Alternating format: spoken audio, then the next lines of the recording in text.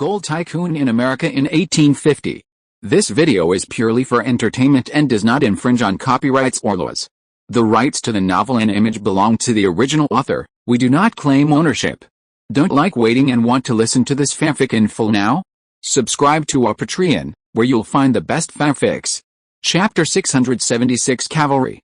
America is a new country in North America.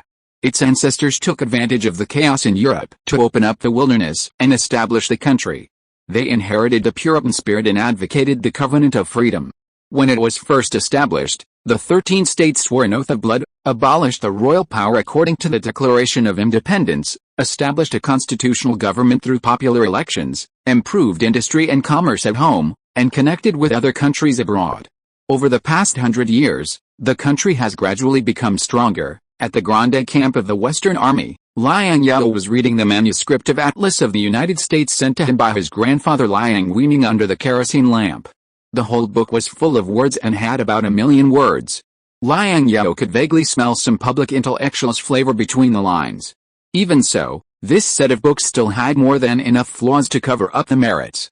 It was a rare good book introducing the United States and the Qing dynasty. Compared with Atlas of the Maritime Countries written by Wei Yuan 17 or 18 years ago, Liang Weiming's Atlas of the United States was more detailed. After all, Mr. Liang personally traveled in the United States for 7 or 8 years and met many Americans. The Atlas of the United States of America is not only divided into the North and South, but also goes into detail about each state, and introduces the local customs and practices of each state in detail. The scholars of this era were not stupid. If they were given a window to contact the outside world, they could still see some clues and summarize some things. "Sir, General Kruger wants to see you," Zeiss came to Liang Zhao and said quietly. "Please invite General Kruger in." Liang Zhao closed the manuscript and motioned Zeiss to invite Kruger in. "In the past 5 days, we have killed and captured more than 700 northern troops who destroyed the railway and harassed the engineers, but those northerners are still unwilling to give up and continue to send troops to destroy the railway," Kruger reported to Liang Zhao. "How many cavalry are there among them? What are our casualties?" Liang Zhao asked. 2/3 of them are cavalry, and the remaining 1/3 are Union Army engineers. "We have seized 325 high-quality war horses alone, and half of these cavalry are from the 2nd Cavalry Regiment before the war," Kruger replied. "Compared with the Union Army, our cavalry suffered relatively few casualties, less than 1 company. The Union Army's cavalry is no match for our cavalry, more than 400 cavalry, more than 200 cavalry from the 2nd Cavalry Regiment. McClellan is really willing to spend a lot of money," Liang Zhao said. The scale of the U.S. cavalry before the war was very small. Including the 3rd Cavalry Regiment of the Western Brigade, the U.S. Army only had 3 standing cavalry regiments. In order to buy time, McClellan was really willing to spend a lot of money to destroy the railway with the 2nd Cavalry Regiment, regardless of casualties. You have to know that the 3 standing cavalry regiments before the war were all real elite cavalry, and their combat effectiveness was not at the same level as the cavalry expanded after the war. Although Liang Zhao felt very painful because of the casualties of nearly 1 company of cavalry, considering that the opponent was the 2nd Cavalry Regiment. Such an exchange was not unacceptable to Liang Zhao. The 1st Cavalry Regiment of the Bison has been carrying out a mission for 5 consecutive days. Let them withdraw to rest and let the Mongolian Cavalry Regiment and the Solon Cavalry Battalion go up to practice. They have no experience fighting against the Yankees," Liang Zhao said. The 1st Cavalry Regiment is the 3rd Cavalry Regiment of the original Western Brigade. After leaving the Union, the original 3rd Cavalry Regiment of the United States Army was renamed the 1st Cavalry Regiment of the 1st Cavalry Brigade of the Republic of America. "The Engineer Corps is asking for people again," Kruger said. "We don't lack people.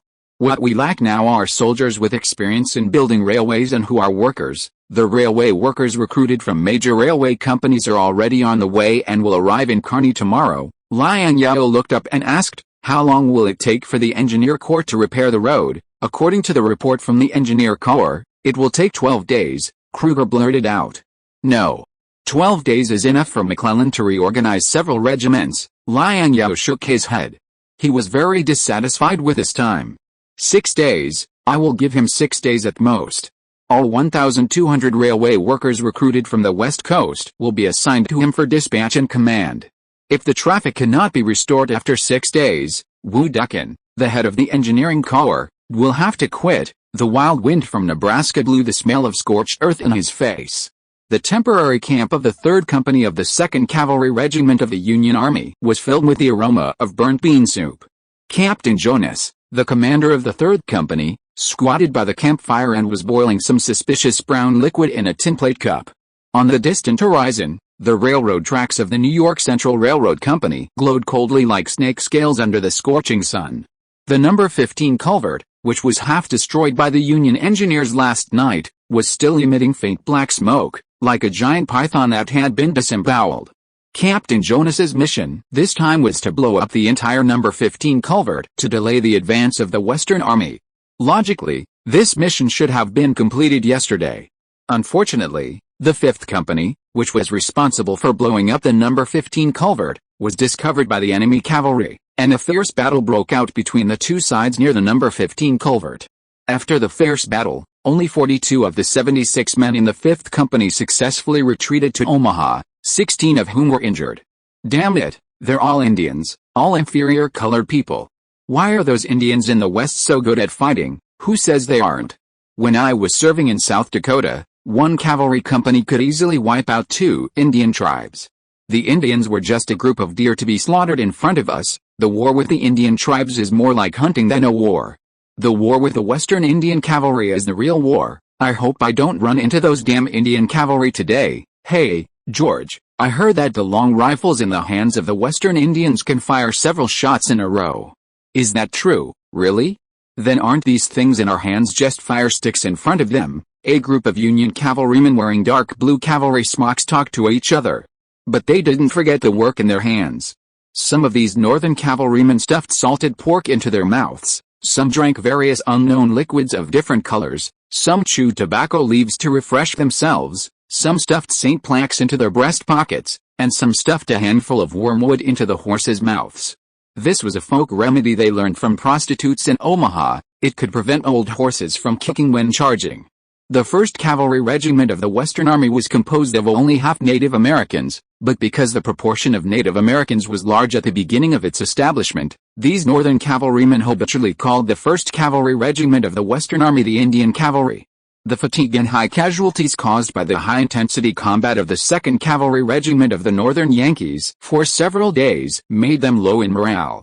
Their biggest wish now was to blow up the damn number 15 culvert 3 miles away as soon as possible, leave this place of trouble as soon as possible, and then return to Omaha to drink a few glasses of cheap potato brew liquor, and use the money saved to find a decent woman to relieve their sexual desire in the brothel opened by the government specifically for them. Jonathan looked at the 92 soldiers under his command with worry.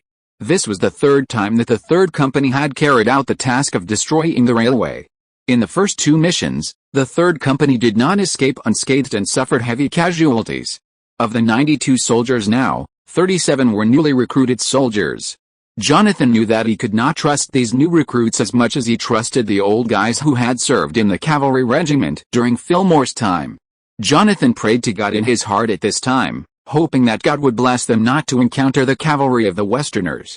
Jonathan drank the somewhat unappetizing brown liquid in the tinplate cup, stood up and checked whether the felt wrapped around the wheels of the wagon was tight, and stopped the soldiers who were chatting, put out the charcoal fire. Go to the target. Jonathan learned from the Indians in South Dakota that wrapping the wheels of the wagon with felt to reduce noise, because when the Indians attacked them, they would try their best to reduce the noise and get close to them. The soldiers reluctantly stood up after hearing the order. One of the recruits was about to mount his horse, but was quickly pulled down by the veteran beside him. You are still riding for the last 3 miles. Are you afraid that the Indians won't see you? Do you think you can survive? If you want to live, keep your backs bent and walk. No one is allowed to shout. No lights are allowed. No birds are allowed to be startled. Jonathan glared at the helpless recruits and ordered. The Indians in the West have sharp eyes. Chapter 677. They can actually fight back. Kikuti grabbed the binoculars with a Liang Zhao optics inscription and looked around, searching for prey among the endless hills and grass waves. Lieutenant Colonel, let me take a look at your treasure. A sergeant in a blue-green cavalry smock came up and begged shyly. This telescope is a rare thing. I heard that only high-ranking officials above the rank of town association had it in the Qin dynasty, and it was a single-tube one. In the organization of the Western Army, the battalion commander is usually a major, but the Solon Battalion is a reinforced cavalry battalion, and the highest military commander is a lieutenant colonel. What kind of treasure is this? The telescope in the hands of the big bull is rare. Nas boasted to me that his telescope is made in France, not only can see farther, but also see more clearly. Thinking of the imported binoculars equipped by the big bull, Kikuchi couldn't help swallowing his saliva. In the mid-19th century, the leaders in the field of optics were France and Prussia. The representative optical companies in France during this period were Louis Vincent, the Paris Optical Society, and Schoen, while those in Prussia were Zeiss and Emil Busch. As for the level of America's optical industry, it could make telescopes, but only a little bit, and the cost performance was very low. Therefore, during the Civil War, most of the optical equipment purchased by the Confederate and Northern armies, such as telescopes, rangefinders, and artillery observation mirrors, came from France, and a small part came from Prussia and Switzerland. The most advanced optical company in America is Liang Zhao Optics, which survived on military orders and was able to produce low and medium-end telescopes. The quality of the telescopes it produced was mediocre, and it could only be said to be sufficient, but not good. However, the National Defense Army of the Republic of America would equip military chiefs above the deputy company level and the gunners of the artillery group with domestic telescopes, and senior officers at the colonel level and above with imported French telescopes. Since the officers of the American Republic Defense Army generally have high salaries, imported telescopes that cost $50 or $60 a pair are not too much of a burden for them, so many majors, lieutenant colonels, and even captains are willing to buy imported telescopes at their own expense. But Kikuchi, who had just joined the American Republic Defense Army, was obviously not among them and could only use the domestic telescopes issued by the Army. Is Big Bison bragging? Or do you really see more clearly? Really, Kikuchi said impatiently, when I make a contribution, I will also buy an imported French telescope to play with. Suddenly, a few clusters of unnatural metal reflections flashed in the lens, and these clusters of metal reflections immediately made Kikuchi excited.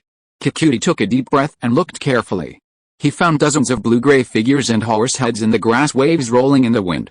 Northern Army. Northern Army. Kikuchi, who had not been on the battlefield for 2 years, felt that his blood was boiling. He had always been upset about the defeat of the capital to the foreign cavalry. Deputy Battalion Commander Wang Mankang looked in the direction pointed by Kikuchi, and indeed found a group of blue uniforms crouching and moving along the grass beside the railway embankment. And a covered wagon appeared and disappeared in the rolling grass waves. Wang Mankang was not from Solon, but an old cavalryman from the California Infantry Regiment. Later, he served as an instructor and translator for the Solon Battalion. After the Solon Battalion was reorganized, Wang Mankang stayed in the Solon Battalion as Deputy Battalion Commander. Wang Mankang spat out the chewed tobacco leaves, revealing his gums stained black by nicotine. The damn Yankees are digging our railway again. The Yankees wrapped the wheels of the covered wagon with felt, trying to imitate the Indians to launch a sneak attack. Fuck them. Kikuchi spit out a mouthful of chewing tobacco like Wang Mankang, and the juice oozing from the gaps between his yellow teeth stuck his not very thick beard into clumps. The chestnut gelding under his crotch pawed its hooves impatiently, and its iron hooves almost flew sparks when they knocked against the limestone exposed on the surface. Kikuchi clamped his knees on the horse's belly, and his rough fingers rubbed the copper trigger guard on the volcanic rock rifle, as if he was going to rush out and fight the Northern Army, which was several times his number, in the next second. The Northern Cavalry has at least dozens of people, and we only have 28 cavalry. After roughly assessing the situation between the enemy and us, Wang Mankang decided to wait for an opportunity to attack cautiously to minimize casualties and losses. More than one regiment of cavalry was responsible for patrolling a section of railway with a length of up to 240 kilometers, and the manpower was naturally stretched. Therefore, the cavalry of the Western Army responsible for patrolling the railway often patrolled in units of 1 or 2 squads so that they could cover more patrol areas. The Northern Army cavalry was more proactive, and they often chose to act in units of half a company or even a whole company. Therefore, when the two armies met, the Northern Army often had a numerical advantage. Before the rotation, he had learned from his old comrades in the former 1st Cavalry Regiment that these Northern Army cavalrymen wandering along the railway waiting for an opportunity were not a mob, and their fighting power and will were not weak. However, Kikuchi, who was eager to fight, was so angry that he could not listen to Wang Mankang's advice. Before Wang Mankang could react, Kikuti shouted at the top of his voice, "Soren warriors! Let these white guys in blue smocks see what real cavalry is." Then he hit the horse's belly with his silver spurs, took the lead, and rushed towards the Northern Army cavalry. These Soren cavalrymen in the Soren camp usually followed Kikuti's lead and followed Kikuti without hesitation to launch a surprise attack on the Northern Army cavalry, leaving the stunned Wang Mankang and the 3 old cavalrymen in the wild wind. "Damn it! What are you still standing there for? Follow him!" At this point, Wang Mankang had no choice but to follow him with his gun. All of a sudden, 28 horses lowered their heads and rushed towards the Union Army a mile away. For a moment, the sound of iron hooves in the mountains of Nebraska startled the prairie crows that were pecking at the manure of cattle and horses. Enemy attack! Mount up! Mount up! Load! Load! The noise of 28 horses galloping in the wilderness naturally could not escape the ears of the Union cavalry. Jonathan and the Union sergeants quickly reacted and hurriedly ordered everyone to mount their horses to meet the enemy. The covered wagon filled with explosives tilted in the sudden braking, and the wheels rolled over the cactus bushes with a tooth-grinding squeak, and finally turned the wheels and overturned into the mandrake only a dozen yards away from the railroad tracks. By the time all the Union cavalry mounted their horses and prepared to meet the enemy, the sound of the enemy's horses' hooves was already close at hand. Captain Jonathan looked in the direction of the sound and saw more than 20 Western cavalrymen had already rushed to the bushes only 70 yards away from them. "Go to hell, Westerners!" Captain Jonathan pulled out his Adams revolver and fired 5 shots at the Western cavalrymen, using up all the bullets in the cylinder in one breath. The Union cavalrymen who had come to their senses also picked up their long and short guns and fired back on horseback. Unfortunately, these Western cavalrymen who rushed towards them were very scattered, and they were all excellent riders, lying on their horses, with a small area of impact. After a round of shooting, they only injured 2 horses of the Western cavalrymen. The 2 Solon camp cavalrymen whose mounts were hit by bullets rolled to the ground, stood firm, and used the volcanic rock rifles in their hands to fire at the Union cavalrymen. At this moment, the Solon battalion cavalry led by Kikuti had rushed to a place only more than 30 yards away from the Union cavalry, and skillfully poured a torrential rain of metal bullets on the Union cavalry. The unique lever-loading sound of the volcanic stone repeating rifle clattered, like the god of death fiddling with beads, harvesting the lives of the Union cavalry. The 37 Union cavalry recruits who had just joined the 3rd Company had seen this kind of battle, and more than half of them subconsciously rode their horses and fled. The remaining old cavalry were the essence of the American cavalry. They were able to fight back under the hail of bullets under the leadership of Captain Jonathan. Chapter 678, Giving and Gaining. The Yankee cavalrymen not only did not collapse, but were able to fight back under the command of the sergeants, which greatly surprised Kikuti, Wang Mankang, and the cavalrymen of the Solon camp. Although the cavalrymen of the Solon camp relied on the firing rate advantage of the volcanic stone repeating rifles to continue to output to the Union cavalry, the Union cavalry dispersed their formation after completing the 2nd round of shooting, which greatly reduced the hit rate of the Solon camp cavalry. What a shooting skill! Wang Mankang had served in both the 1st Cavalry Regiment and the Solon camp. Compared with the old cavalrymen of the 1st Cavalry Regiment, the shooting skills of the Solon camp cavalry were really terrible. Captain Jonathan was a veteran who had been on the battlefield for a long time. After withstanding the offensive of the Solon camp cavalry, Jonathan soon realized that the enemy was not large in number, no more than 30 people. Although his side suffered heavy casualties, it still maintained a huge advantage in numbers. Jonathan grabbed the red and white flag embroidered with the American emblem and regiment number from the dead rider, and shouted loudly, "Sergeant James, take your men to blow up the culvert for me. The rest of you follow me to charge. I want to scalp these Indians." This was Jonathan's 3rd battle with the Western cavalry. He knew that the Sharps M1859 cavalry carbines they were equipped with were just fire sticks in front of the Western cavalry's rapid-fire rifles. Playing a shooting match with the Western cavalry is to seek death. For General McClellan. For the United States. Draw your swords, charge. With Jonathan's order, more than 60 shining cavalry sabers were raised in the green smoke, and the Northern cavalry pressed their legs on the horses' bellies, shouting and rushing towards the Solon camp cavalry. "Keep your distance. They are charging. Keep your distance and shoot them." Wang Mankang saw the Northern Army cavalry charging and quickly issued an order, but only 7 or 8 Solon-Camp cavalrymen obeyed his order and kept their distance to shoot the Northern Army cavalrymen to avoid hand-to-hand combat.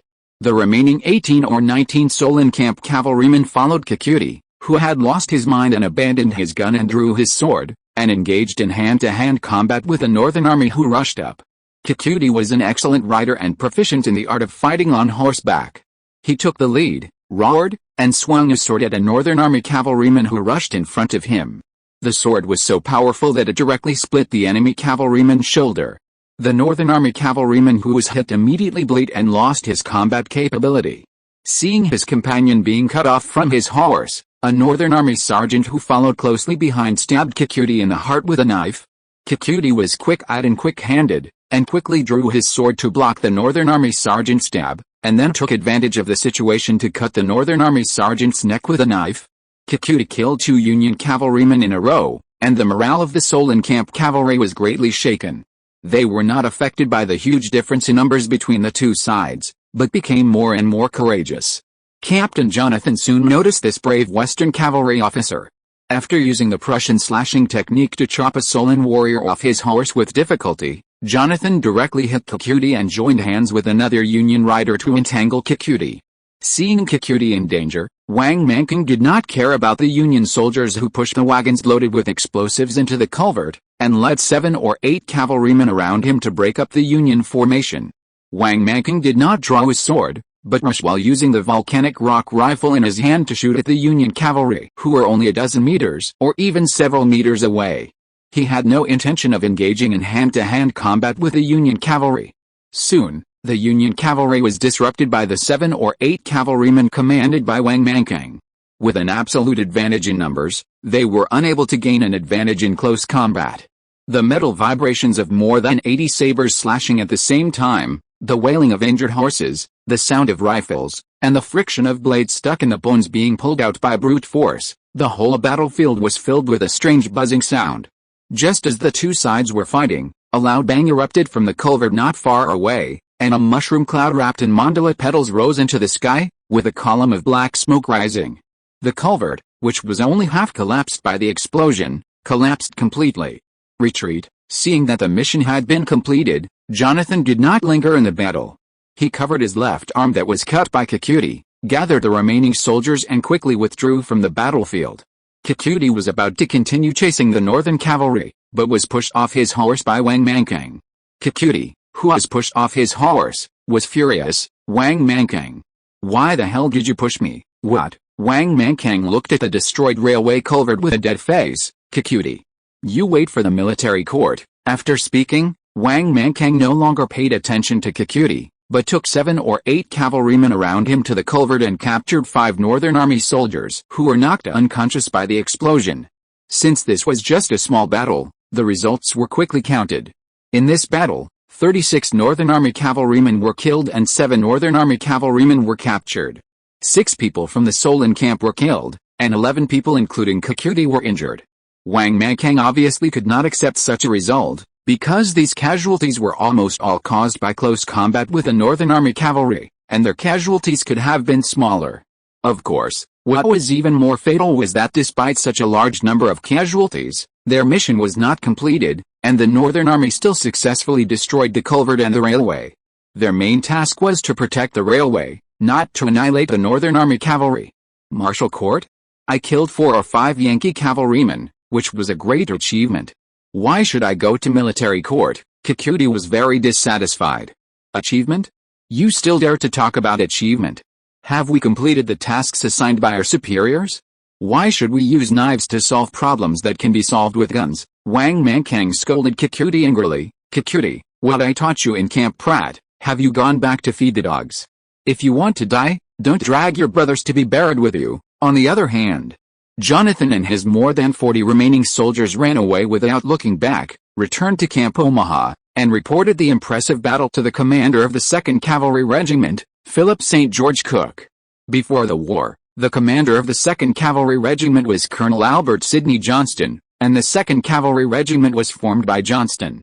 After the North-South split, Johnston left the 2nd Cavalry Regiment and chose to be loyal to the South and join the Confederate Army. In fact, many outstanding officers of the U.S. Army before the war, especially senior officers of the cavalry, were mostly from the south. The current commander of the 2nd Cavalry Regiment, Cook, was also from the south, but he chose to be loyal to the north. Are you saying that in addition to those Indian cavalry, the Westerners have other cavalry? Jonathan, can you guarantee it to God? After listening to Jonathan's report, Cook was very surprised. This was very important information. The intelligence work of the North has always been very poor. Until now, they still don't know that in addition to the 1st Cavalry Regiment, the Western Army also has the Mongolian Cavalry Regiment and the Solon Cavalry Battalion. It's true, sir. I fought hand-to-hand with them. I will never forget their faces. They are definitely not Indians. They look more like Mongolians or Tatars, Jonathan said with lingering fear.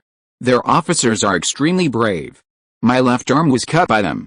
The archery skills of these cavalrymen are far inferior to those of the Indian cavalrymen in the West, but their horsemanship and swordsmanship are both first class. Mongols and Tatars. Jonathan found it incredible.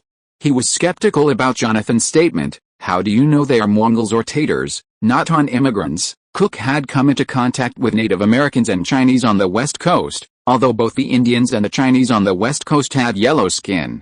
But the Indians have square facial contours, wide and flat faces, and their temperament, manners, and living habits are quite different from those of the Chinese, so they can still be easily distinguished. But Cook didn't know the difference between the Mongols, Tatars and the Chinese on the West Coast. After all, he had never even seen Mongols and Tatars. They are better at writing than I am. Such writing skills need to be trained from childhood, Jonathan said. I heard that Liang Zhao once bought some Mongolians and Tatars as slaves from the British and French, so I guess they are probably Mongolians and Tatars. I understand, Cook nodded. Jonathan, you completed the mission very well this time. Go and rest and recuperate first, Colonel. Our company suffered heavy casualties in order to complete this mission. If this continues, it won't be long before there are not many old guys left in the 2nd Cavalry Regiment, Jonathan said to Cook. Since the 2nd Cavalry Regiment began to carry out the task of destroying the railway, nearly half of the 2nd Cavalry Regiment has been killed or wounded. Although McClellan has replenished the 2nd Cavalry Regiment with fresh blood in time, the strength of the 2nd Cavalry Regiment is now much weaker than before. If Jonathan had taken out the old cavalry to carry out the mission this time, perhaps they would not only be able to successfully complete the task of destroying the railway tracks, but also defeat the cavalry of the Westerners they encountered. I see, you go back and rest first, Cook sighed helplessly. After Jonathan left, Cook found McClellan and reported today's situation to him. McClellan was delighted to hear that 6 more sections of railway had been destroyed today, including a railway culvert. He rubbed his hands happily and said, "Great, this way we can delay for another 2 or 3 days, sir." Although the mission is completed, the 2nd Cavalry Regiment suffered heavy casualties, Cook said to McClellan with courage. According to your method, you use cavalry so intensively and regardless of losses. I am worried that we will not have any cavalry units available soon. I know that your cavalry units have suffered heavy casualties, so every time there are high-quality troops, they are given priority to replenish your cavalry units, especially your 2nd Cavalry Regiment, McClellan said with a gloomy face. The cavalry units suffered heavy casualties, and McClellan was not only very clear about it, but also felt very painful. It's just that he is the commander-in-chief of the Western Front battlefield. He must coordinate the entire army from the strategic perspective, rather than being entangled in the casualties of some elite military branches. The Western rebels are likely to have more than 2 regiments of elite cavalry now. It is difficult for the Western Front troops to defeat the Western rebels in a battle without enough elite cavalry. But if there are not enough infantry, I am afraid that even Omaha cannot be defended. McClellan still knows which is more important. McClellan knows very well that what he urgently needs now is sufficient reinforcements to fill the line. And it takes time for a small citizen of New York State, a farmer of Illinois, and a worker in Pittsburgh to have basic tactical qualities. But sir, Cook still wants to fight for his troops, at least to reduce the intensity of the mission. No buts, obey orders. McClellan did not give Cook a chance to fight. He now has a more troublesome thing, which is to serve those congressmen who came to Omaha. Chapter 679, The Southern Army's First Victory. 1861, Manassas, Virginia.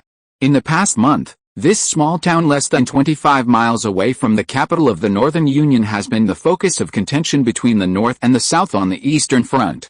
Both sides deployed more than 30,000 troops in Manassas to fight for this town, with only 2,000 to 3,000 people before the war. The reason why both the North and the South were so obsessed with fighting for control of Manassas was that Manassas was close to the capitals of both sides, and it was also because it was the most important railway hub in Virginia. The Alexander-Harrisburg Railway and the Southern Railway of the United States intersected here. These railway lines connected Washington, D.C. with major cities in the South, such as Richmond, and played a vital role in the mobilization of supplies and troops. If the Northern Army controlled Manassas, it could cut off the supply lines of the Southern Army and prevent the troops in the south and east of the Southern Army from gathering here to go north. If the Southern Army controlled Manassas, it could keep their capital Richmond away from the front line and spread the war to the north, preventing the Southern territory from becoming a battlefield and being ravaged by the war. The sparse gunfire in Manassas in recent days has made the northern elites in Washington feel bad. This is indeed the case. After a week-long battle, the Northern Army finally collapsed first. The only good news is that although the Northern Army was defeated and lost the strategic town of Manassas, the Northern Army did not collapse. Brigadier General Nathaniel P. Sinclair, the military chief of the Shenandoah Corps, gathered the remnants in Fairfax and curbed the further retreat of the Northern Army. Washington, the capital of the Northern Federation, did not open its doors and completely opened its mind to the Confederate Army.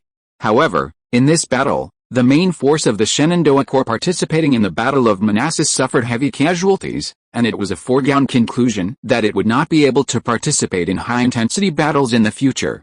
In the Battle of Manassas, the Northern Army paid a heavy price of 2,180 deaths, more than 3,200 injuries, more than 1,200 missing, and more than 870 captured. This was the biggest defeat suffered by the Northern Army on the Eastern Front since the outbreak of the Civil War. Although the Southern Army did not win a bitter victory, it suffered heavy casualties. The number of confirmed Confederate officers and soldiers killed in this battle exceeded 1,110, and another 46 Confederate soldiers were missing. In the town of Manassas, the water of the Bull Run River carried blood-stained bandages, rolling out pink whirlpools on the sandstone riverbed. In the peach orchard on the north bank of the Bull Run River, more than a dozen damaged artillery pieces were like twisted steel thorns. The walnut stalks of Springfield rifles crackled in the embers, and the air was filled with a sweet smell of burnt human flesh and gunpowder. The battlefield, where the smoke had not yet dissipated, was like a moldy tortilla, covered with blue-gray human remains. Willis, a tall and thin man from the 5th South Carolina Regiment, stepped on a pair of cowhide boots that had just been stripped off the body of a Union lieutenant. Although the cowhide boots did not fit his feet, they were much more comfortable than the straw shoes he had worn before. After putting on his cowhide boots, Willis stuffed the copper buttons he had stripped from the bodies of the Union soldiers into his wide boots. With every step he took, the trophies engraved with the Federal Eagle emblem jingled, like a human wind chime. Not far from Willis, the Confederate engineers were converting the Union tent poles into temporary stretchers to transport their own wounded to the temporary hospital at Thomasville Farm. Willis, "Look at what treasure I found." Lieutenant Bob, Willis's fellow countryman and superior, raised his silver-plated officer's sword, with half a piece of ear stuck to the scabbard, whose owner was unknown. Behind Bob, a dozen Confederate soldiers whose clothes were not uniform in color and style were surrounding an overturned medical caravan, using bayonets to pick open the iron boxes filled with morphine, and the brass syringes were shining with an attractive metallic luster in the sunset. The South was not fully prepared for the war. Except for the firearms that could barely be delivered to each person, other supplies were in short supply. The Confederate soldiers basically wore whatever they had and used whatever they had. This caravan full of morphine and brass syringes was a very valuable strategic material for the Confederate Army. Willis, you came at the right time. You and George and the others should send this caravan to Thomasville Farm. Many of our guys are still lying on the farm. The injured guys need these medical supplies. Bob put the treasure he had just found into the scabbard and ordered Willis to take his companions to escort the medical caravan to the field hospital at Thomasville Farm. Willis' eyes lit up and he happily accepted the task. He found a lame horse that could still move to pull the caravan. After seeing that Lieutenant Bob had gone to other places to clean up the battlefield, Willis quietly took out a handful of morphine and brass syringes from the iron box that had been pried open. On the way to Thomasville Farm, Willis ran into a team escorting prisoners. This long team looked like a centipede stained with blue ink. The Union major who was walking in the front with his hands tied behind his back suddenly stumbled and fell into a mud pit, and his gold-rimmed glasses were immediately covered with blood and horse manure. The Confederate sergeant in charge of the escort grinned, revealing the black hole where his front teeth were missing. "A young man from New York can't even walk." As he said this, the Confederate sergeant swung the captured Springfield rifle and picked up the other party's muddy silk bow tie and waved it as a battle flag. A Pennsylvania boy in the prisoner team hummed the Star-Spangled Banner to express his dissatisfaction, and was immediately stuffed in the mouth by Willis, who was passing by with his sweat-soaked leggings. This funny scene caused the Confederate soldiers escorting the prisoners to laugh. "It stinks. It stinks. Willis, how many days have you not washed your stinky feet? My ears can't stand their northern decadent music." "Brothers, let these northern sissies listen to our southern elegant music," Willis said, and hummed his southern elegant music. "Lincoln is sick in bed. Lincoln is seriously ill. Lincoln is terminally ill," Willis started, and his companions quickly beat the rhythm and hummed along. "Lincoln is lying in bed like a sick dog, a wailing sick dog. How I wish he would die now." These unbearable lyrics angered several brave Northern prisoners, but when they were about to protest, they were hit by the butts of the Southern Army's rifles and soon became obedient. In the Southern elegant music that expressed his feelings directly, Willis transported a caravan of medical supplies that had been seized to Thomasville Farm. After completing the handover, Willis returned to the camp of the 6th South Carolina Regiment outside the farm. The cook in the kitchen was Old Sam, a black slave brought by Lieutenant Bob. At this time, Old Sam had set up 10 iron pots by the stream. The boiling soup was filled with canned beef from the Northern Army, corn stolen from Thomasville Farm, and pepper that was touched from an unknown corpse. As for why Willis could be sure that these peppers were touched from the real thing, the answer is simple: because there was still blood on the pepper bottle that had not dried. After a simple and not very delicious dinner, Willis couldn't wait to find the hawkers with his spoils. Most of the Confederate hawkers were Irish, Jewish and Chinese who settled in the South. Because Chinese vendors were more wild and had more small things to show off, although the English of the Chinese in the South was generally not as good as that of the Irish and Jews, the Confederate soldiers still preferred to trade with Chinese hawkers. Many of these Chinese hawkers were doing the work of hawkers on the surface, but they also worked part-time as spies in the West behind the scenes. However, the West and the South were not in a hostile relationship, and the Confederate Army also needed the services provided by these hawkers. The generals of the Confederate Army also turned a blind eye to this, issued special passes to these Chinese hawkers, and allowed them to enter and leave the barracks freely.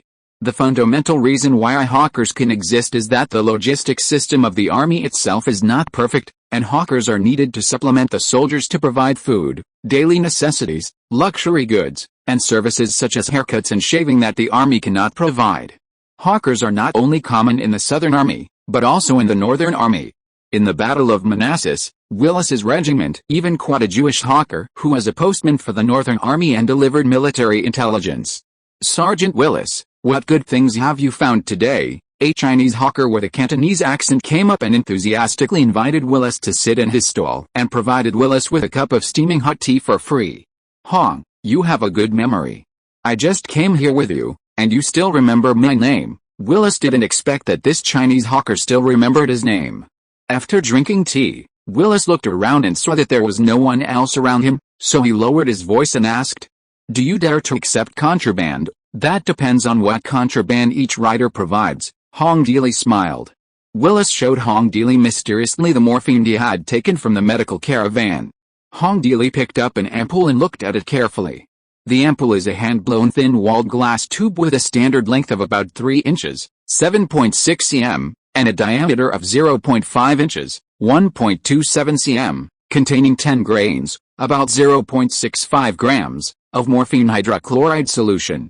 Because it is hand-blown, there are obvious differences in the size of the ampoules, and there are also differences in the capacity of morphine inside, which is usually less than the calibrated dose. The military also allows this error to exist. As for how much less it is, it depends on how much conscience the manufacturer has left and how strong the background is. The mouth of this ampoule is sealed with a cork and a wax seal. It is high-grade morphine used by the Northern Army. The actual dose of each is no less than 9 grains, which is undoubtedly hard currency. "Good stuff. Good stuff," Hunter exclaimed. "Willis, you've made a fortune. You know what's good." There are stamps from the Yankee Treasury Department on these morphine boxes. They are genuine, high-end goods, Willis said proudly. Did you seize these good stuff from the Yankees on the North Bank? Hunter began to ask Willis. Where are the Yankees on the North Bank of the Bull Run? The Yankees were beaten to pulp by us and all ran back to Washington, Willis said impatiently. I understand, Sergeant Willis, I'll take as many of these things as you have, Hunter said. Willis took out all the morphine, brass syringes and brass buckles from his boots. After counting them, Hong Deely gave a price, 8 morphine tubes, $14 for simple push-in brass syringes without metering scales, $12. I'll give you 70 cents for the other small things. The total is $26.70. Are you satisfied with this price, Sergeant Willis? Chapter 680, The Southern Army's Logistics Relies on the Northern Army. Satisfied as hell. You profiteer. You are even greedier than the Jews. Willis was furious when he heard the offer. Don't think I don't know anything just because I came from the countryside of South Carolina. This thing costs this much in the North, supplies are scarce in the South, and the prices of the same goods in the black market in the South and the North are very different. Willis thought that the price offered by Hong Deely was a rip-off. He took a big risk to export these medical supplies for resale, hoping to get a good price.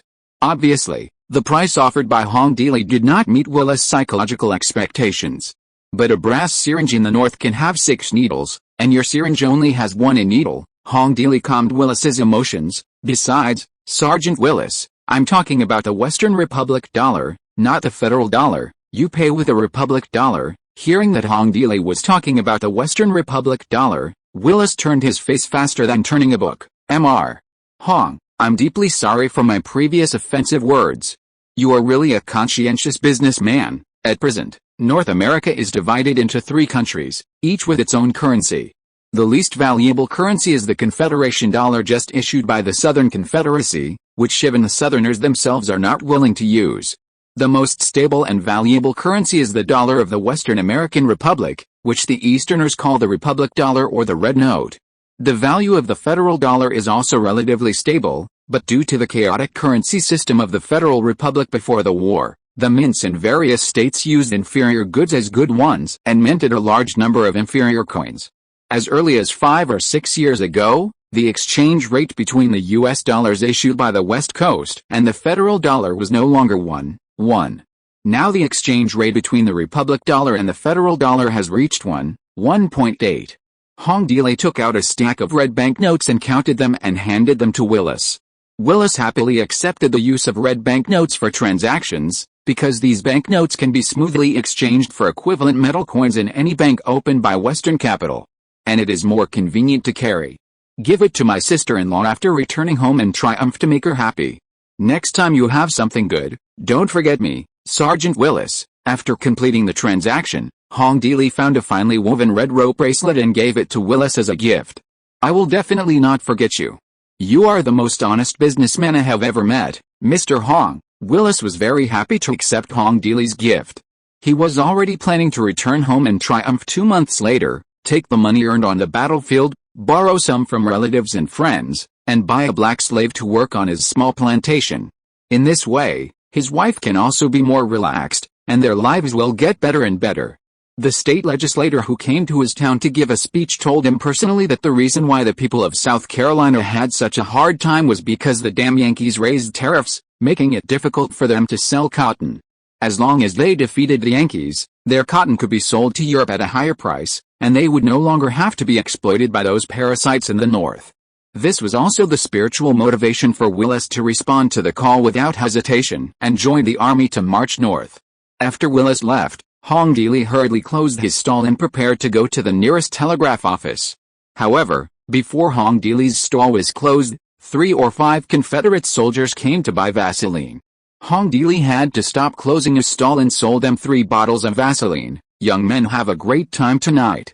This is high-grade Vaseline from Los Angeles, and the lubricating effect is very good. Hong Deely naturally knew what these Confederate soldiers bought Vaseline for. The military prostitutes accompanying the army were in short supply and expensive. Ordinary soldiers often had to save half a month's salary to have sex once. Therefore, soldiers often liked to find brothers to solve their physiological needs. The Methodist Church in Manassas, the surface of the church bell is still embedded with dense bullets, which are the traces left by the Southern men when they attacked the church. After defeating the Northern Army, the church became the headquarters of the Southern Army. The bronze candlestick on the altar was crookedly inserted with half of the Northern Army flag that had not been cleaned up yet, and the stained glass statue of the Virgin Mary was gouged with 3 bullet holes. Robert and Beauregard were checking the list of seized materials in the church. The Southern Army seized a lot in this battle. The Napoleon cannons that the Southern Army needed most were seized, as many as 38, including 13 12-pound Napoleon cannons. These captured artillery were enough for them to arm 6 artillery companies with more.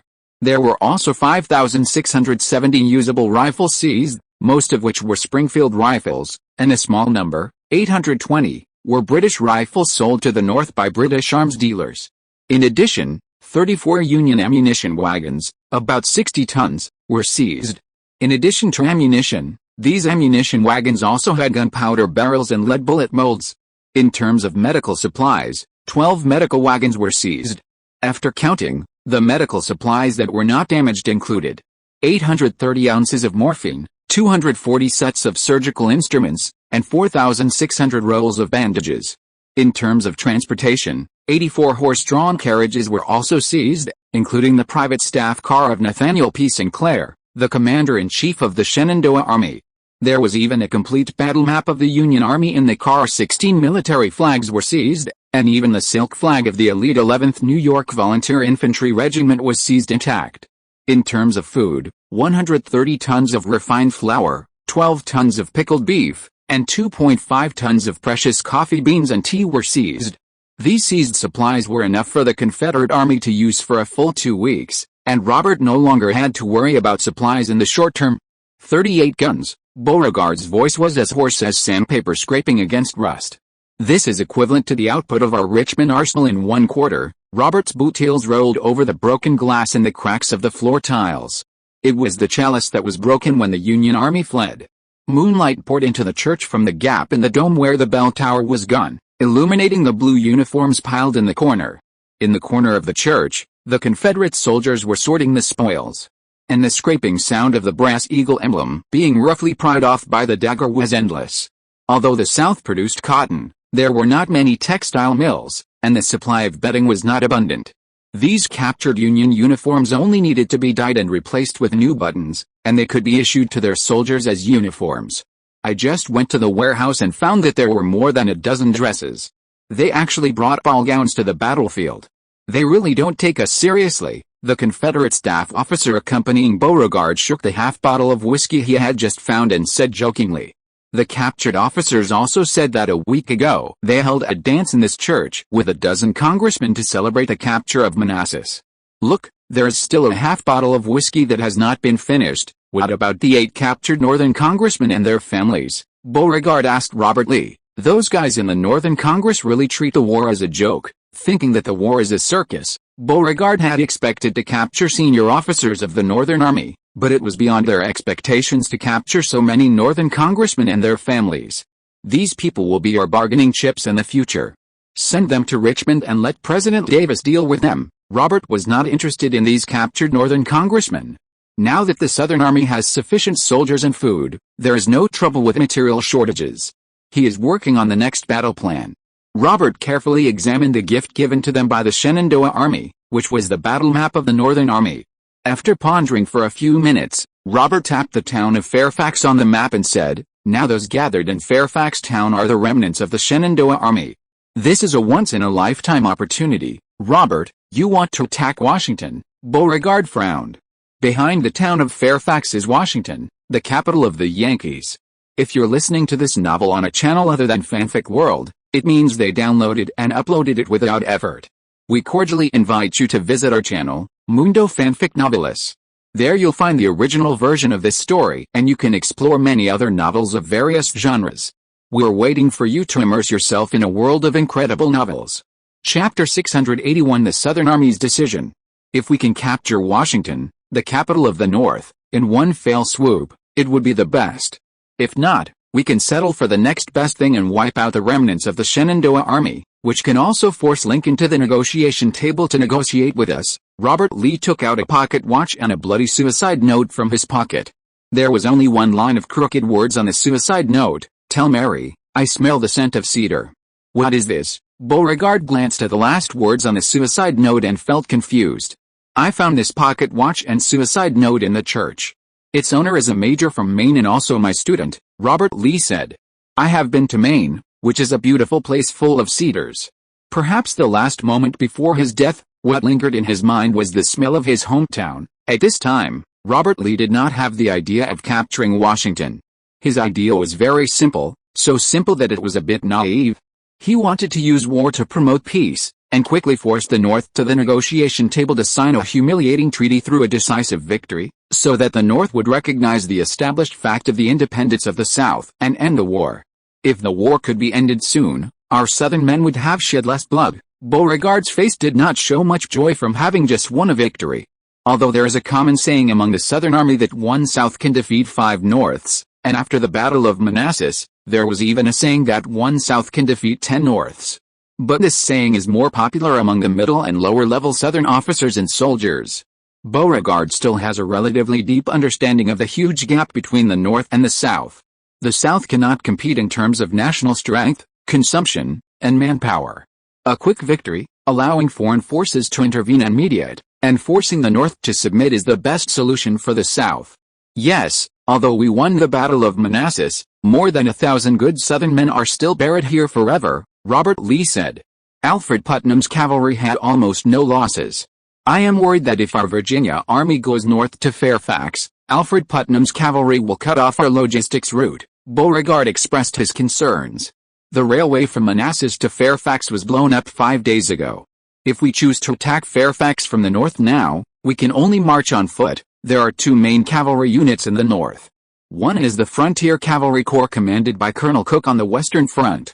The corps is the 2nd Cavalry Regiment, and there is also a newly formed 4th Cavalry Regiment. The number of people in the Frontier Cavalry Corps is about 2,100.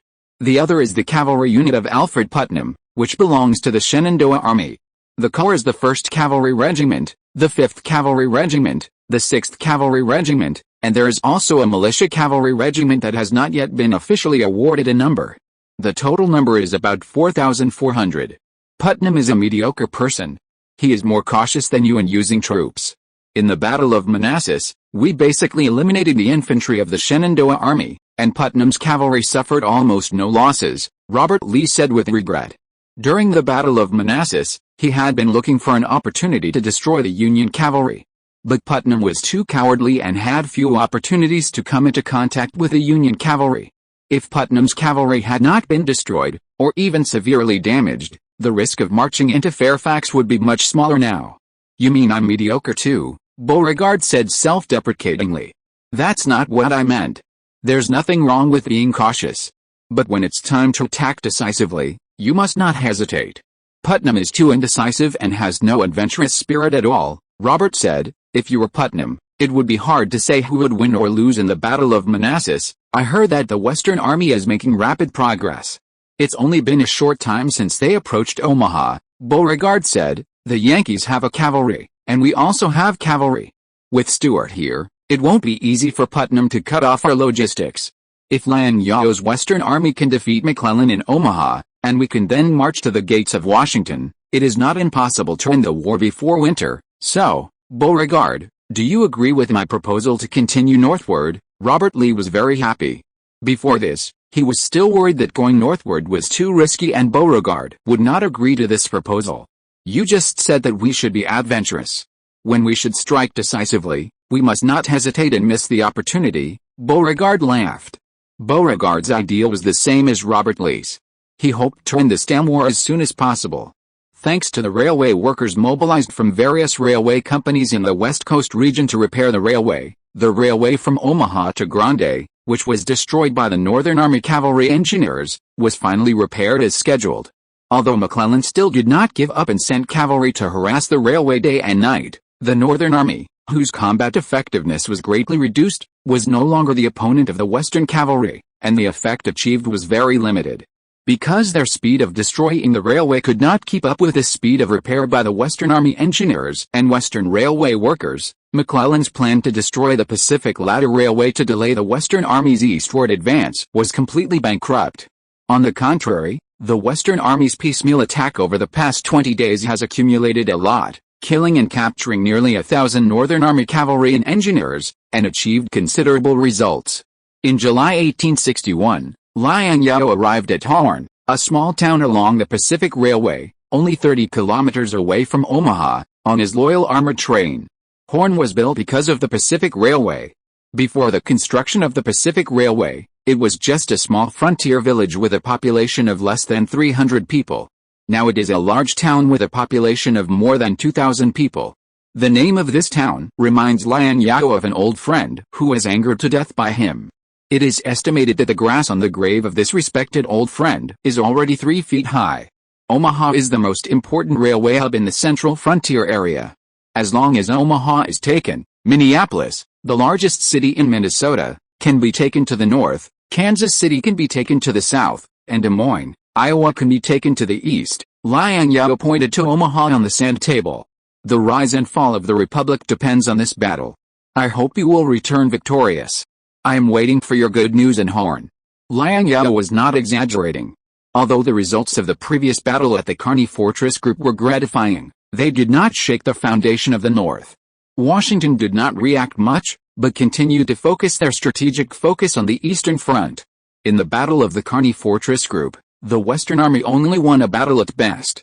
The Northern Army did not suffer any serious damage, and the Western Army did not open up the situation in the central border area. If they can defeat McClellan's Western Front Northern Army in one fell swoop in the next frontal battle at Omaha, it will be a strategic victory. As long as they win the Battle of Omaha, at least in the next year, the strategic initiative in the central region will be in the hands of the Western Army. By then, the Great Plains will be as vast as the sea for fish to leap and the sky for birds to fly. Chapter 682, The Battle of Omaha. Fight for the President. Fight for the Republic. The senior officers of the Western Army in the special train were excited. The war is imminent, everyone should return to their respective posts and prepare well. Seeing that the brigadiers and colonels of the Western Army were full of energy and high morale, Liang Zhao felt very gratified. Since 1850, he has spent nearly 10 million yuan to fight in all directions to build this powerful North American army. For today, Mr. President, this is the preliminary battle plan formulated by the General Staff. Kruger handed Liang Zhao the battle plan for the Battle of Omaha. I believe that you and the young people in the General Staff are all very motivated. Liang Zhao asked Zeiss to accept a battle plan. He would look at the battle plan, but if there was no problem with the general direction, Liang Zhao had no intention of modifying the battle plan submitted by the General Staff. Now he's already busy with handling government affairs. Napoleon III will come here soon to watch the battle and discuss the establishment of diplomatic relations between the two countries. He has no intention of micromanaging the troops. His main purpose of coming to the front line was to boost the morale of the entire army, not to micromanage the troops. These guys are all excellent, very motivated, and can endure hardships, Kruger said. The soldiers are the same. If these soldiers have a higher level of education and have received basic education, they will definitely be excellent soldiers comparable to Prussian soldiers. Kruger has served Liang Zhao for more than 10 years and has long lost his prejudice against people of color. Of course, he dare not. When he first served Liang Zhao, Kruger condescended to serve Liang Zhao for the sake of gold. Over the past 10 years, Kruger gradually discovered that Chinese soldiers are not as bad as the British say. Instead, they have many excellent qualities that European soldiers do not have.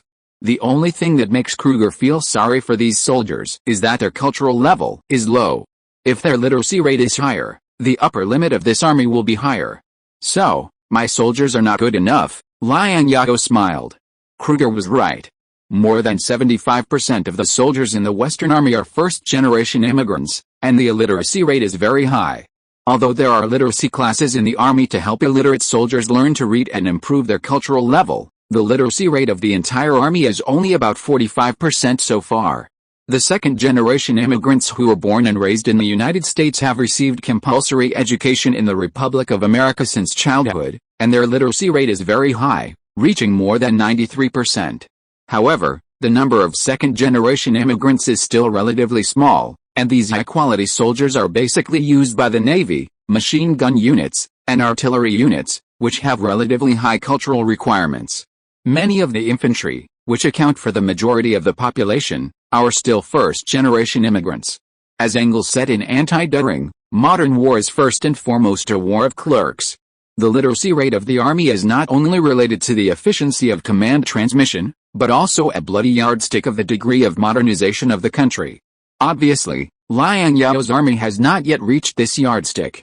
During this period, the literacy rate of his opponent, the Northern Army, was 89–93%, and the literacy rate of the Southern Army was slightly lower. The literacy rate of the plantation owner class was 95%, and the literacy rate of the self-cultivating farmer class was 65%, with an overall literacy rate of 78–82%. The literacy rate of the French Army, the world's first army, was 85% in urban areas, 45% in rural areas, and the average literacy rate of the entire army was about 70%. Not counting the colonial army, the literacy rate of the British Army was roughly the same as that of the French Army. The army with the highest literacy rate was the Prussian Army, where Kruger served, with a literacy rate of 92–95%. Moreover, the literacy rate of the Prussian Army was more valuable than that of the armies of other powers. Prussian recruits had to pass a reading and writing test before they could officially serve in the army, instead of just being able to write their own names. Almost every Prussian artilleryman could basically understand the trigonometric function firing table. All of this was due to the implementation of the Prussian compulsory education law in 1825. The West began to implement compulsory education with the compulsory education law promulgated in 1851. Although the compulsory education law has achieved remarkable results, it will take another 10 years or even longer for the literacy rate to reach the level of the French and British armies. Of course, the literacy rate of the Western Army is not as good as the top, but it is more than enough compared to the bottom. At least it is better than the 12–18% literacy rate of the Grey Cattle of Tsarist Russia. As for which army has a higher literacy rate compared to the Austrian army, another great power, it is difficult to say. The literacy rate of the Austrian army is 35–40%, but the low literacy rate of the Austrian army is due to the fact that it is a multilingual empire and the education standards are in chaos. Our army is excellent, but it can be better. Kruger's emotional intelligence is still not low, and he quickly responded. Kruger, you are right, but improving their literacy rate is not something that can be done overnight, Liang Zhao said. I have read the briefings from a while ago. I must warn the troops not to be carried away by the victory of the Connie Fortress group. The combat effectiveness and fighting will of the elite troops of the Northern Army cannot be underestimated. Liang Zhao had read all the battle briefings from a while ago. He didn't know whether he had too high expectations for the Mongolian Cavalry Regiment and the Solon Cavalry Battalion, or because the combat effectiveness of the Northern Army's cavalry and engineers was not bad. He was not satisfied with the performance of the Mongolian Cavalry Regiment and the Solon Cavalry Battalion. Their performance did not meet Liang Zhao's expectations. Arrogant soldiers are prone to defeat, which is also the problem I am most worried about. So this time, I plan to let the troops that have not yet participated in the battle, such as the Machine Gun Regiment, take the lead. Let the Northern Army see our secret weapons, and attack them by surprise. You are the highest commander on the front line. You have the final say on how to fight. I will not interfere too much. I only have one request. Omaha can only win, not lose. We must win a beautiful victory. I promise to win a beautiful victory. Liang Zhao and Kruger were talking when Zeiss walked in with a telegram. Zeiss's tone could not hide his excitement. Sir. Good news. Good news. General Robert Lee won a great victory in Manassas. The Confederate Army won a great victory. Kruger was as excited as Zeiss when he heard that the Confederate Army had won a great victory. The Confederate Army on the Eastern Front won a great victory, and they would undoubtedly have less pressure on the Western Front. Although the Northern Army's data on paper is very strong, and the number of troops is higher than the sum of the Western Army and the Southern Army, it is difficult for the Northern Army to concentrate its forces to defeat the Western Army and the Southern Army one by one when fighting on two fronts. The high-level officials in the West and the South were not stupid. Although the two sides did not form an alliance, they had a tacit understanding of the North. The high-level officials of both sides did not show any intention to negotiate peace with the North. Liang Zhao, on the other hand, was very calm and composed when he learned that Robert Lee led the Southern Army to a great victory in Manassas, as if he had expected it. This confused Kruger, Did the president know the news of the Southern Army's victory in advance? The Southern Army was more prepared than the Northern Army. The Northern Army had no advantage in manpower on the Bull Creek line. Besides, General Robert Lee was one of the most famous generals in North America. It would be strange if he could not defeat the Northern Army in Manassas, Liang Zhao said. In the early days of the war, the Southern Army was basically composed of veterans who had participated in actual combat, while the Northern Army was mostly composed of recruits. At this time, most of the capable officers chose to join the Southern camp. The quality of the Northern Army officers, especially the senior officers of the Northern Army, was much worse than that of the Southern Army. It would be strange if the Northern Army won the Battle of Manassas. That's right, Kruger felt that Liang Zhao's words made sense, so he didn't think about it anymore. One family is happy and the other is sad. When Kruger was excited about the great victory of the Southern Army in Manassas, McClellan in Omaha was worried. The exhausted McClellan leaned against the walnut desk, which was piled with maps and long-standing unopened letters. The pressure of command before the war almost made him breathless. The Northern Army on the Eastern Front suffered a disastrous defeat in Manassas, and the capital Washington was in danger, which meant that the war resources he could get from the federal government would only get less and less. The federal government would inevitably invest more resources in the Eastern Front to ensure the safety of the capital. After all, if Washington fell, it would be a fatal blow to the morale of the Northern citizens, and the legitimacy of the Lincoln government would be questioned or even overthrown. McClellan knew very well that in the minds of the cabinet members of the Lincoln government, the Eastern Front was more important than the Western Front. As for Lincoln himself, perhaps because of his understanding of Liang Zhao and the West, he attached great importance to the Western Front. However, due to the crisis on the Eastern Front, the support Lincoln could provide to McClellan was becoming increasingly limited. What upset McClellan was not only the defeat of the Northern Army on the Eastern Front, but also the senators in front of him who were pot-bellied and talked endlessly. Stevens was dressed in a neat suit, and he had the self-confidence of a short-sighted politician who didn't know how high the sky was. Stevens walked straight to McClellan and questioned him, or tortured him. "General McClellan, what are you waiting for? The rebels of the Westerners have gathered in front of us. Do you plan to continue to sit and wait for death?" McClellan, exhausted physically and mentally, looked up at this eager Northern politician, and an indescribable sense of powerlessness rose in his heart. He had heard enough of the empty words of these short-sighted politicians, but he still had to face them patiently. McClellan had heard about the past of Mr. Stevens in front of him. Stevens was born in a famous family in New York State. He was pampered since childhood and had no military background. It was entirely because of his family's influence that he inherited his father's political legacy and was able to enter the Senate. McClellan also knew that Mr. Stevens had dug gold in Sacramento for more than a month during the California gold rush, and in the end the gold was confiscated by Liang Zhao. Stevens came to Omaha this time just to watch the Northern Army defeat the Western Army to avenge Liang Zhao's gold rush in Sacramento. Mr. Stevens, our troops are not fully prepared. You can't just take a look at the map and think that attacking is the easiest solution, McClellan said in a very low voice, with fatigue and helplessness. Our soldiers are undertrained, supplies are short, and weapons and equipment are even more worrying. If we attack rashly, the consequences will be disastrous. Chapter 683 America has its own national conditions. General McClellan, please watch your words. So far, the federal government has provided more than $4 million in military expenses for the troops in Omaha. Astor, who came from the second richest family in New York, was not as aggressive as Stevens, but his words were sharper.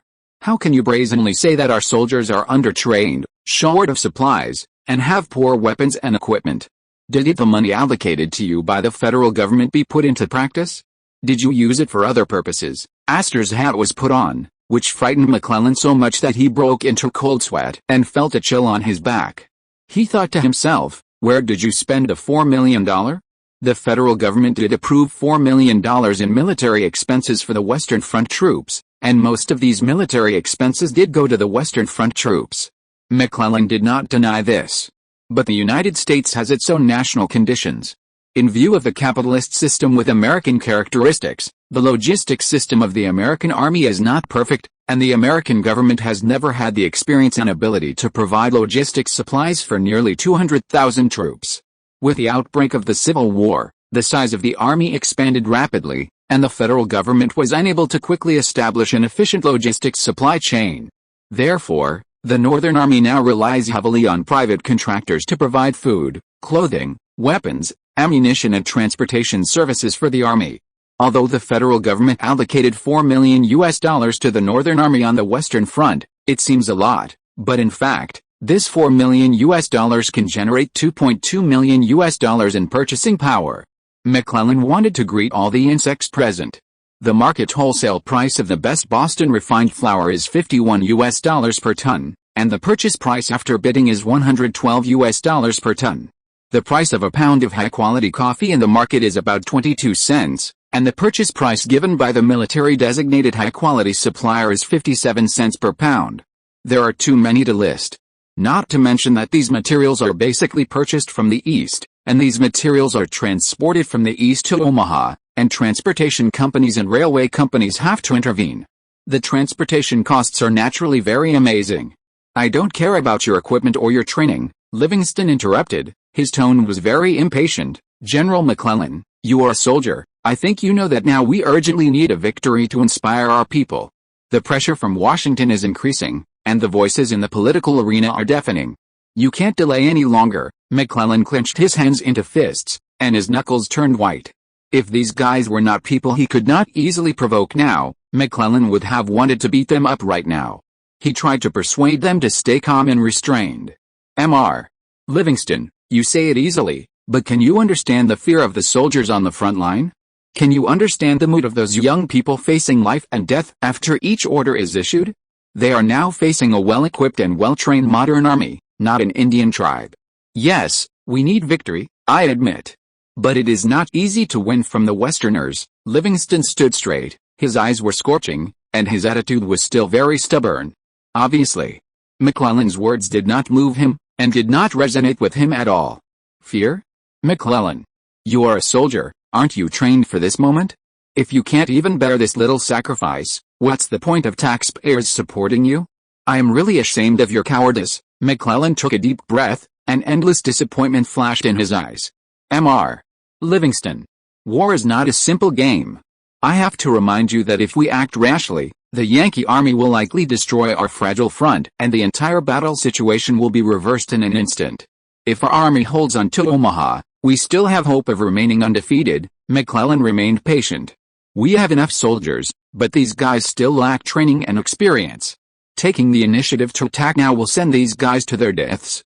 We are not facing one of the Yankee troops, but the elite of the entire West. Excuses. These are all excuses. McClellan, if you dare not take responsibility and continue to shrink back like a turtle, history will remember you as a cowardly and incompetent commander, and you will be nailed to the pillar of shame forever. Astor's words were more intense, and his aggressiveness and lethality were stronger than Livingston's. You're right. McClellan's voice became lower and lower. I understand what retreat means. But please understand that I can't use countless innocent lives as political bargaining chips. Please go back. You have no right to command the army. I only obey Washington's orders. Only obeying Washington's orders was McClellan's last stubbornness. He hoped that Lincoln and his cabinet would still have clear minds and be able to withstand the pressure for him. Astor looked at McClellan coldly, sneered and said, Your Excellency means that as long as you receive an order from Washington, you will definitely execute it. Of course, I am loyal to His Excellency the President and I am responsible to His Excellency the President, McClellan responded. At this moment, Lincoln's situation was not much better than McClellan's, and it could even be said to be worse. Washington, shrouded in the night, did not sink into silence, but was ignited by anger, with noise, curses, and shouts intertwined. Pennsylvania Avenue is crowded with people, and the streets and alleys were filled with people gathering to protest.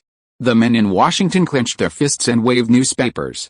The ink on the newspapers had not yet dried, but they had been torn into pieces and blown away by the wind. Women stood at the back of the crowd, hugging their children nervously and crying softly. Some people angrily knocked on the lids of pots, and some people lit torches and held them high in the air, illuminating the night in Washington. We lost. We actually lost, a well-dressed middle-aged businessman shouted angrily, his face flushed with excitement. These politicians said that the war would end in 3 months? It's only been a month now. The barbarians in the South are about to break into Washington. They are liars. All liars. The federal government could still use the spring and autumn style to fool the public and celebrate the funeral in the defeat of Fort Sumter and the Kearney Fort group in South Carolina. But they could not do this in the humiliating defeat in Manassas, 30 kilometers away, because some of the deserters who fled from Manassas even ran into Washington. This is a fact that cannot be covered up in any way. Almost all Washingtonians know that their army has failed, and it is a tragic defeat that they cannot accept. And Lincoln. He is the biggest liar. Yes. We shouldn't have elected this rural Illinois lawyer in the first place. The government must give us an explanation. Lincoln must give us an explanation. A young craftsman waved his arms, his voice hoarse. We pay taxes, we donate money, we send our sons to the battlefield. But now? What do they bring us back? Deserters. Failure. Shame. Are our federal troops scared out of their wits? An old soldier in a ragged coat stood in the crowd. His left leg was lost in the last Mexican-American War. The old soldier asked harshly, "Are the barbarians in the South going to attack Washington tomorrow? Will Lincoln wait until the artillery fire reaches the White House before he wakes up?" The anger of the crowd gathered into a roaring torrent on the street, constantly surging towards the presidential palace. Some people smashed their angry fists against the gate of the White House, some threw stones into the walls of the White House, and some soldiers even mixed in the crowd and shouted, "Let the government give us a victory." The guards in front of the White House tried to disperse the crowd, but were immediately pushed to the ground by the angry citizens, and even their hats rolled to the side. More guards began to gather, but their eyes showed uneasiness. This is Washington, the heart of the federal government. And now, even their hearts are surrounded by fear and anger, and there is no order in the past. Fight back. Fight back, the government must give us a victory, someone else shouted in the crowd. Behind the curtains of the White House president's office, Abraham Lincoln silently looked at the crowd in the square. His face was hidden in the dim candlelight. He seemed to be able to see the messy battlefield in Manassas through the crowd. The defeat in Manassas was not just a military defeat, it was the beginning of the collapse of the federal confidence. For the first time, the people of the North really realized that this war would not be easily won in a few months, as some congressmen said.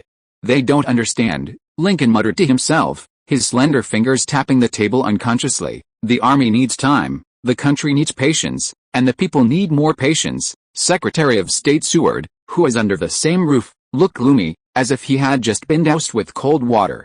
"Time," Seward muttered in a low voice, "I'm afraid we don't have much time. Robert Lee won't give us time, and Liang Zhao won't give us time either. These federal traitors deserve to die. Those incompetent generals and soldiers on the front line deserve to die even more. We have given them so much power and raised so much money for them, but they still can't win. They should all be sent to military courts for trial." Salmon Chase, the federal finance minister, said bitterly. In order to raise the military funds needed for the 200,000-man army, his spine was almost broken by the Northerners, but he didn't expect that none of the federal troops on the East and West fronts were useful at the critical moment, and all of them failed. Presidential Secretary Nicholas walked quickly into the room and whispered to Lincoln in a stern voice, "Sir, there's an uproar in Congress, and many congressmen are demanding more radical action. They want you to appoint a new commander-in-chief, a commander who can win victory for the Union, and they also ask for—" "What else do they ask for?" "Nicholas, speak out loud." Lincoln's thin face was shrouded in the shadows of candlelight and night. His eyes were as calm as water, making it difficult to understand. Chapter 684, One wave has not yet subsided, another wave has risen. Congress said that someone must be held responsible for this defeat and asked General Scott to resign. Nicola stated the Congress's request. Ask Scott to resign? The cabinet members in the president's office shook their heads when they heard this. The defeat of Manassas and even the Kearney Fort group was more due to the negligence of the frontline generals, and the main responsibility did not lie with Scott. Now the war with the Southern Army is still going on, and it is obviously inappropriate to change the commander at this time. Moreover, the Northern Army is now lacking in commanders, and Scott is already one of the few famous generals in the Northern Army who can take on important tasks. If Scott is dismissed, it seems that there is no more suitable candidate to replace Scott. I have a great responsibility for the failure of the two-front war. It is reasonable for Congress to ask the cabinet to take responsibility for the defeat. I will write a resignation report and give them an explanation. As a key member of Lincoln's cabinet, Scott did not want to embarrass his colleagues in the cabinet and Lincoln, who had always trusted him very much. General Scott, Can your resignation change the situation of our defeat on the battlefield? No, your resignation will only make the situation worse. Lincoln disagreed with Scott's resignation. The strategic plan proposed by Scott, whether it is the Python plan or the deployment on the Eastern Front, is flawless and very much to Lincoln's liking. The real problem of the Northern Army is that the generals and troops below did not implement Scott's plan and deployment well. In other words, it can be said that the Northern Army was unable to implement Scott's plan and deployment. The Northern Army had been in peace for a long time and had been away from the battlefield for a long time, resulting in this lack of military preparations. In the wars that took place in North America in the past 20 years, such as the two Mexican-American Wars, the main forces participating in the war were the Southern Army and the Western Army, and the Northern Army had a low sense of participation. Lincoln could still see this clearly. Of course, the Northern Army's poor performance was not the most fatal problem. The more fatal problem was that they were poor but did not know it, and they were poor but thought they were very strong.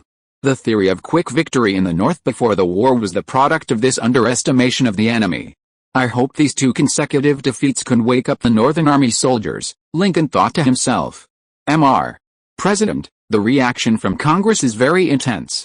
If no one is responsible for the defeat, I'm afraid it will be difficult to explain to them, Nicholas reminded Lincoln. What Nicola said was also true. Someone must be held accountable for this so that Congress could get away with it. Lincoln stood up from his seat and paced back and forth in his office. After walking around the office for who knows how many times, he finally had an idea. General Anderson and General Mason lied about military intelligence and shamelessly whitewashed defeat as victory, deceiving the government and the people, causing very serious consequences. They are extremely abominable. These two generals should be sent to the military court for trial, and they must be severely punished. General Sinclair of the Shenandoah Army is to blame for the defeat in the Battle of Manassas. Let him submit his resignation. Lincoln was a very shrewd man and was not so easy to fool. He knew from the beginning that Anderson and Mason lied about military intelligence and held a funeral as a wedding. It was just a formality. Although Lincoln hated their behavior, he still accepted it. Now that Congress wants people to be responsible for the defeat, let them be responsible. Lincoln has made up his mind to sacrifice 3 generals to save Scott. I'm afraid these 3 people are not important enough, Vice President Hamlin said. Congress impeached General Scott on the surface, but it was actually targeting you. From what I know about Congress, they will not be satisfied with this result. Telegram to Samuel DuPont, the Secretary of Naval Operations in Baltimore, and ask him to bring more military reporters. I will give him 5 days, and he must win a battle in 5 days, Lincoln said. I don't believe it. If we can't beat the South on land, can't we even beat those sampans in the South with our Navy? The Supreme Commander of the Northern Navy is Secretary of the Navy Gideon Welles, but as a cabinet member, the Secretary of the Navy is not responsible for specific combat command. The military commander who is truly responsible for naval combat command is the Secretary of the Navy. Sir, here are the telegrams from New York State Senator Astor and Congressman Livingston. Nicholas hesitated and took out a telegram sent from the telegraph room. These guys who don't do their job, the telegrams they sent must be bad. Seward knew the personalities of these 2 New York old money and had a hunch. Tell me, what did they say in the telegram? Lincoln waved his hand, signaling Nicola to read out the contents of the telegram. They impeached General McClellan, the commander-in-chief of the Western Front, accusing General McClellan of being afraid of the enemy, doing nothing in Omaha, and watching the Western Army encroach on the federal territory. They requested to replace the commander-in-chief of the Western Front. Nicola lowered his head and whispered the contents of the telegram to Lincoln. Damn this bunch of sons of bitches. How about I remove McClellan and let them command the troops on the Western Front? One wave has not yet subsided, and another wave has risen. After hearing the contents of this telegram, Lincoln, who has always been very stable, rarely got angry in front of everyone. Soon, the federal military court tried the 2 Union generals Anderson and Mason in accordance with the Articles of War and military regulations. This time, the federal military court was surprisingly efficient. Both Anderson and Mason were deprived of all honorary titles and medals, including American heroes, and were hanged for desertion and desertion. This was the first time since the establishment of the federal military court that a general was hanged for treason, and 2 generals were sentenced to hang at the same time. Although Anderson's rank of brigadier general was very watered, this sentence still caused a strong earthquake in the Northern Army. After learning the news, Many Northern Army generals on the front line felt a chill on their necks for no reason, and an unprecedented sense of crisis arose spontaneously. At the same time, General Sinclair, the commander of the Shenandoah Army, also took the blame and resigned, and took the initiative to submit his resignation. Now the pressure is on the Chief of Naval Operations Samuel DuPont. After receiving Lincoln's telegram, Samuel DuPont did not dare to neglect it for a moment, and he and his staff worked out a battle plan overnight. Lincoln gave very limited time, and Samuel DuPont locked the Federal Navy's combat target, this time on Norfolk, the largest and most important port city in Virginia. Norfolk is located at the confluence of the James River and the Elizabeth River, close to the Chesapeake Bay, and is a rare natural deep-water port. Norfolk has the Gosport Naval Shipyard, which is one of the most important naval bases of the Confederate Army. At the same time, the Port of Norfolk is also Virginia's main tobacco, cotton and timber export port. If the Port of Norfolk can be occupied, it can be regarded as the implementation of the Anaconda Plan proposed by Scott. More importantly, taking Norfolk will definitely give Lincoln an explanation. The incompetent guys in the Army are simply a bunch of good-for-nothings. In the end, the Navy still has to help them clean up their asses. At the beginning of the war, the militia in Virginia quickly expelled the Northern Army stationed in Norfolk and took over the Gosport Naval Shipyard. Now is the time to take back the federal property from the hands of the Southern barbarians. Chapter 685 Sven's Report. Baltimore, the base of the Union Navy, is not far from Norfolk. The main channel between the two places is about 200 nautical miles, 370 kilometers. In addition, with the shelter of the Delaware Peninsula, this entire section of the voyage is almost in the Chesapeake Bay, without strong winds and waves, and the sailing is very smooth. Since the beginning of the war, the performance of the Union Army is hard to describe, but the performance of the Union Navy is still so-so. After the launch of the Anaconda Plan, the Northern Union has always firmly grasped the sea control of the East Coast outside the coast of Texas. The reason is not because the Navy of the Northern Union is so powerful, but because except for Texas, which has a decent Green Sea fleet, the rest of the South has no decent naval force that can compete with the fleet of the Northern Union. The fleet led by Samuel DuPont, the chief of the Federal Navy, sailed unimpeded in the Chesapeake Bay, carrying a regiment of Marines and a pro-federal militia in Maryland and heading straight for Norfolk. It took only a little more than a day for them to arrive at the port of Norfolk. Lincoln only gave DuPont 5 days. DuPont did not even conduct reconnaissance and intelligence collection on the port of Norfolk before launching an attack on the port of Norfolk. The Marines rushed into the port of Norfolk under the cover of naval guns. The defense of the port of Norfolk by the Confederate Army was very empty and lax. In such an important port as the port of Norfolk, the Confederate Army actually only deployed 1 artillery company and 2 infantry companies to garrison here, and there was not even a militia to assist in the guard. This was not because Virginia had a lack of troops. Since the war began, Virginia has quickly mobilized 19 militias, which is the most important source of troops for the South. It's just that the militia mobilized by Virginia was either transferred to the capital Richmond as a strategic reserve for the Confederate Army or sent to the Bull Run front, so that the troops in the port of Norfolk were very empty. The South seemed to be very clear that they were unable to compete with the North at sea, and had completely given up the ocean and placed all their hopes on the Army.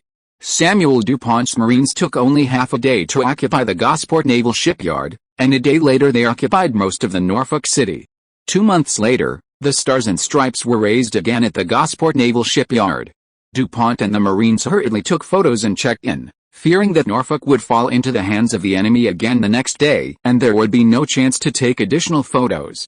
After taking the photos, DuPont immediately ordered someone to take a speedboat to send the photos to Washington. As for whether the victory of the Marines could affect the situation on the Eastern Front, DuPont had no idea. As the situation in Veracruz and Texas stabilized, Sven came to Camp Horn to personally report to Liang Zhao on the situation in eastern Mexico and Texas. The French army has just occupied Mexico, and their rule in Mexico is still unstable. Now there is an Atlantic fleet stationed in the port of Veracruz. In the short term, we can still have a stable Mexico. Sven took a sip of tea and reported to Liang Zhao. We have 2 good ports in the Gulf of Mexico, Veracruz and Houston. We also have control of the sea along the Texas coast. The trade routes to the European continent are still open, but the British have been harassing our merchant ships recently, which is very annoying. 11 years ago, Liang Zhao's first stop on his trip to the east was Texas. He spared no effort to promote the cooperation and marriage between the two states of Guard and Germany, and even spent a lot of money to build the Guard Railway, which seemed very redundant to outsiders, even though there was already a Pacific Railway. The purpose was to ensure that after the outbreak of the Civil War, there would still be an outlet to the Atlantic Ocean, so as to continue to maintain trade with European countries and avoid financial exhaustion. Of course, there are also sea routes on the west coast that go around Cape Horn in South America to Europe, or even across the Pacific Ocean and the Indian Ocean, and then around the Cape of Good Hope to the north to enter Europe. But these two routes are too far and the sailing period is too long, and they are not as convenient and cost-effective as going directly to Europe from the Atlantic Ocean. Does Texas intend to join the Confederacy? Liang Zhao asked. If Texas remains independent, the American Republic can deal with Texas directly. If Texas chooses to join the Southern Confederacy, Richmond will inevitably be involved. There are different arguments within Texas about which side to join. Some want to maintain the status quo of independence, some want to join the South, some want to merge with us, and even some want to return to the North. For example, Houston, the elder of Texas, advocates returning to the Union, but almost no one responds. After Sven led the Atlantic Fleet to station in Veracruz and Houston, he often dealt with the senior officials of Texas and attended their banquets and tea salons every now and then. He was very familiar with the situation inside Texas. Which faction has the most supporters? This is the question that Liang Zhao is most concerned about. It's hard to say. According to my observation, the voices of maintaining the status quo and maintaining independence and merging with our West are the loudest, Sven said. Now the two states of Gardner and Democrat are in a state of mutual dependence. After the severance of relations with the Northern Union, the economic lifeline of Texas is completely in our hands. The Southern Union can still digest a little bit of sugar and tobacco for them, but the largest cotton can only be digested by us. What's more, other states in the South are not short of sugar and tobacco, and Texas sugar and tobacco cannot be sold at a high price in the South. After the outbreak of the Civil War, thanks to the long-term cooperation with the West Coast, the existence of the Gardner Democrat Railway, and the Green Water Fleet that the West helped them build, the economy of Texas was hardly affected. This is also the reason why the attitude of the Texas top leaders was wavering and hesitant about whether to join the Southern Union, but they could not make a decision. Once Texas chose to join the Southern Union, the Northern Union fleet would implement the Anaconda Plan against Texas, just like the blockade of other southern states, blockade the Texas coastline, and make Texas a de facto inland state. In addition, whether Texas chose to join the Southern Union or return to the Northern Union, it would lose the support of Chinese immigrants, who accounted for about 45% of the total population. The political inclinations of Chinese immigrants in Texas are almost all inclined to join the West, rather than to choose between the North and the South. Maintaining the current status quo of Texas independence is a middle option that all factions in Texas can accept. Of course, this option is also acceptable to Liang Zhao. If the Republic of America wants to become a country spanning two oceans, it must have an outlet to the Atlantic Ocean. If it is limited to a corner of the West Coast, the upper limit of the Republic of America will be completely locked, and its ceiling will at best be a regional power like India and Iran in later generations. However, Liang Zhao is not satisfied with only building the republic he created into a regional power. Chapter 686, The Terrifying Strength of the British. The integration of Texas has always been in Liang Zhao's plan, but everything has its priorities. The most important thing now is to concentrate resources to win the war against the Northern Federation. As long as Texas does not make radical moves to join the South or return to the North, Liang Zhao has no intention of reforming Texas and forcing Texas to join the West. It would be best if Texas can maintain the status quo. If they don't want to maintain the status quo, then all the benefits given to them will be taken back, Liang Zhao said in a deep voice. Since the Northern Federation implemented the Python Plan, the ports of the southern coastal states have been blocked and foreign trade has been almost cut off. They are lining up to sell their accumulated cotton, sugar and tobacco. Let's stop here with the Texas issue. You have contacted the French Army and Navy, as well as Napoleon III himself. What have you gained from this contact? Texas is already deeply bound to the West.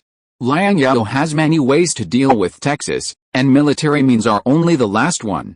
Liang Zhao diverted the question of Texas and asked Sven about the French army and Napoleon III. The external environment facing the American Republic is very bad now. The London authorities have already reached out to their gold mining companies in Australia. After the failure of the Crimean War, the Russian Empire shifted the focus of territorial expansion to East Asia in line with the greedy idea of supplementing the East with the West. After the Russian Empire swallowed up the Northeast region and Sakhalin Island outside the Qing Empire, it now sent troops to infiltrate Izo Island in the name of exploration. In view of this, unless the American Republic is willing to give up Australia's vested interests in Izo Island, it is impossible to establish normal diplomatic relations with Britain and Russia.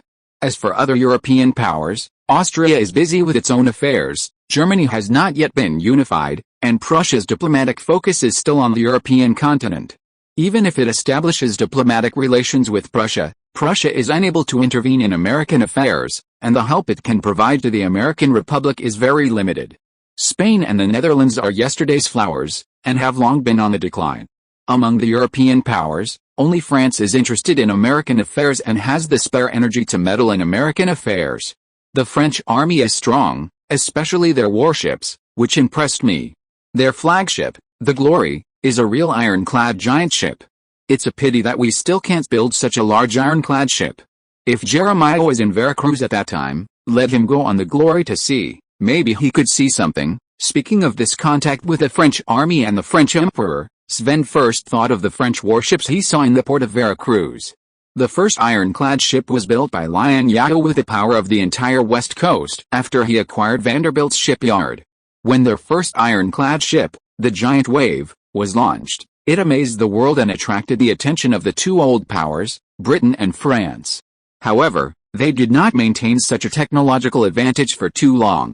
In the 3 or 4 years after the launch of their Giant Wave, France and Britain successively launched their own ironclad ships. The ironclad ship launched by France was the Glory that Sven had witnessed in the port of Veracruz. So far, the United Kingdom has launched 4 ironclad ships, namely the Warrior, the Black Prince, the Defense, and the Resistance. The Warrior and the Black Prince also briefly moored in the port of Veracruz with a British expeditionary force. Sven was also fortunate to witness the true appearance of the Warrior and the Black Prince, the 2 largest warships in the world. If the Glory with a displacement of more than 5,600 tons gave Sven the feeling that their Atlantic fleet could still rely on their Julian-class ironclad ships with a displacement of more than 4,000 tons to fight against it. The British Warrior and the Black Prince, 2 behemoths with a displacement of nearly 10,000 tons, gave Sven only deep despair and powerlessness. Jinshan Shipyard has been committed to building ironclad ships with larger tonnage, faster speed, and smoother sailing over the years. However, due to its own design level and industrial strength, it has been slow to make breakthroughs and can only continue to make repairs on the basis of the Julian class. Even if Jeremiah sees the trick, we may not be able to build it with our shipbuilding background and industrial level. Besides, the French are not so stupid as to show you their flagship without reservation. Liang Zhao shook his head helplessly, and then asked with a tone of unwillingness to admit defeat.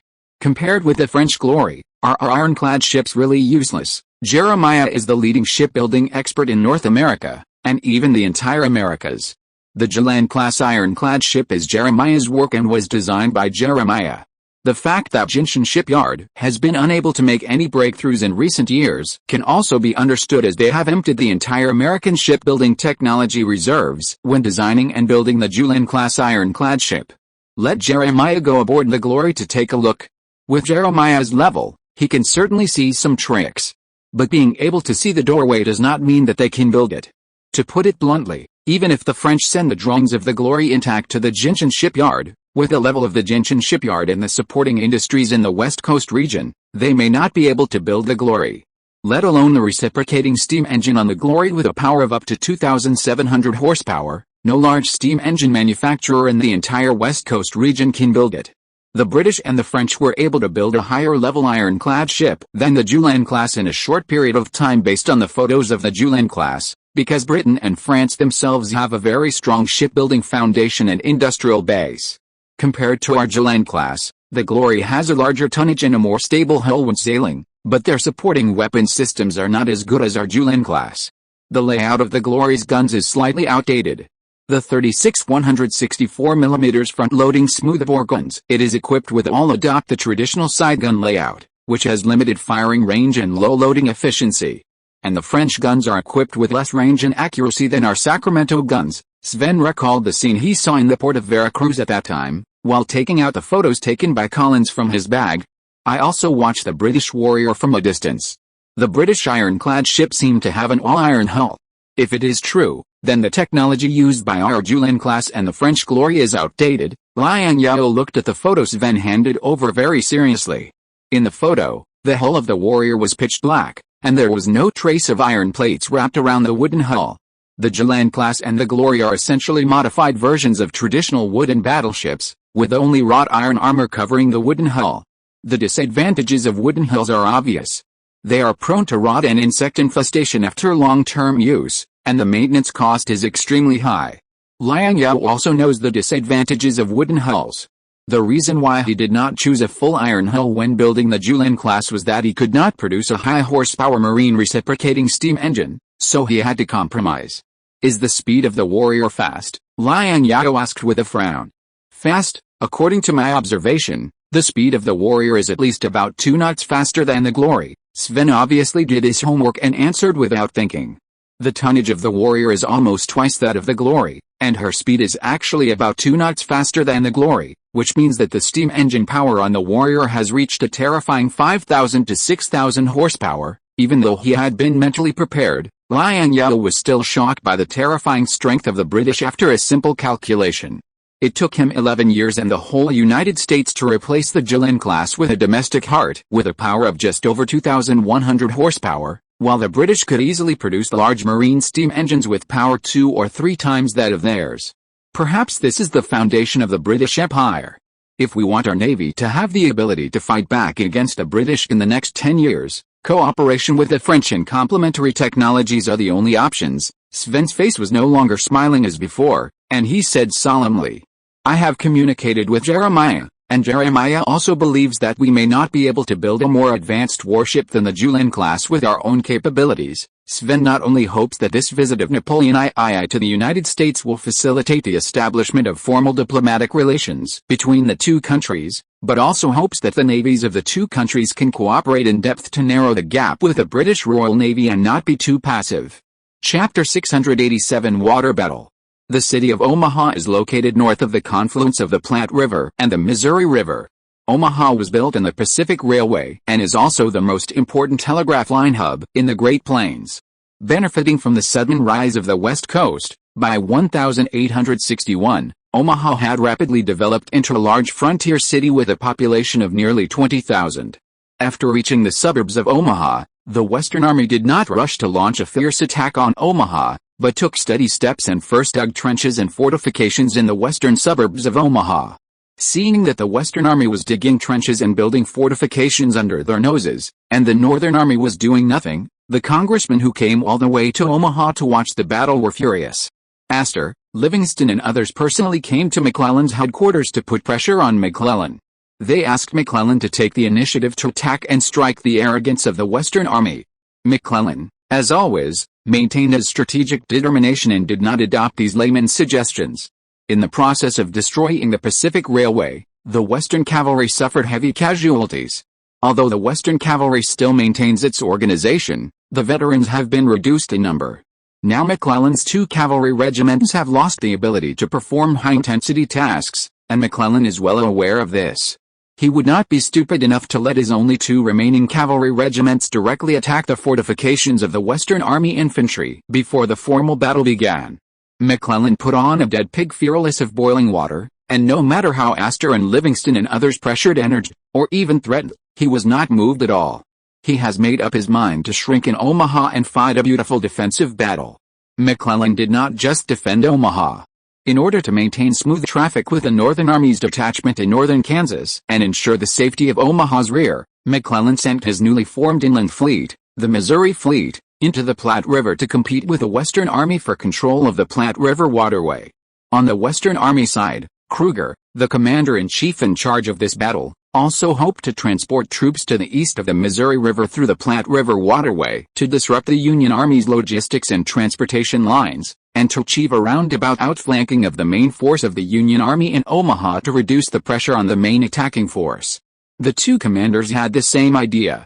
Kruger sent the inland fleet he had formed, the Platte Fleet, down the Platte River waterway eastward, trying to control the Platte River and even part of the Missouri River. On a misty morning, the two inland fleets first encountered each other in the river near Lenoma Beach. Interestingly, the crews of these two inland fleets had no naval background and were relatively amateur. The Platte Fleet of the Western Army was formed with the Anti-Smuggling Water Police of California as the core and the crews of shipping companies. The Missouri Fleet of the Northern Army was more amateur than the Platte Fleet of the Western Army. In addition to the crews of the Missouri River and Great Lakes shipping companies, the crews of the Missouri Fleet were fishermen in the frontier areas. As for the ships deployed by both sides, the ships of the Western Army's Platte Fleet were much more regular than those of the Union Army's Missouri Fleet. Although the Platte Fleet also used many civilian ships from the North Platte to convert them into inland warships, its main force was still the inland warships converted based on the loach boats. On the other hand, the ships of the Union Army's Missouri Fleet were basically hastily converted from civilian ships. The morning fog condensed into a milky white curtain in the Lenoma River Bay, making the visibility on the Platte River not high. Due to the narrowness of the Platte River, it was difficult for the ships of both sides to fully deploy. The commander of the Platte Fleet was Zhang Jingxiu, a Xiangshan native commander who came from the Jinshan City Water Police. Zhang Jingxiu led the three Loach-class warships, arranged in a wedge-shaped formation to cut through the turbid current of the Platte River, and rush towards the Union Army's Missouri Fleet with great momentum. Target the enemy's flagship. Fire. Zhang Jingxiu locked his eyes on the enemy's flagship and ordered the three Loach boats in the lead to concentrate their firepower on the enemy's flagship. The enemy's flagship, Crescent, was called a flagship, but in fact it was just a cotton-carrying ship from the south that was seized by the Northern Army, with a displacement of only 150 tons. The 12-pound Sacramento guns on the bows of the three Loach boats fired one after another. The Sacramento guns had an extremely fast firing rate. After several rounds of shooting, although the morning mist on the river made visibility poor, 3 or 5 guns still hit the enemy's flagship. However, the Crescent, which was hit by the gun, looked unscathed, which puzzled Zhang Jingxiu and the crew members in the lead. It stands to reason that a 12-pound gun should have made a hole in a small inland boat with a displacement of more than 100 tons, so how could it be unscathed? Cotton. The hull of their ship is covered with soaked cotton. The gunner next to Zhang Jingxiu had better eyesight and was the first to see the clue. Using cotton bales as simple armor, these northerners are quite smart. Zhang Jingxiu praised the northerners' move. It seems that there are still many capable people in the Northern Army who can think of such a good way to strengthen the defense capabilities of ships. On the Crescent, Lieutenant Colonel Lambert, the commander of the Missouri Fleet, stood on the teak deck, holding a monocular telescope, staring at the Western warships coming towards them. Seeing that the three enemy warships leading the battle were only 500 or 600 meters away from them, he said in a deep voice, "It's our turn. Let them taste the wrath of Omaha." The 4 leading Missouri Fleet ships launched a counterattack. The small Napoleon cannons on the bow spewed out flames, and one spherical shell after another cut through the air with long white smoke and hit the Western warships hard. However, the accuracy of these smoothbore cannons they were equipped with was not high, and the gunners who rushed into the battle had sparse artillery skills. The counterattack of the Northern Army was loud but ineffective. The sound of their artillery was very intimidating, but their hit rate was very impressive. Only one shell hit the pig iron sheet wrapped around the bow of a Loach boat. The rest of the shells fell on the nearby waters, creating columns of water. The two sides went back and forth, exchanging cannons on the Platte River. After only a dozen minutes of cannon fire, the gun barrels were smoking, and neither side achieved much success. On Zhang Jingxiu's ship, the Chaoyuan, the loader of the bow main gun was wrapping the hot gun barrel with a soaked wool blanket to cool it down. "Sir, the enemy ships are all wrapped in soaked cotton bags. Our shells hitting these cottons will not cause much damage to them. According to this method of fighting, we may not be able to sink many of their ships even if we use up all our shells." Wang Huaxiu, the first mate on the Chaoyuan, reported to Zhang Jingxiu worriedly. "Sir, this is our first battle. We can't beat the Yankee civilian ships with our warships. Even if we didn't lose, we wouldn't be able to report to our superiors." The main gunners on the Chaoyuan also agreed with the first mate Wang Huaxiu's point of view, believing that they could not continue to fight the Yankees and had to change their tactics. Although they did not suffer any loss after more than 10 minutes of fighting, as the first mate Wang Huaxiu said, The 12-pound main guns were not powerful, and the Yankees had wrapped the hulls with soaked cotton. If they used up all the shells on the ship, they might not be able to sink many Yankee ships. If you're listening to this novel on a channel other than Fanfic World, it means they downloaded and uploaded it without effort. We cordially invite you to visit our channel, Mundo Fanfic Novelis. There you'll find the original version of this story, and you can explore many other novels of various genres. We're waiting for you to immerse yourself in a world of incredible novels. Chapter 688, Victory. Add coal. Go down and fight them face to face. After thinking it over again and again, Zhang Jingxiu finally thought of a way to defeat the enemy. Most of the ships in the Pratt fleet were small gunboats, and they were floating downstream. If they wanted to get close to the enemy fleet, the Yankees' civilian ships, which were already heavy and wrapped in wet cotton bags, would definitely not be able to escape. Major Zhang, are you going to board the Yankees? Wang Huaxiu understood, and found a long gun with a bayonet, ready to board the Yankees for a melee.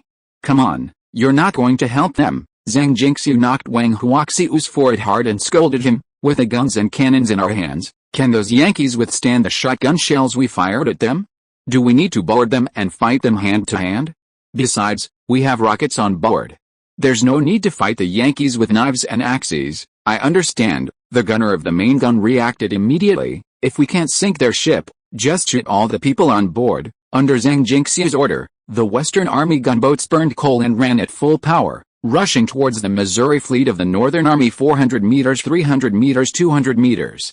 Seeing the Western Army gunboats getting closer and closer under their gunfire, the Northern Army sailors were a little confused and at a loss. Lieutenant Colonel Lambert. The Westerners' ship is about to hide us. Our ship is too heavy to avoid it. The helmsman on the Missouri fleet's flagship, the Crescent, used all his strength to manipulate the rudder, trying to turn to avoid the collision with the enemy ship. Unfortunately, their ship was originally a civilian transport ship, not a warship. Their ship was not only overloaded, but also covered with wet cotton on the hull. Even though the helmsman had already turned the rudder to the bottom, the Crescent could only turn slowly to the right. When the distance between the two sides reached 100 meters, the shells fired by the Sacramento guns of the Western Army were able to penetrate the wet cotton and hit the cabin of the front row of the Missouri fleet. A hot conical shell pierced the cotton armor of the Crescent, easily tore the wooden hull apart, and drilled into the cockpit. The splashing lead liquid burned the 6 crew members in the cockpit, and the crew members burned by the lead liquid let out a heart-wrenching wail. As the distance between the two sides got closer and closer, the Western sailors not only fired cannons, but also rifles at them. The strong firepower of the Western sailors suppressed the sailors on the deck and made it impossible for them to raise their heads and fight back. Tommy, a 16-year-old loader on the Crescent, squatted in the ammunition compartment, and he stuffed the silk medicine bag into the copper shells with trembling fingers. The muffled sound of the Western sailor's grape shot came from the deck above his head. The dense lead bullets penetrated the teak deck. He raised his head timidly and saw the morning sun leaking into the dark cabin through the bullet holes, forming a series of light columns, and the gunpowder dust floating in the light columns. The gunpowder dust reminded Tommy of the cotton wool floating on his farm. Put out the fire. Put out the fire. Put out the fire quickly, before the enemy ship hit the Crescent. The Crescent had been riddled with holes. The cotton armor on the ship was burning. The deck was burning, and the whole ship was billowing with black smoke. The sailors were in a hurry to put out the fire. A non-commissioned officer pushed Tommy, who was motionless. Tommy, what are you still standing there for? Go and put out the fire. If the fire reaches the ammunition compartment, we will all go to see God. Tommy was pushed by the non-commissioned officer and fell down. Red blood kept flowing out of his chest. Lieutenant Colonel Lambert's face was pale. He knew that they could not defeat the Westerners' gunboats with only the Napoleon cannon. Lambert gritted his teeth, drew his saber, pointed it at the enemy ship, and shouted loudly, "Prepare to board. Use bayonets and cutlasses to take back our Platte River." The Union soldiers reacted immediately, grabbing rifles, swords, and even iron hooks and axes, and stood by the side of the ship.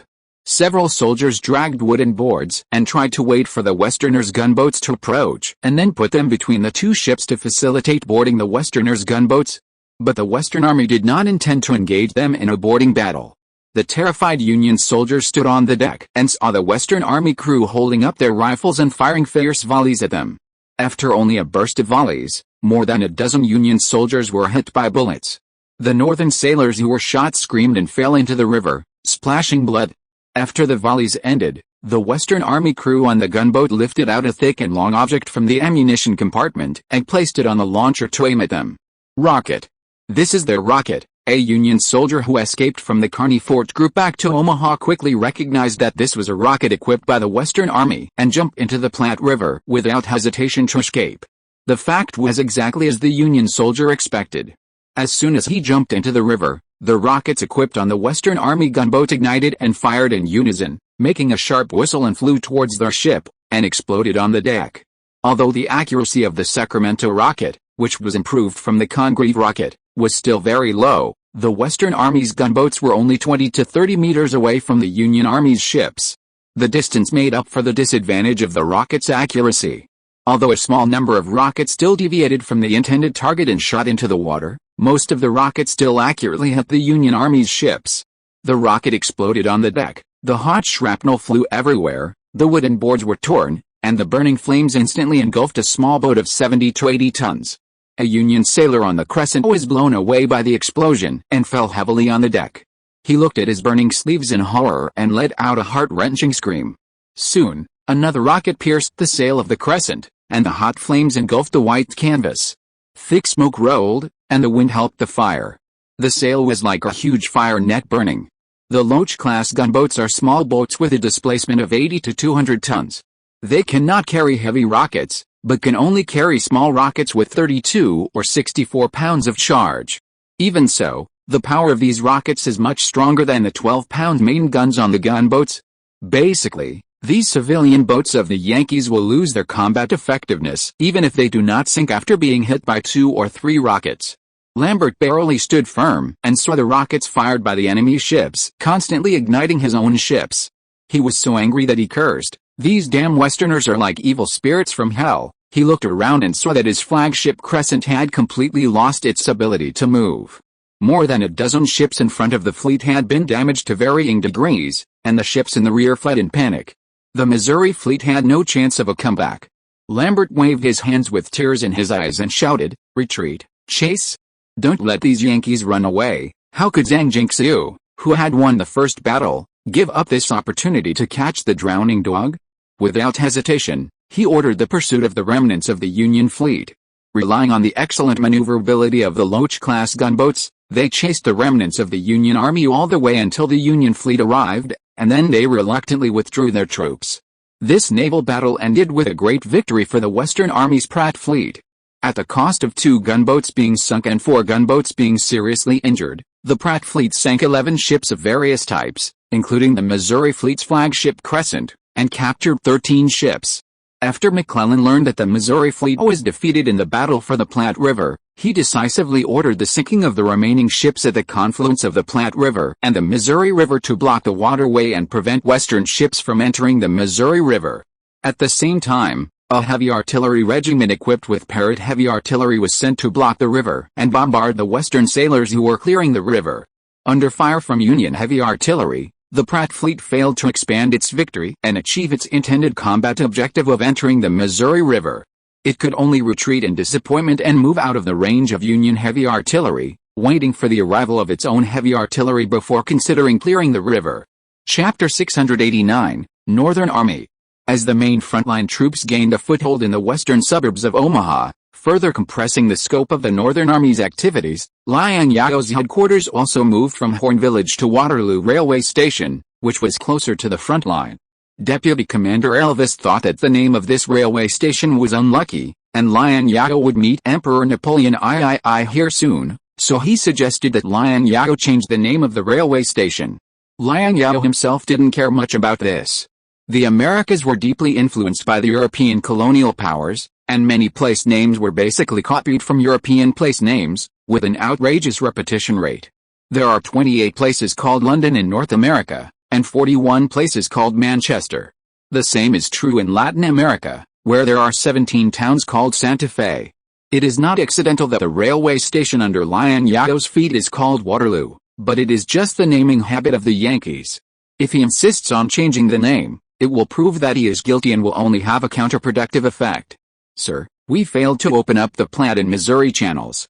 The Union Army sank the ships and blocked the channels. As he was speaking, Kruger reported to Liang Zhao with a guilty look on his face about the water battle that took place on the Platte River not long ago.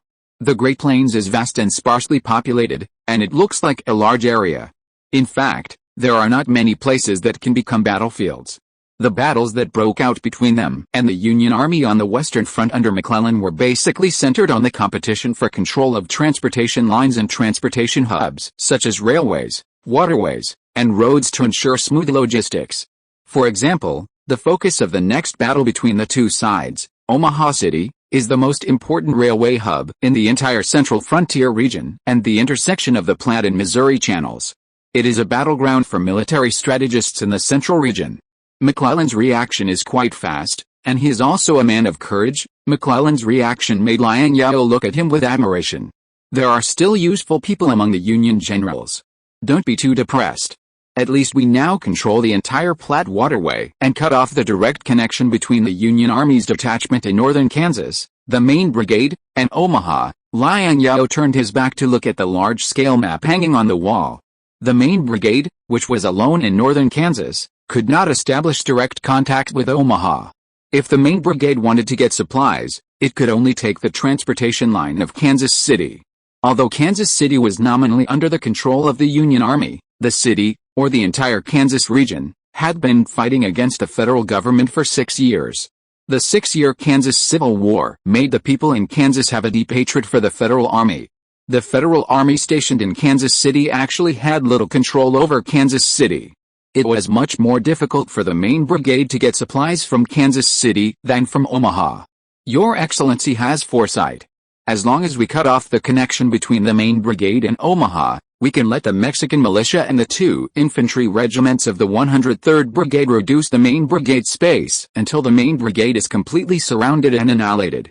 Elvis was extremely happy to learn that the Western Army had completely gained control of the Platte waterway. The main brigade, which was alone and deep in northern Kansas, was like a sword of Damocles hanging over the Western Army's logistics line. Elvis had always been worried that the main brigade would suddenly rush into Nebraska and destroy the Pacific Railway. Now the main force of the Western Army is gathering in Omaha. The food, clothing, and ammunition supplies of 60,000 to 70,000 people all rely on the Pacific Railway. If the main brigade takes advantage of the emptiness in the rear to attack the Pacific Railway, the consequences will be disastrous. According to the intelligence sent back by our scouts in northern Kansas, the Union Army troops active in northern Kansas are likely to be more than 1 brigade, but 2 brigades. Speaking of the Union Army's detachment that went deep into northern Kansas, Kruger said with some concern, "Our Army's reserve force is too weak. Sir, should we withdraw 2 regiments from the front to protect the Pacific Railway? The war is imminent. Our troops are already at a disadvantage compared to the Yankees. Moreover, if we withdraw troops at this time, it may have a negative impact on the morale of the soldiers on the front line." Elvis disagreed with the transfer of troops from the front line. He believed that even if the Northern Army's detachment in North Kansas had 2 brigades, the Mexican Militia Brigade and the 2 regiments of the 103rd Brigade could handle it. It was not a wise move to suddenly withdraw troops from the front line, which would make the generals on the front line mistakenly think that there was a fire in the backyard. The front line troops are already stretched to the limit, and it is indeed not appropriate to transfer troops from the front line now. Liang Zhao himself did not agree with the transfer of troops from the front line. Although his current reserve force was weak, he could still mobilize 2 Guangxi regiments and a Marine Corps regiment brought by Sven from Texas. Nortontown, only 60 kilometers away from Nebraska, is the largest village in North Kansas. Most of the villagers in Nortontown migrated from the densely populated East Kansas to escape the war during the Kansas Civil War. These villagers believed that as long as they stayed away from the troubled places and did not participate in the political struggles between the North, South and West, they could live their peaceful lives in remote North Kansas. Adhering to this concept, Mayor Modrick not only did not organize the townspeople to participate in the 1860 American election, but also did not accept the invitation when Liang Zhao, the President of the American Republic, arrived in North Platte and invited the villagers from the nearby border areas to attend the banquet. When the conscription summons from the South was sent to Nortontown a month ago, Modrick even prevented the pro-Southern young people in the town from going to the South to join the army.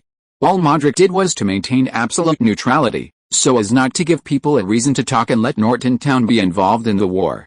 Norton Town did enjoy 6 years of peace in Kansas, a place of trouble, because of their neutral attitude and unimportant geographical location. Norton was one of the few Kansas towns that was not affected by the war during the Kansas Civil War. Moderick enjoyed a high reputation in the town, and the townspeople believed that it was their mayor's wise decision that brought them peace. However, the peace of Norton came to an abrupt end on July 12, 1861. The sun was scorching on the Kansas border in mid-July. The grasslands near Norton were scorched yellow, and the rolling heat waves rolled on the dirt road. The air was filled with the smell of hay and livestock, which was the unique smell of small towns in the central frontier. Norton quietly nestled beside the Prairie Dog River, with hundreds of wooden houses scattered around, and courtyards surrounded by white or gray fences. The cornfields and wheat fields outside the town were green and yellow in the breeze. Most of the men in the town worked in the town's brewery and flour mill. Women, the elderly and children were taking care of the farmland and livestock. Everything was in order, just like a paradise in North America. At noon on July 12, the sound of iron hooves broke the peaceful life of the residents of Norton. A group of Northern Army cavalry wearing capey hats, faded blue uniforms and dusty leather boots appeared outside Norton. Following the cavalry were Northern Army infantrymen with live ammunition. The bayonets on the muzzles of these Northern Army soldiers flashed a chilling light under the scorching sun. Chapter 690 The First Mercenary Group. Mr. Brennan, the town of Norton is ahead. We have not found any signs of Western troops' activities in this area. The towns and villages north of Norton are all controlled by Westerners. After a team of Northern Rangers approached the town for reconnaissance, they respectfully reported to a middle-aged man wearing a white high-collared shirt with breeches and high leather boots. There is no fixed style for the uniforms of generals in the Northern and Southern armies, and it is not uncommon for generals to wear tailcoats on the battlefield. However, when subordinates report to their superiors, they usually address them by their military rank to show their respect for their superiors. This Northern cavalry sergeant addressed this middle-aged man, who was dressed in fancy clothes and looked more like a Northern industrial capitalist or banker, as Mr., which shows that this middle-aged man named Brannan is not a Northern general with a transvestite, but that this gentleman does not hold a military position. It's just that this Northern cavalry sergeant reported military intelligence to the gentleman in front of him, not to the two Northern officers beside him who were wearing formal senior officer uniforms, which is very strange. General Ames, Colonel Grant, our last supply station is ahead. This looks like a big town. They also have a flour mill and raise a lot of poultry. I think they can provide us with at least 2 or 3 months of supplies. The guy named Brannan was riding a horse. He took off his sweat-soaked yellow gloves and glanced at the town of Norton not far away with a cold look. Since leaving Omaha, this Union Army detachment has been like a red-hot iron plow, ruthlessly plowing through dozens of villages and towns in northern Kansas. What Kruger was most worried about finally happened. This Union Army detachment that went deep into northern Kansas alone did not have just one main brigade, but 2 elite brigades. The General Ames mentioned by Brannan was Brigadier General Ames, the commander of the main brigade. When Ames first arrived in Omaha, he was only the commander of the 20th Maine Volunteer Infantry Regiment, and his rank was only a lieutenant colonel. Thanks to his background in the West Point Military Academy and his outstanding military talent, Ames quickly stood out among the school officers and completed the training of 1,800 Maine militiamen in just 3 weeks. Ames was highly appreciated and valued by his mentor McClellan, and was quickly promoted from lieutenant colonel to brigadier general by McClellan and became the commander of the main brigade. As for Colonel Grant, he was employed by Brannan's 1st Mercenary Regiment. The 1st Mercenary Regiment was a private army formed by Brannan with his own money and the support of the dignitaries in New York State on the eve of the outbreak of the war. In addition to the volunteers dug from the northern states with high salaries, the main source of the 1st Mercenary Regiment was retired veterans from Europe with rich combat experience. Since the 1st Mercenary Regiment was a private army, the quality of the soldiers was very high. Brannan and Astor and Livingston in New York State were not short of money. The 1st Mercenary Regiment had already far surpassed a general volunteer corps of the Northern Army in terms of training and equipment level. The 1st Mercenary Regiment was called a regiment, but its organization was actually more luxurious than that of the average Northern Brigade. It had 3 infantry regiments, 1 artillery regiment, and half a cavalry regiment. They were equipped with the same Walter M 1851 rifles, the Lee Enfield single-shot rifles that had just been put into service in the UK. As for the artillery equipped by the artillery regiment, they were Armstrong infantry guns that were comparable to the Sacramento guns. Before the war, the federal government would never allow such a private armed force to exist, but now was a special period, and the federal government was most worried about the lack of soldiers, not the nature of the army. Before the outbreak of the war, the most private army was Liang Zhao's Western Brigade. Even so, the Western Brigade was still under the command of the War Department in name and obeyed the orders of the federal president. Of course, this was only in name, and whether the president and the War Department could command the Western Brigade was another matter. The 1st Mercenary Regiment went a step further, and was not even in the operational sequence of the federal government's War Department, and was completely under the orders of Brannan and the traditional aristocratic families of New York State. This town has no slaves. It looks exactly like a traditional northern village. We can buy food from them with money. Looking at the women and children working in the fields, Ames, who still had a conscience, felt a little bit sorry. For more than a month, the main brigade has been operating with the 1st Mercenary Regiment. After being with these villains for so long, Ames naturally knew what the word supply station meant and what it meant to the residents of Norton. The main brigade and the 1st Mercenary Regiment have a total of 7,500 people. Northern Kansas is sparsely populated, there is no railway, and even the only road is in very poor condition.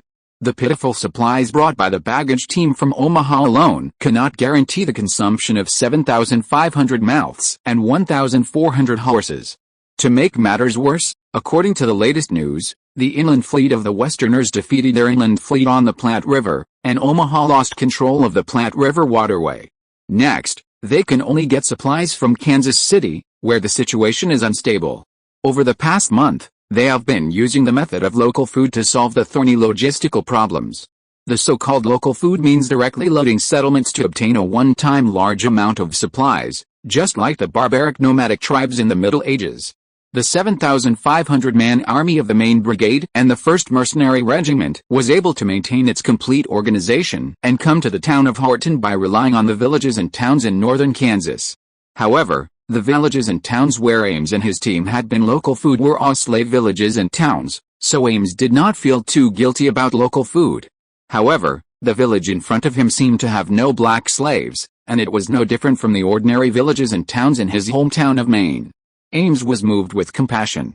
Although Ames was not a fool at the bottom, he knew very well that the root cause of this war was not the existence or abolition of slavery, but the problem of uneven distribution of economic benefits within the ruling group. However, the Northern Federation mobilized the people to participate in this war under the banner of abolition, and Ames was still very concerned about these superficial articles. Deep down in his heart, Ames still believed that he was a soldier of the Federation, and that he was fundamentally different from the mercenaries of the 1st Mercenary Corps. Although in the past month or so, the main brigade had done the same as these mercenaries. As the highest commander of the main brigade, he was unable to effectively control the behavior of the soldiers of the main brigade. "General, we don't have that much money to buy supplies. The military budget that our brigade can use is only $18,260.25. If we use this money, we won't be able to pay the soldiers next month," Ames's adjutant Joshua whispered in his ear. "Nonsense, we clearly robbed and clearly took food from so many villages. How could we have no money?" Ames was furious. The logistics of the main brigade had always been managed by his fellow adjutant Joshua. Ames suspected that Joshua was dishonest and had betrayed his trust. The soldiers handed over all the food, hay, and cotton cloth they looted, but they put all the money and precious jewelry they looted into their own pockets. Joshua also had his difficulties. The monthly salary of $7 for federal soldiers was not bad, but it was definitely not good either. It could only be said to be average. It was completely fine to let them eat and wait for death with a monthly salary of $7, and to bully Native Americans, but it was absolutely impossible to let them risk their lives for President Lincoln and the Westerners for a monthly salary of $7 without giving them any sweet treats. On this point, Joshua felt that Mr. Brannan next door and the drunken Colonel Grant saw it more clearly than his superior Ames. Besides, the privates of the 1st Mercenary Regiment still received a monthly salary of $15. Chapter 691 Madam, you don't want your child to be hurt, right? General Ames, don't you think you are hypocritical? The valuable things that the soldiers of the main brigade have robbed these days, and the blood on their hands is no less than that of our 1st Mercenary Regiment." Brannon had good hearing. Although Ames and Joshua lowered their voices, Brannon still heard their conversation. He said to Ames with contempt, "After passing Norton Town, we will soon encounter the main force of the Westerners. The supplies we carry with us are running out. Do you want the soldiers of the main brigade to fight the Westerners with hungry stomachs, or fight the Western Brigade with full stomachs? The choice is yours, General Ames. You are the highest commander of the main brigade." Brannon's words caused a commotion among the soldiers of the main brigade nearby. Even the guards around Ames looked at Ames with a bit of hostility. The residents of Norton Town gradually noticed the arrival of the Northern Army. They gathered in the middle of the street in 2s and 3s. Some people held a wooden fence and looked nervously. Some people hurriedly took their families to hide in the house, and several children stood at the door of the grocery store, blinking their frightened eyes and looking around anxiously. Although North Kansas was isolated from the news, Mayor Modrick still heard some news about the Northern Army's massacre in North Kansas. He quickly organized the young and strong people in the town to take up arms and gather in the square to prepare to deal with the uninvited guests outside the town. The actions of the townspeople were seen by Brannon and others outside the town. Brannon just sneered contemptuously. This group of mobs dared to brandish knives and guns under my nose. They are simply courting death. Brannon asked people to shout and demand that Norton Town immediately send representatives to negotiate with him. At the same time, he asked Grant to dispatch troops to surround Norton Town. Prepare to launch an attack. Facing Brannon's request, Mayor Modrick did not dare to neglect it, fearing to offend the group of soldiers outside the town. He sent his son to negotiate, and before leaving, he told his son that as long as the other party's request was not too harsh and Norton Town could meet it, he would agree to stabilize them first. Brannon sat on his warhorse, his eyes were cold, and he looked up and down at little Modrick, who came to negotiate as a representative of Norton Town. Behind Brannon was a group of elite cavalrymen, with their guns and bayonets swaying beside the saddles, and the heavy breathing of the horses mixed with the creaking of the leather, giving people a sense of oppression. Growing up in the frontier area, Modrick had never seen such a big scene. He was so scared that his legs trembled uncontrollably and he couldn't even speak clearly. "Gentlemen, we are civilians and law-abiding citizens of the Federation. We are not a threat to you. Please don't talk about your needs." "Ha ha ha, law-abiding citizens of the Federation." Brannon laughed loudly. "In last year's election, you Kansas didn't vote for our beloved President Lincoln. You are rebels who support the South or the West." "No, absolutely not, sir. I assure you that our Norton Town did not participate in the election last year. The voting results of Kansas cannot represent the will of our Norton Town," Modrick assured Brannon in a trembling voice. "Are you the mayor of Norton Town?" Brannon asked coldly. Even if Modrick was telling the truth, it didn't matter, and Brannon and others didn't care. The only thing they cared about was the supplies stored in Norton Town. "No, gentlemen, my father is the mayor. I can negotiate with you on behalf of my father and all the townspeople," Modrick Jr. replied hastily, fearing to anger the blue-clad demons in front of him. "Coward. You are not qualified enough to negotiate with me. Let your father come to talk to us in person, so that it will appear more sincere," Brannon said while observing the creeping troops on both wings.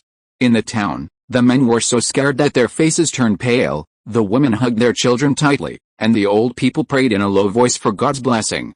Of course, some people did not take it seriously and continued with their work. After Modrick Jr. reported the situation outside the town to Modrick in detail, Modrick's uneasiness was aggravated, and Modrick's guess was confirmed. This group of northern troops came with bad intentions, and it would be difficult to send them away. In order to stabilize the group of blue-clad demons outside the town, Modrick decided to agree to their request and go there in person to talk to the representatives of the Northern Army in person. Before leaving, Modrick told his son and several prominent elders in the town that if anything happened to them, they should immediately send a telegram to the Western Army in North Platte for help and must hold on to the town. When they arrived outside the town, Modrick wiped the sweat from his forehead, straightened his back, and went forward to meet the aggressive Northern Army. "You old man are more courageous than your cowardly son," Brannon laughed jokingly.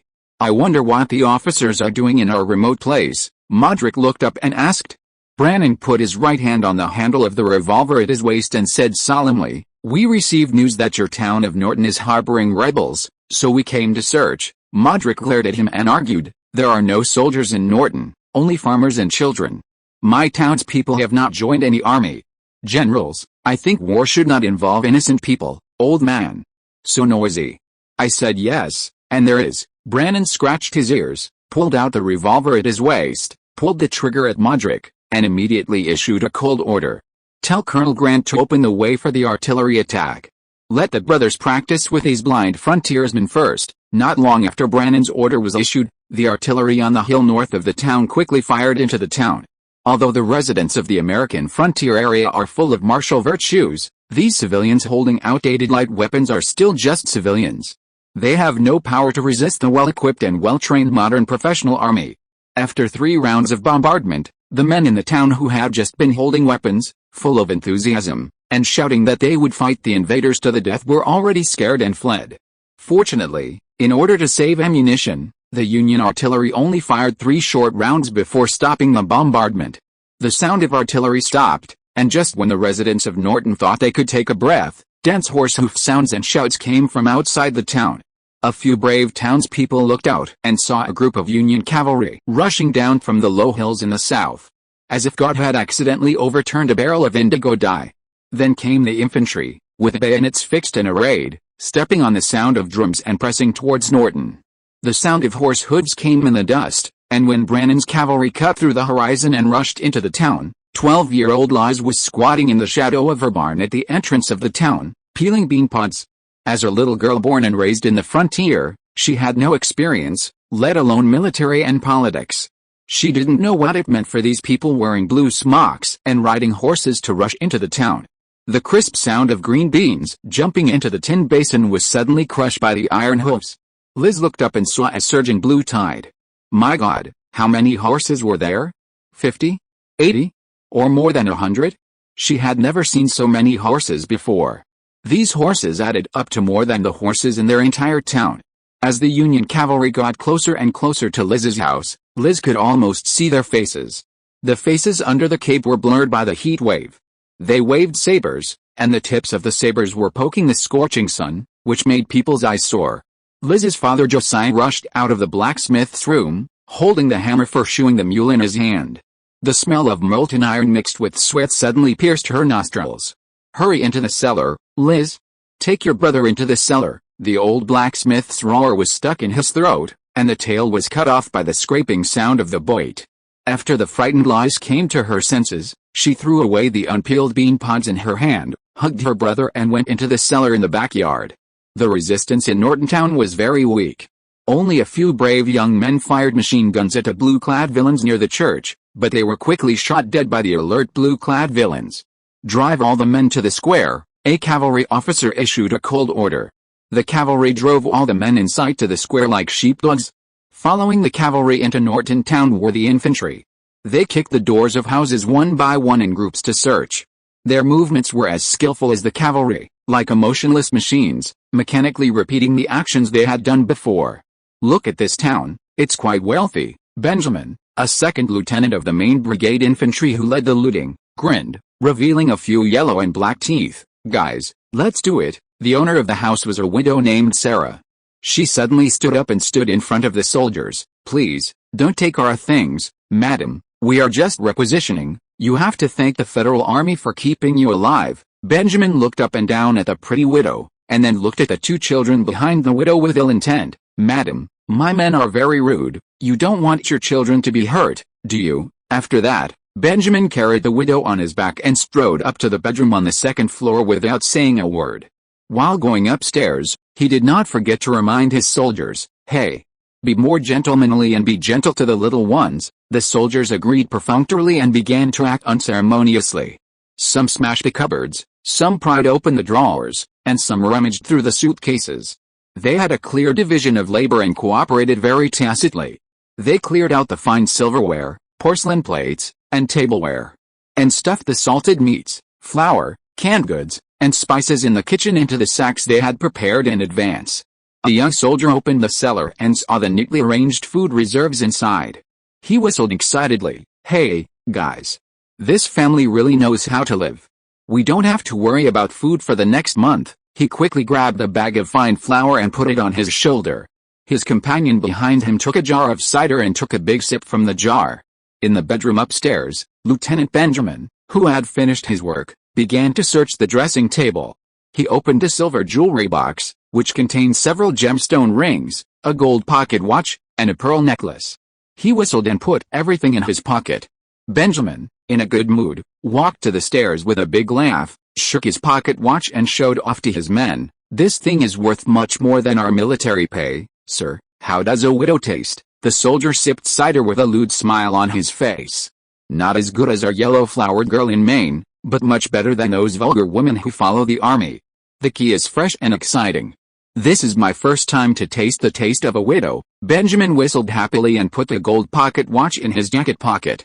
Sarah, who was disheveled, hugged her daughter tightly, watching the Union soldiers looting her home helplessly. Her fingers were deeply entangled in the black mourning fabric. She hated these blue devils, but she dared not resist. At least leave some food for the children." Her voice trembled with fear, and there was pleading in her eyes. A soldier paused and looked down at the little girl. The child's eyes were wet and full of fear. "Come on, we are not beasts." Thinking of his own daughter of similar age, the soldier muttered, throwing down a piece of hard bread, and the other soldiers burst into laughter. "Yes, we are liberators," another soldier said sarcastically. "Liberate these crude Southerners from the suffering of slavery." Benjamin stood at the door, looking at everything in the house with cold eyes, slowly took out the cigarette he had just rolled, picked up a cigarette, and then slowly lit it. On the street, the shrill assembly whistle had already sounded. "Hurry up, guys. Don't be clumsy." The assembly whistle has sounded. Benjamin turned and walked out. The soldiers behind him each carried a bag full of spoils. They laughed and shouted as they stepped out of the door. Sarah collapsed on the ground, tears sliding down her pale cheeks. She weakly grabbed a piece of bread on the ground and hugged the child in her arms. These damn villains finally left, but she had nothing left. After Benjamin brought his men and the spoils to the assembly point, the company commander took off his hat and asked lazily, "Is everything done?" Benjamin held a cigarette but less than an inch long in his mouth, slowly exhaled a puff of smoke, and nodded. "It's all done, sir. This town is quite rich, and we have a lot of harvest." "Well done." The company commander smiled with satisfaction. "The commander's order is to burn this place." Hearing the new order, Benjamin was stunned for a while, frowned and said, "They have nothing left." Is this the commander's order or the order of General Ames? Although Benjamin was not ambiguous about robbery, he had never set a fire. Previously, the main brigade and the gang of the 1st Mercenary Regiment acted together, and the gang of the 1st Mercenary Regiment was usually responsible for setting the fire. Benjamin and Ames were from the same hometown. Ames had a good reputation in his hometown. He didn't believe that Ames would issue such a dehumanizing order. "This is war." The captain did not answer Benjamin's question. "Follow orders and prepare torches." The soldiers of the main brigade and the 1st Mercenary Regiment moved quickly, like a well-trained team of porters. They happily piled up the looted supplies on the roadside. Food, livestock, household items, gold and silver jewelry, all valuable things were ruthlessly looted. Military-covered wagons with muddy axles drove into the town one after another. Northern soldiers carried sacks and walked to the rear of the wagons in 2s and 3s, throwing the spoils into the wagons. The sacks were bulging, and some of the torn pockets revealed the white flour inside, and corn kernels were scattered on the dirt road. "Hurry up, hurry up." A sergeant in charge of driving the wagon stood next to the wagon, waving his arms to urge, "Don't dawdle, we have to leave before sunset." Several soldiers were struggling to move a wooden barrel full of bacon onto the wagon. The words "Pratt's Bacon Factory" were printed on the wall of the barrel. The plump Private Tom grinned, pried open the lid of the barrel, grabbed a piece of bacon and stuffed it into his mouth, the greasy juice dripping down his chin. "Hey, Tom, leave some for everyone." The soldier next to him laughed and kicked him. "This is a delicacy of the Westerners," Tom chewed and said vaguely, "I have to taste the taste of victory." While laughing and joking, more Union soldiers were driving livestock to the assembly point. Cows and sheep were mooing and bleating on the muddy country road. Several horses were forcibly led away from their original stables, shaking their tails in fear and paddling their hooves on the ground anxiously. "Hey, guys over there, come and help. Get that mare on the cart," a quartermaster shouted to Tom. Tom and several soldiers who were sharing the bacon worked together to pull a chestnut mare to the side of the cart. The frightened mare struggled violently, and the raised front hoof almost kicked a soldier in the face. A hot-tempered corporal drew out his bayonet and stabbed the horse's hind leg with a curse. Blood oozed out instantly. The mare neighed in pain and retreated, and was finally dragged onto the cart unwillingly. Several buildings near the Norton Town Square had been set on fire. The firelight illuminated the figures of several officers who were surrounding a special covered wagon. This covered wagon was different from other transport vehicles filled with food and livestock. It was specially used to transport valuables. Have all these things been recorded? Joshua, wearing gold-rimmed glasses, flipped through the small notebook and confirmed the list very seriously. A sergeant lifted a box full of jewelry and silver. The box was heavy, and the lid was slightly opened, revealing the glittering American Republic gold dollars, silver coins, cents, gemstone brooches, and silver candlesticks. Send these things to the quartermaster department, Joshua nodded with satisfaction, and pointed to a pile of neatly stacked fabrics, those fine blankets, silks, and woolen cloths. Distribute them to the officers, after distributing torches to his subordinates and ordering them to set fire. Benjamin came to the pile of fabrics and picked up a piece of exquisite lace tablecloth. This is a nice souvenir. I'll take it home to my mother, she will definitely like it. His colleagues laughed, patted Benjamin on the shoulder and said with a smile, Benjamin, your mother will definitely be grateful for this just war. Unlike the Mason Brigade and the main force of the Omaha base camp, which had repeatedly suffered setbacks in front of the Western Army, this Northern Army detachment in northern Kansas had not suffered a defeat so far, had not realized the cruelty of modern warfare, and had very high morale. Brennan, like Benjamin's colleagues, patted Ames on the shoulder and said, General Ames, you are a top student at West Point. I think you are very good at writing beautiful battle briefs. Unlike Joshua, who cared a lot about the amount of spoils, Brennan didn't care about the amount of spoils. The value of the items carried in the special covered wagon used to transport valuables was only 1 or 2 months' income for a northern tycoon like Brennan. Brennan was more concerned about maintaining the morale of the troops. Ames stared blankly at the scene in front of him on his horse, with mixed feelings. He didn't want such a war, but a more decent and upright war. However, the military funds and supplies provided by the federal government to the Union Army on the Western Front were not enough to support his main brigade and the Western Army to fight a decent war. Chapter 692 Hawks Positioning. The telegraph office in Plant City soon received a distress telegram from Norton Town. The telegraph used in this era was still a wired telegraph. The Mexican Militia Brigade, the 2nd and 3rd Infantry Regiments of the 103rd Brigade, which was active in the North Platte area, could not receive the distress telegram sent by Norton Town in time to track this Northern Federal Army. The garrison in Platte could only send a signalman to northern Kansas to find their own team and inform them that the Federal Army had arrived near Norton Town. Liang Zhao, who was in charge of immigration work in Platte, moved from Denver to Platte after the victory of the Kearney Fortress Group. After receiving the distress telegram from Norton Town, Liang Zhao did not dare to take it lightly. He knew how important Platte was. If Platte had any mistakes, even if the main force of the Western Army on the front line was not defeated by the Northern Federal Army on the battlefield, they would starve to death. The troops responsible for garrison in Plant City were the 1st Regiment of the 101st Brigade, which was known as the Mother City of the Western Army, that is, the famous California Regiment. Liang Zhao left the most elite regiment in Pratt, and his intention was self-evident. In addition, there were 2 Guangxi regiments in the Pratt camp that had not yet been officially assigned numbers, plus a regiment of Marines that Sven brought a week ago. A total of 4 quasi-regular regiments were responsible for the security of the Pratt area. The regular troops of 4 regiments seemed a lot, but when spread across the entire Pratt area, plus the Kearney Fortress Group, the troops were stretched to the limit. Fortunately, Liang Zhao had been operating the Pratt area for 5 years, and had adopted militarized management of the Pratt area, establishing a relatively mature organizational mobilization system.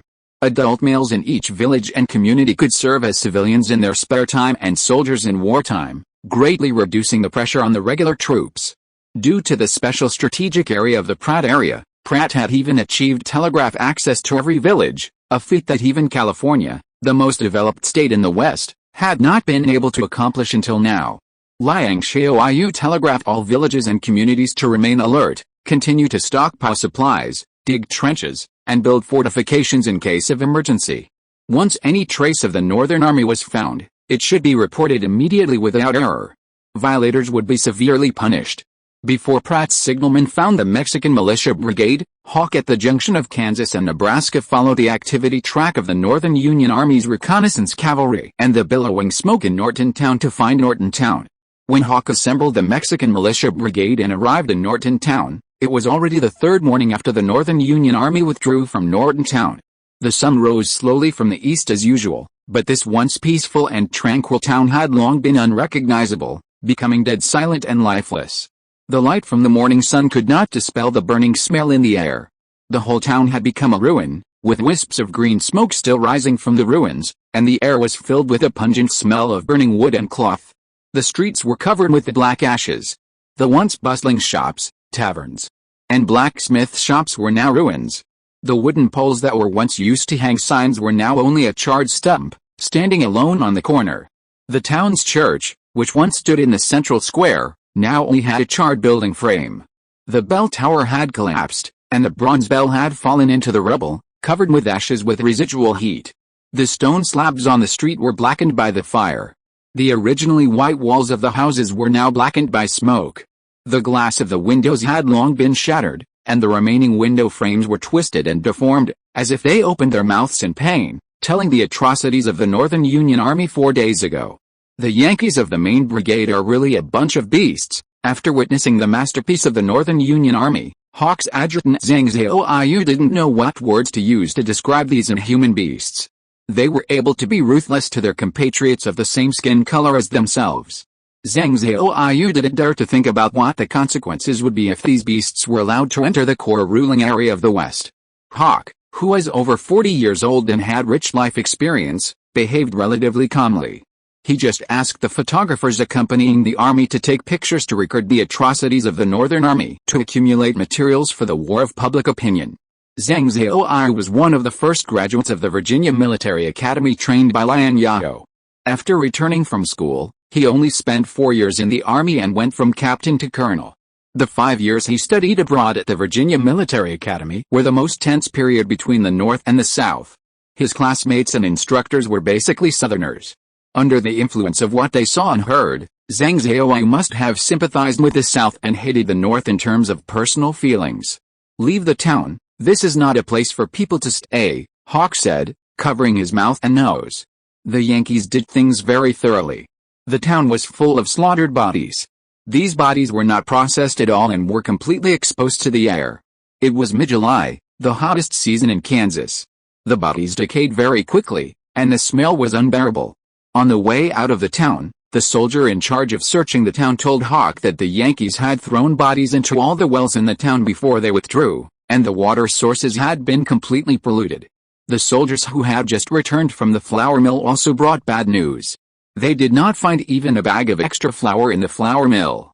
All the flour in the flour mill was looted by the Northern Army, and even the machines were blown up. Hawk asked again if any survivors were found. The survivors in Horton had direct contact with the Federal Army, and they should be able to get some useful information from them. The soldiers shook their heads and said that they had not found a single survivor so far. Hawk was very unhappy and ordered to search again. He did not believe that a town of more than 1,000 people would not have a single survivor. The situation outside the town was better than inside the town. At least the air was not as polluted as in the town. Liang Zhao found a suitable place outside the town for the soldiers to set up camp. Liang Zhao was a professional and participated in the Second Mexican-American War. In terms of marching and fighting, he was much more professional than William Hawk, whose main job was the governor of western Mexico. As the commander of the militia brigade, Hawk had the rank of brigadier general, but the rank of brigadier general in the Western Army was mostly an honorary title of consolation. At this stage, those who had the rank of brigadier general in the Western Army were basically the frontier officials and central officials of the Republic, with strong political backgrounds and weak military backgrounds. For example, Connie of the Gentian Militia Brigade, Sutter of the Sacramento Militia Brigade, Stanford of the Utah Militia Brigade, Zhang Jinsong of the Oregon Militia Brigade, Strauss of the Liang Zhao Militia Brigade, etc. The purpose of these people coming to the front line was similar to Hawk's. They basically wanted to gild themselves, show their faces in front of Liang Zhao, show their loyalty, and lay a solid foundation for future progress. After the orderly cleared a clean open space and laid a straw mat, Hawk, who had been thirsty for a long time, sat down on the straw mat, opened a bottle of fruit wine, and invited Liang Zhao to drink with him. It was not that Hawk was addicted to alcohol, But the Prairie Dog River outside the town was also polluted by the corpses thrown by the Northern Federal Army. If you want to get clean water, you can only go further and get water from the upstream that has not been polluted. It is more convenient to drink directly than to drink water. Liang Zhao arranged Liang Zhao to Hawk as an adjutant, which must be the idea of strengthening control over the Mexican militia brigade. However, Hawk did not dislike this young man who was only 26 years old. Instead, the two got along very well. Hawk was a person with a relatively clear self-awareness. He knew that Liang Zhao's biggest taboo was that there would be another person like him under his command, who liked to hold the military power firmly in his hands. He also knew his position in the power system of the American Republic. Liang Zhao's racial policy was relatively tolerant. He treated Chinese, Native Americans, Yankees, Dixies, and Mexicans equally. But this does not mean that all white representatives are equal. Different white representatives are divided into different levels in the power system built by Liang Zhao, occupying different ecological niches. The first level is the white allies, subordinates, and partners who followed Liang Zhao and made outstanding contributions during the founding of California. For example, Fremont, Sutter, Robinson, Gwen, Strauss, Coney, etc. This level of white people has basically married with Liang Zhao's family or Chinese nobles such as Wu and Pan. This level of white people is in the core ruling class in the West. The second level is the white people who are far away from politics, but shine in other fields and are still very trusted by Liang Zhao. These people may not have a high political status, but their social status and reputation are not necessarily inferior to those of the upper-level whites. Among them are Walter, Nobel, Martin, as well as Garrett, chairman of the Atlantic Railway Company, who is active in the political and business circles in the East, and Jones, head of the Eastern region of Bank of America. The third category is the white political families who did not want to stand between the North and the South and joined the Western political families on the eve of the outbreak of the Civil War, such as the Corwin family, a political family in Ohio. The fourth category is the white people who started to serve Liang Zhao during the gold rush, but due to their corrupt moral character and other stains, they could not gain Liang Zhao's absolute trust. The representatives of this category are Hawk himself and Stanford. The fifth category is the Mexican nobles who were incorporated into the territory during the Second Mexican-American War. The thing Hawk regretted most in his life, and the thing he could not let go of the most, was that when the Boston Company's gold rush was frustrated, and in the most difficult time, he stole the company's gold and joined Brandon's robbery team. This incident was the biggest stain on him. Martin, another gold rush partner of Hawk, left the Boston Company almost at the same time as him and went to the Golden Lake in Nevada to mine gold. The difference is that Martin left with dignity and did not take any of the company's property. Therefore, although there were rumors later that Martin was able to survive the severe winter in Nevada because he ate the corpses of his companions. But these unfounded and difficult to verify rumors did not affect Liang Zhao's trust in him. This time Liang Zhao gave him the opportunity to contain and find the Northern Army's detachment in North Kansas. Hawk was grateful. He was eager to prove himself, wash away the shame of the past, and fight for a place for himself. Mexicans are not a very high-quality source of soldiers. Although many of the militiamen of the Mexican Militia Brigade were selected from the former Mexican government army, it is difficult to call it a powerful force. If there were no Chinese officers transferred from the regular army, it would be difficult to bring the Mexican Militia Brigade from Pratt to Norton intact with only those crooked Mexican officers. General Hawk, according to the clues left by those Northerners, the number of federal troops who slaughtered and looted Horton Town will not be less than 5,000. They not only have a large number of cavalry, but also carry heavy artillery, Liang Zhao said after taking a sip of fruit wine to moisten his throat. It's hard for us, a militia brigade, to deal with such a large Yankee army. We should inform the friendly forces of the 2nd and 3rd Regiments of the 103rd Brigade as soon as possible and ask for their support, based on the situation in Norton Town and the traces left by the Union Army nearby. Liang Zhao had a clearer understanding of the Union Army's detachment they were about to face. The number of more than 5,000 people was very different from the enemy information provided by the Intelligence Bureau and scouts. Liang Zhao had a bad feeling. They were able to deceive their scouts and intelligence network and appeared in an organized manner with heavy artillery at the junction of Kansas and Nebraska. This Union Army detachment was not just cruel. Cruelty and inhumanity were just one aspect of this army. But in addition to the main brigade provided by the intelligence, in the battle sequence of the Union Army, which other volunteer brigade would appear here? Liang Zhao sat cross-legged on the straw mat. He put down his wineglass, took out his notebook, and compared the numbers of the Federal Army units recorded in the notebook one by one. But after comparing from beginning to end, Liang Zhao still didn't find anything. Chapter 693, Meeting on a Narrow Road. The Mexican militia searched the ruins of Norton for a whole day until dusk, when a soldier found 5 survivors in the cellar. The 5 survivors were all women and children, and 3 of them were children under the age of 6. The remaining 2 were a little girl of 12 or 13, and the other was a widow in black mourning clothes. They looked like they had not eaten for some time and were in a very bad mental state. Hawk and Liang Zhao were very happy to learn that they had found the survivors, and ordered them to treat them well and provide them with clean drinks and food. They could not get any valuable information from the 3 children under the age of 6, so Hawk and Liang Zhao focused on the 12 or 13-year-old girl and the widow, hoping to get some information about the Northern Federal Army from them. After intermittent questioning for nearly an hour, Liang Zhao finally gained something. They learned that the little girl's name was Liz and the widow's name was Sarah, both of whom were residents of Norton. Liz was in a bad state, and she kept saying that there were a lot of horses in a state of shock. But when Liang Zhao patiently and gently asked her how many horses she saw, Liz kept repeating that there were hundreds and thousands, and could not provide a relatively accurate number. As an adult widow, Sarah provided relatively more information. She told Liang Zhao and Hawk that after the sound of the cannon, the cavalry of the Yankees entered the town, followed by the infantry. As for how many Yankees entered the town, she had been hiding at home and didn't know, but she was sure that there were a lot of people, and in addition to the Yankee soldiers with main accents, she also heard many Yankee soldiers speaking other European languages such as French, Dutch, and Prussian on the streets, and there were quite a few of them. Liang Zhao opened his notebook and added a new line of words on the page recording the number of the Northern Federal Army, European mercenary troops, with organized artillery and cavalry troops accompanying. Then he ordered people to send the 5 survivors to Pratt for proper resettlement, and take back the enemy information they had just obtained. An elite Yankee volunteer brigade plus an unknown European mercenary unit, General Hawk, we are in big trouble. Liang Zhao's face was solemn. General Ames, we have found the prey, let the boys in Maine prepare for hunting. Brannan, who had just entered the Nebraska territory, sent away the scouts.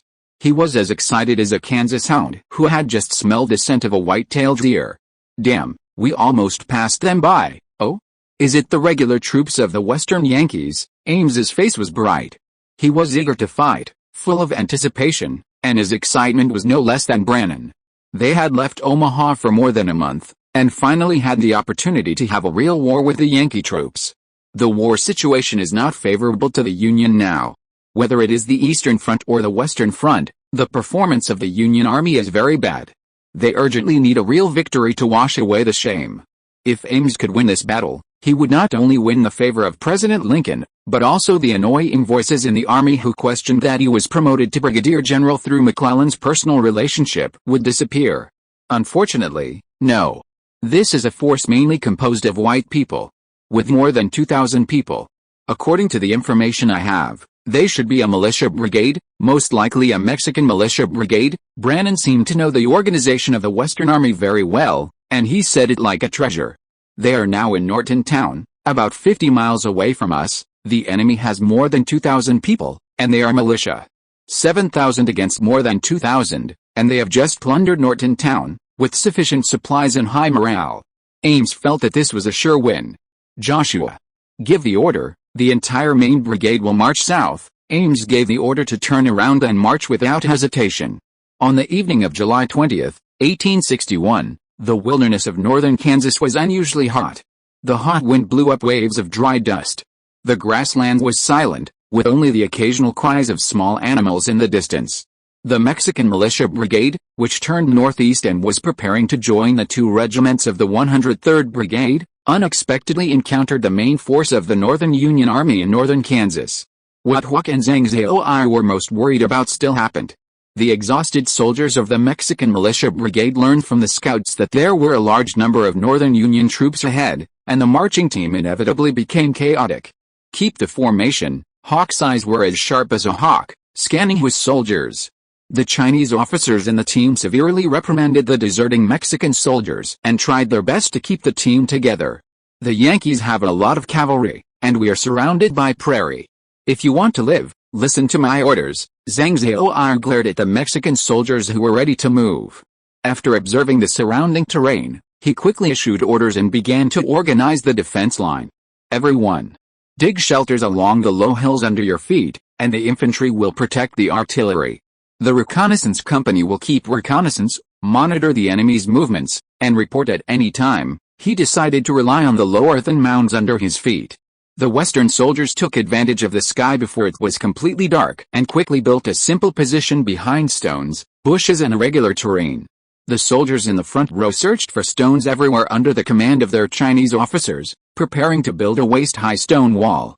The enemy was strong and we were weak, so Hawk and Liang Zhao could only pin all their hopes on defense. Liang Zhao was not exaggerating to scare these Mexican militiamen. There was no cover around them. Once the team was dispersed in such an open terrain, this infantry-based unit would be shot one by the Yankee cavalry like hunting white-tailed deer on the Great Plains. The Union infantry, 4 or 5 kilometers away from them, lined up in an orderly manner. The Union artillery slowly pulled their artillery forward, and the Union cavalry was divided into 2 groups, quickly approaching their positions, using the advantages of numbers and firepower to disperse the Western scouts, preparing to approach for reconnaissance and interfere with the construction of fortifications by the Western infantry. This well-trained Union army, the tacit coordination of various arms, and the high degree of organization made Liang Zhao doubt whether this was still the Union army he remembered. Artillery battalion. Fire to disperse the enemy cavalry. Liang Zhao ordered his own artillery to fire back at the Union cavalry. The artillery they brought was the regular artillery Hawk-assed Liang Zhao 4. The artillery's reaction was obviously faster than the Mexican infantry. They had already set up the 6-pound Sacramento field gun and fired in an orderly manner to disperse the Northern cavalry, winning a precious breathing opportunity for the infantry. Seeing that the Northern cavalry was dispersed by the brothers of the artillery battalion, and even 2 unlucky Northern cavalry were directly hit by the shells, the Western infantry burst into cheers, and the low morale finally recovered. It seems that with these reliable artillery brothers to hold the line, it is not impossible to fight against the wind. Chapter 694 Field Battle. Damn! The artillery of the Westerners is so accurate. The excellent performance of the Western Army artillery made Ames amazed. This was the best artillery he had ever encountered. The Northern Army cavalry was scattered and moving quickly. It was not easy to use artillery to directly hit the cavalry, even if the opponent used explosive shells with a larger killing range. If only one Northern Army cavalry was hit by the artillery of the Western Army, it could still be attributed to the good luck of the Western Army artillery. However, 2 high-speed moving cavalrymen were hit in a short period of time, which could not be explained by good luck. Colonel Grant, let the Westerners see our artillery. Brannan put down his Zeiss telescope and said to Grant beside him. After receiving Brannan's order, Grant organized their artillery regiment to launch artillery fire against the Western Army very neatly, paving the way for the next infantry attack. The artillery regiment under the 1st Mercenary Regiment adopted a similar organization to the Northern Federal Army, with 10 companies in one regiment, and each company equipped with 6 guns. The difference is that the artillery equipped by the Northern Union Army is still mainly large and small Napoleon cannons, and only a small number of elite artillery units have replaced the more advanced parent cannons. The artillery of the 1st Mercenary Regiment was established by Brannan at a huge cost. The artillery it is equipped with are all Armstrong cannons purchased from the UK. The performance of the Armstrong cannon is comparable to that of the Sacramento cannon, equipped by the Western Army. The Armstrong cannon is a new cannon that has been in production for less than a year. The price is very high. The price of a standard 6-pound cannon is £280 per gun, including matching ammunition vehicles and gun mounts, and the price of a 12-pound heavy gun is an astonishing £470 per gun. What is the concept of this price? Taking the unit price of a 12-pound Armstrong cannon as an example, £470 can buy about 2.5 12-pound Napoleon cannons. Of course, this is Brannan's purchase price, and the purchase price within the British Army may be a little cheaper. On the Northern Army's position, the artillerymen quickly loaded the 6-pound and 12-pound cannons and waited for the order to fire. Check the muzzle, target the enemy artillery position. Each artillery group confirms the target. The target has been confirmed. Ready. Fire. Following the order of the Union Army's artillery lieutenant colonel, the artillerymen pulled back the fuse to fire the cannons. With a deafening roar, the shells flew out and were thrown at the Western Army's position. Before the Union Army's artillery officers had time to observe the landing point of the shells, another burst of artillery sounded suddenly, this time coming from the Western Army's position. The artillery fire of both sides officially came to an end. The Western Army's artillery was very accurate. Grant saw with his own eyes that a shell fell near his own artillery carriage, shrapnel scattered, and 2 unlucky Union soldiers were hit, blood splattered. His companions on the side quickly fell to the ground, trying to avoid the shells. A Western Army artillery battalion has 4 artillery companies under its jurisdiction. Each company is equipped with 6 artillery groups equipped with 6-pound Sacramento guns. In the entire North American artillery, such a formation can be called luxurious. However, this time the enemy that the Western Army Artillery Battalion had to face was an artillery regiment with equipment levels comparable to theirs and equipped with 12-pound heavy artillery. The firepower gap between the two sides was very large. In the first few rounds of shooting, the Western Army Artillery Battalion was able to fight the enemy's artillery regiment on equal terms with its superb artillery skills fed by US dollars, and it did not lose the wind. However, as the artillery groups of the Northern Army Artillery Regiment completed the calibration and improved the accuracy, the disadvantages of the Western Army Artillery Battalion in quantity and firepower soon became apparent, and casualties began to rise sharply, gradually being suppressed by the Northern Army Artillery. Damn it! Are these bitch-raised Northern artillerymen equipped with parent guns? Seeing that his own artillery was suppressed by the Northern Artillery, at least 5 artillery groups were written off before and after, and Liang Zhao's heart was bleeding. In previous artillery battles, it was basically the artillery of our side that relied on the range and rate of fire of the Sacramento gun to suppress the artillery of the Northerners. These artillery were all treasures fed with real money. The artillery battle had just started and 5 gun groups were directly written off. This was the first time that our artillery was suppressed by the artillery of the Northerners. In the Battle of the Kearney Fort Group, the Western Army seized the parent gun, which was newly equipped by the Northern Artillery. The performance of the parent gun was slightly inferior to that of the Sacramento gun, but there was no other qualitative difference between the two except for the huge difference in lifespan. Liang Zhao suspected that the Northern Artillery on the opposite side used the parent gun, and did not know that the artillery they used was the Armstrong gun, which had the same performance as the Sacramento gun. In terms of casualties, the casualties of the Northern Army Artillery were not small, and 6 gun groups were written off, one of which was equipped with a 12-pound heavy gun. It's just that the Northern Army Artillery has a whole regiment, and its ability to withstand losses is higher than that of the Western Army Artillery. Moreover, as the firecrackers continued and the firepower advantage became apparent, the casualties of the Union Army's artillery became smaller and smaller. After the firecrackers ended, the smoke on the battlefield was still thick, blocking the side of both sides. Under the cover of the smoke, the Union Army infantry lined up in neat rows and launched an attack on the Western Army's position. After the baptism of artillery fire, the Western Army's infantry ranks appeared to be scattered and chaotic. Many soldiers had not recovered from the explosion. Some soldiers even looked confused. Some soldiers blamed the explosion for dizziness and curled up on the ground with their heads covered. Only the officers with more combat experience were relatively calm, quickly arranging the formation and preparing to meet the attack of the Union Army. Hold on. Don't panic, check the rifle, confirm that the bullet is loaded, aim. The Western Army officers visually estimated that the enemy was only 500 meters away from their own position and issued an order to open fire. Free fire. The Western Army equipped with Liang's rifles either took the cover of the stone wall, squatted, or lay on the grass and began to fire at the Union Army's columns that were looming behind the smoke. A bunch of cowards. Opening fire at such a long distance, the Americans really don't know how to fight. They are wasting bullets, these American rats. I think they will collapse before we enter the position. The infantry of the mercenary regiment heard the gunshots without panic, but laughed at the Western Army. Most of the infantry of the mercenary regiment came from Europe.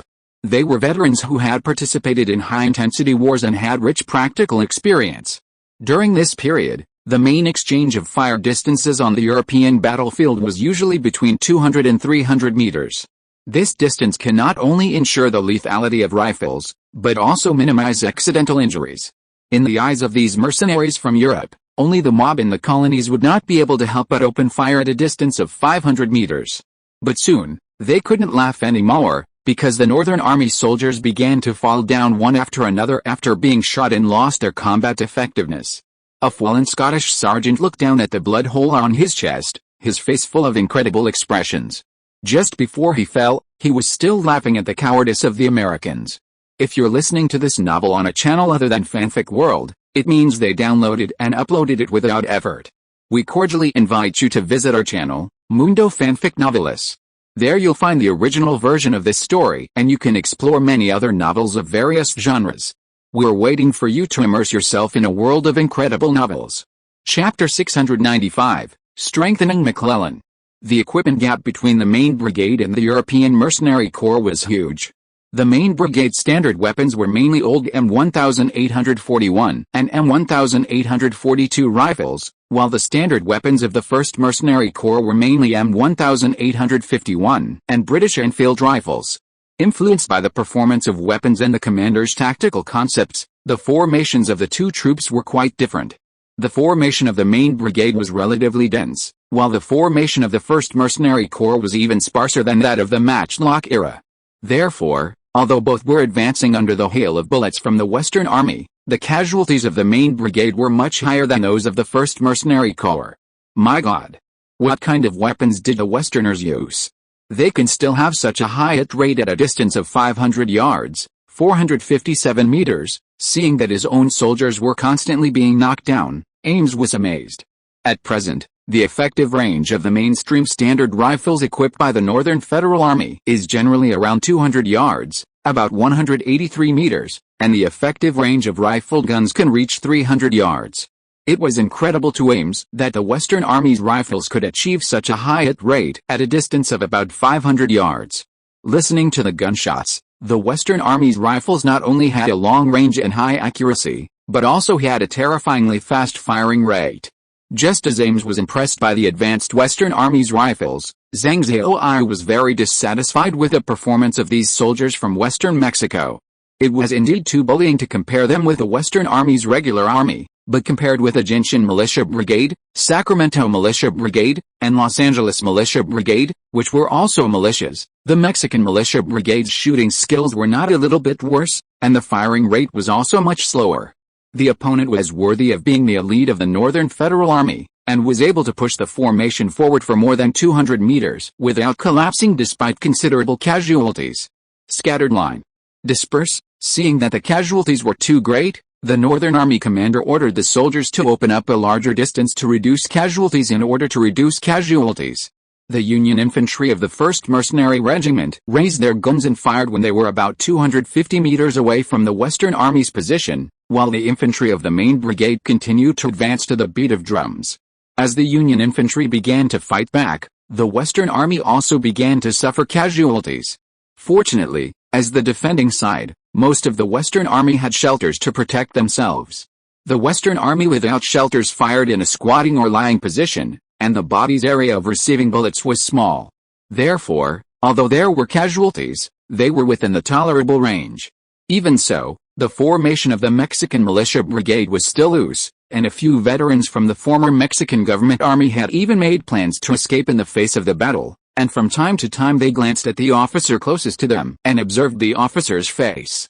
Soon, the Union Army of the main brigade also began to raise their guns and fire at the Western Army's position, and the casualties of the infantry of the Mexican Militia Brigade rose sharply. Looking at the Union Army formation that was getting closer and closer behind the white smoke and the increasing sense of oppression, some soldiers finally broke down psychologically and subconsciously fled to the rear.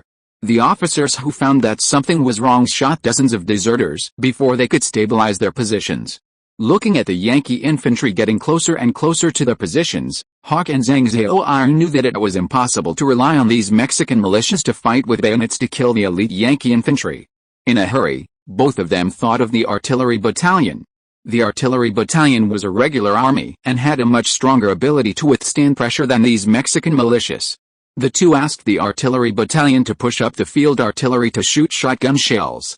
The 6-pound Sacramento cannon was not very heavy, with a total weight of only 1,100 kilograms including the frame and the gun body. In addition, the artillery position was right behind the infantry, and soon the 21 guns that could still be used were pushed up by the artillery.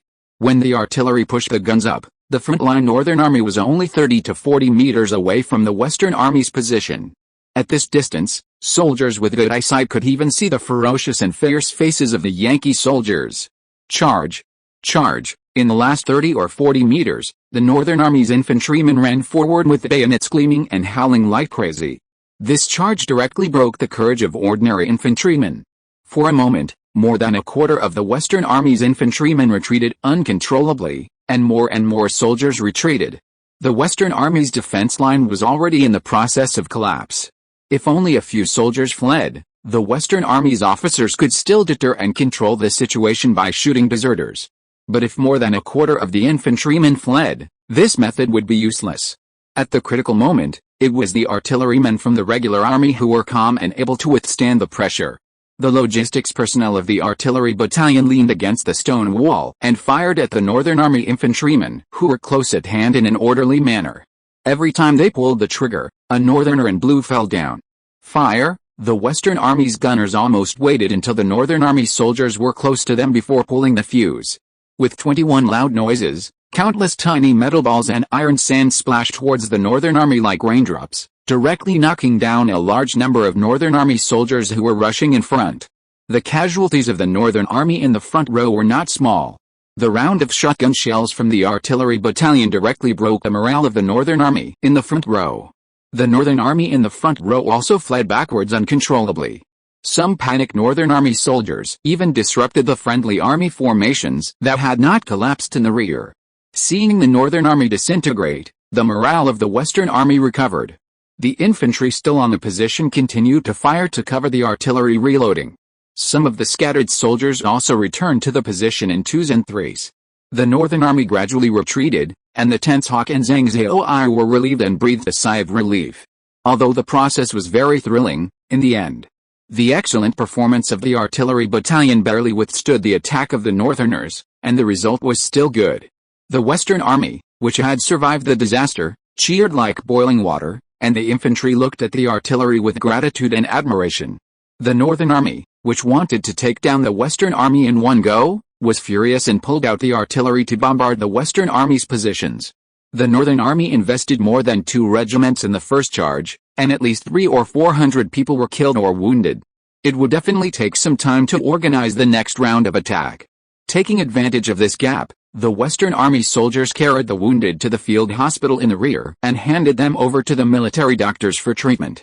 It was called a field hospital, but in fact it was just 5 medical tents. On the night of arriving in Norton Town, Liang Zhao asked the signalman to report the situation in this area to Pratt as soon as possible. Liang Zhao, who was stationed in Pratt, soon received the news. The Northern Army and the New Mexico Militia Brigade arrived in Norton Town very close to each other. Liang Zhao judged that the two armies were very likely to have encountered each other. If this Northern Army detachment had only one brigade, Liang Zhao believed that the Mexican Militia Brigade plus an artillery battalion could still cope with it. But the intelligence sent back clearly showed that this Union Army detachment had at least 2 brigades, accompanied by a large number of cavalry artillery, which was not something Hawk and his men could handle. Liang Zhao did not dare to make his own decision, as the matter was serious. He immediately called Liang Zhao and asked Liang Zhao to make the decision. Liang Zhao attached great importance to this Union Army detachment in northern Kansas, so he ordered the 2nd and 3rd Regiments of the 103rd Brigade to quickly approach the Mexican Militia Brigade and join the Mexican Militia Brigade as soon as possible. At the same time, Liang Zhao asked the 2 Guangxi regiments in the Pratt camp to ride horses and lightly support the Mexican Brigade. The main force of the Western Army in the Omaha direction made relatively smooth progress. In the past few days, 23 Union Army strongholds and artillery positions in the western suburbs of Omaha have been eliminated, further compressing the Union Army's space for activities. In the south of Omaha, under the cover of the Heavy Artillery Battalion, the Western Army quickly cleared the Pratt Waterway, and the Pratt fleet drove straight in and controlled the Missouri Waterway.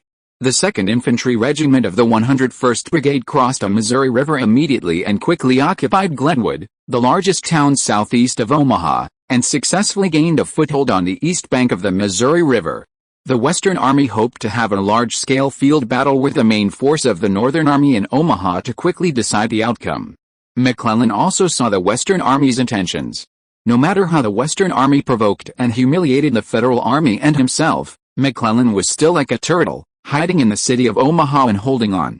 Facing the immovable McClellan, the tactics adopted by the Western Army were to destroy the logistics and transportation lines of the main force of the Northern Army in Omaha and force McClellan to go out of the city for a decisive battle.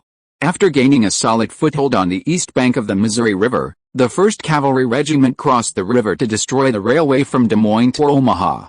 This move achieved relatively significant results.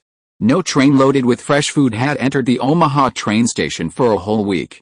Before the railway was destroyed, the Union soldiers in Omaha could eat fresh food every now and then, and get a certain amount of fresh fruits and vegetables steadily. Now only officers can enjoy the luxury of fresh food, and ordinary soldiers can only rely on inferior canned food, pickles, bread and potatoes. The Union soldiers in Omaha complained about the increasingly bad diet.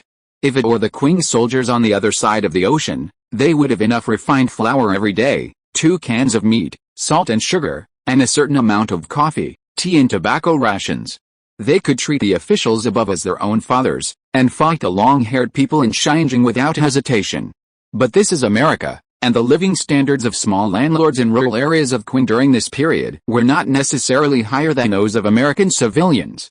American soldiers, especially Union soldiers, have a low tolerance for logistics, even though their logistics are higher and better than most European countries in terms of paper standards and actual implementation. I think Hawk and Liang Zhao who have already come into contact with this Yankee detachment. Elvis had a bad feeling. We didn't pay enough attention to this Yankee detachment before the war. Kruger was very upset. Even if we had sent the California Militia Brigade at that time, the situation would be better than it is now. 2 brigades, more than 7,000 people, accompanied by organized cavalry and artillery units. Such a force is no longer a detachment. Sutter frowned, and at the same time he did not forget to blame the intelligence agencies and reconnaissance units. Are our intelligence units and scouts blind? How could they miss the strength of an enemy brigade? Pinkerton remained silent. He had to admit his mistakes and was scolded. He had nothing to say. This was indeed his dereliction of duty. At the same time, he could understand Sutter's feelings. Sutter was the military commander of the artillery brigade, and Hawk had to take an artillery battalion before leaving. If the Mexican militia brigade had encountered 2 brigades of elite Yankee troops, the artillery battalion that provided fire support would be in danger. Should we send more troops? I'm afraid these troops can't handle the 2 elite brigades of the Yankees. Evans was a little worried, and he couldn't trust the 2 Guangxi regiments that had never participated in the North American War. Kruger, who had personally participated in the training of Guangxi soldiers, was more confident in the 2 Guangxi regiments. Kruger believed that Guangxi might not be comparable to regular troops, but its level should be comparable to that of the militia in California.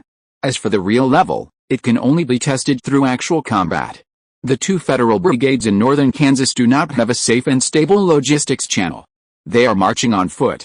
They can still replenish their food, clothing and daily necessities by looting villages and towns, but the amount of ammunition they can carry is limited.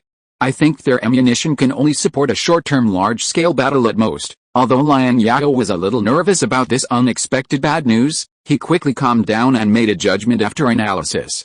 We don't need to annihilate or defeat them.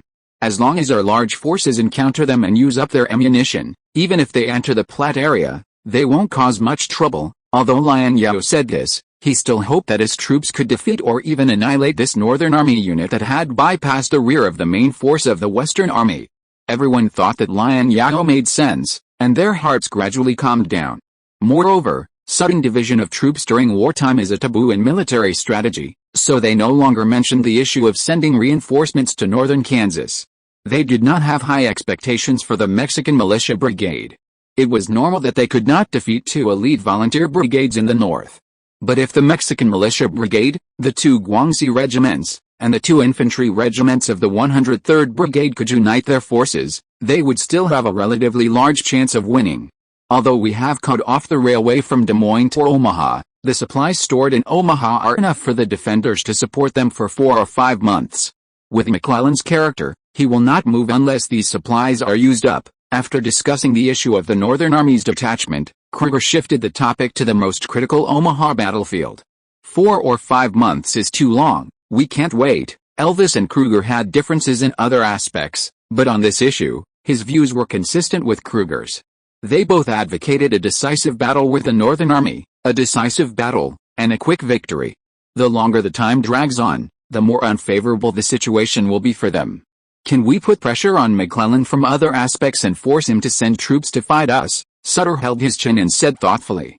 There are only 2 forces that can make McClellan abandon the carefully built fortifications in Omaha and take the initiative to climb out of the trenches to fight us, Lincoln and Congress. Elvis quickly guessed these 2 forces. Lincoln must have a clear understanding of the situation. McClellan has not yet sent troops to fight us, and he must have Lincoln's support behind him. The only force we can use is the Northern Confederation Congress.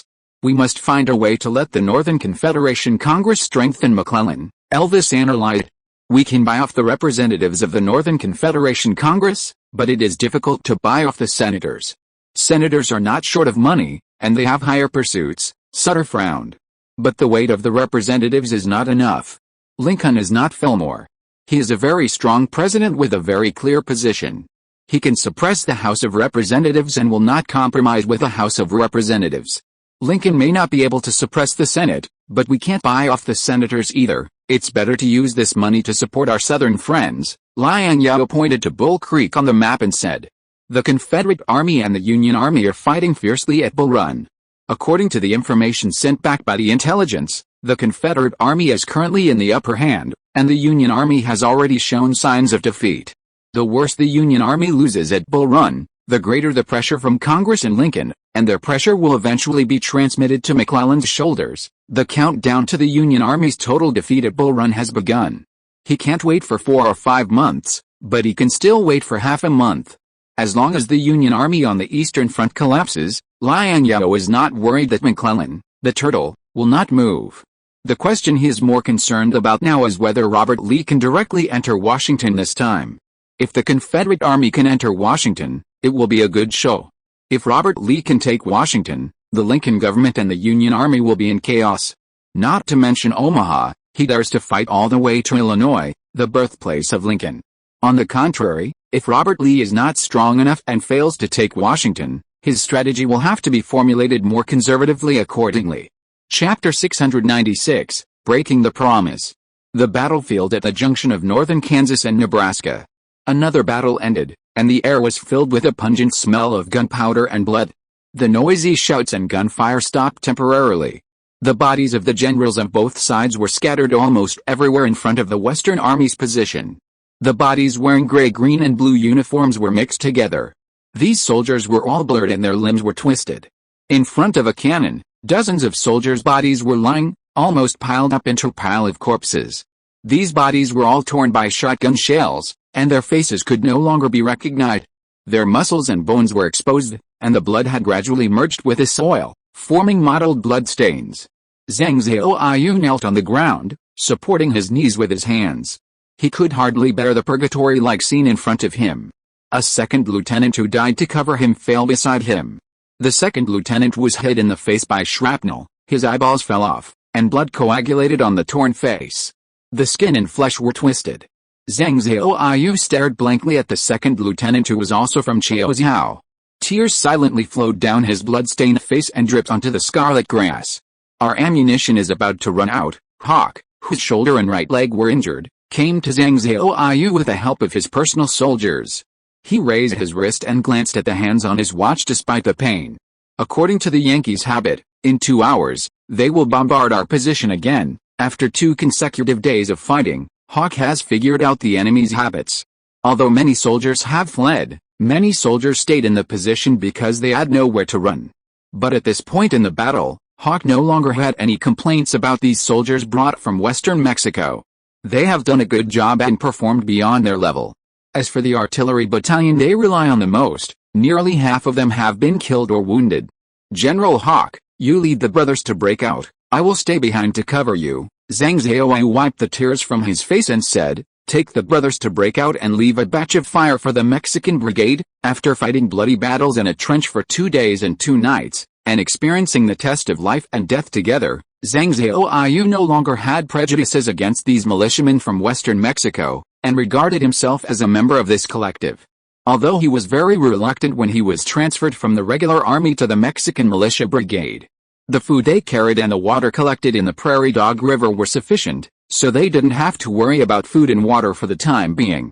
But the ammunition and medicines were running out, and a good cook could not cook without rice. Even if the casualties were ignored, they could not stop the next round of attack by the Northern Army anyway.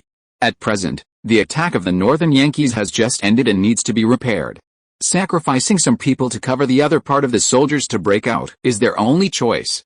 Liang Zhao didn't know whether he could break out successfully, but there was still hope for a breakout, which was better than everyone staying where they were and waiting to die.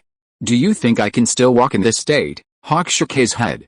Colonel Zhang led the brothers of the artillery battalion and the brothers who are not injured to break through. I will leave all the horses to you. I am too selfish and greedy for merit, which has harmed everyone. You lead everyone to break through. You are all still very young, and the future of the Republic belongs to you. Hawk tremblingly took out 2 letters from his pocket. These 2 letters, one is for Boss Liang, and the other is for Dr. Robinson. If you can successfully break through, please pass them to them on my behalf. This is my last wish. Liang Zhao looked at Hawk's expectant eyes and his injuries, knowing that this was not the time to be shy, so he nodded and agreed. Seeing Liang Zhao's agreement, Hawk was very happy. He ordered someone to bring the flag of the Mexican militia brigade and solemnly handed it to Liang Zhao.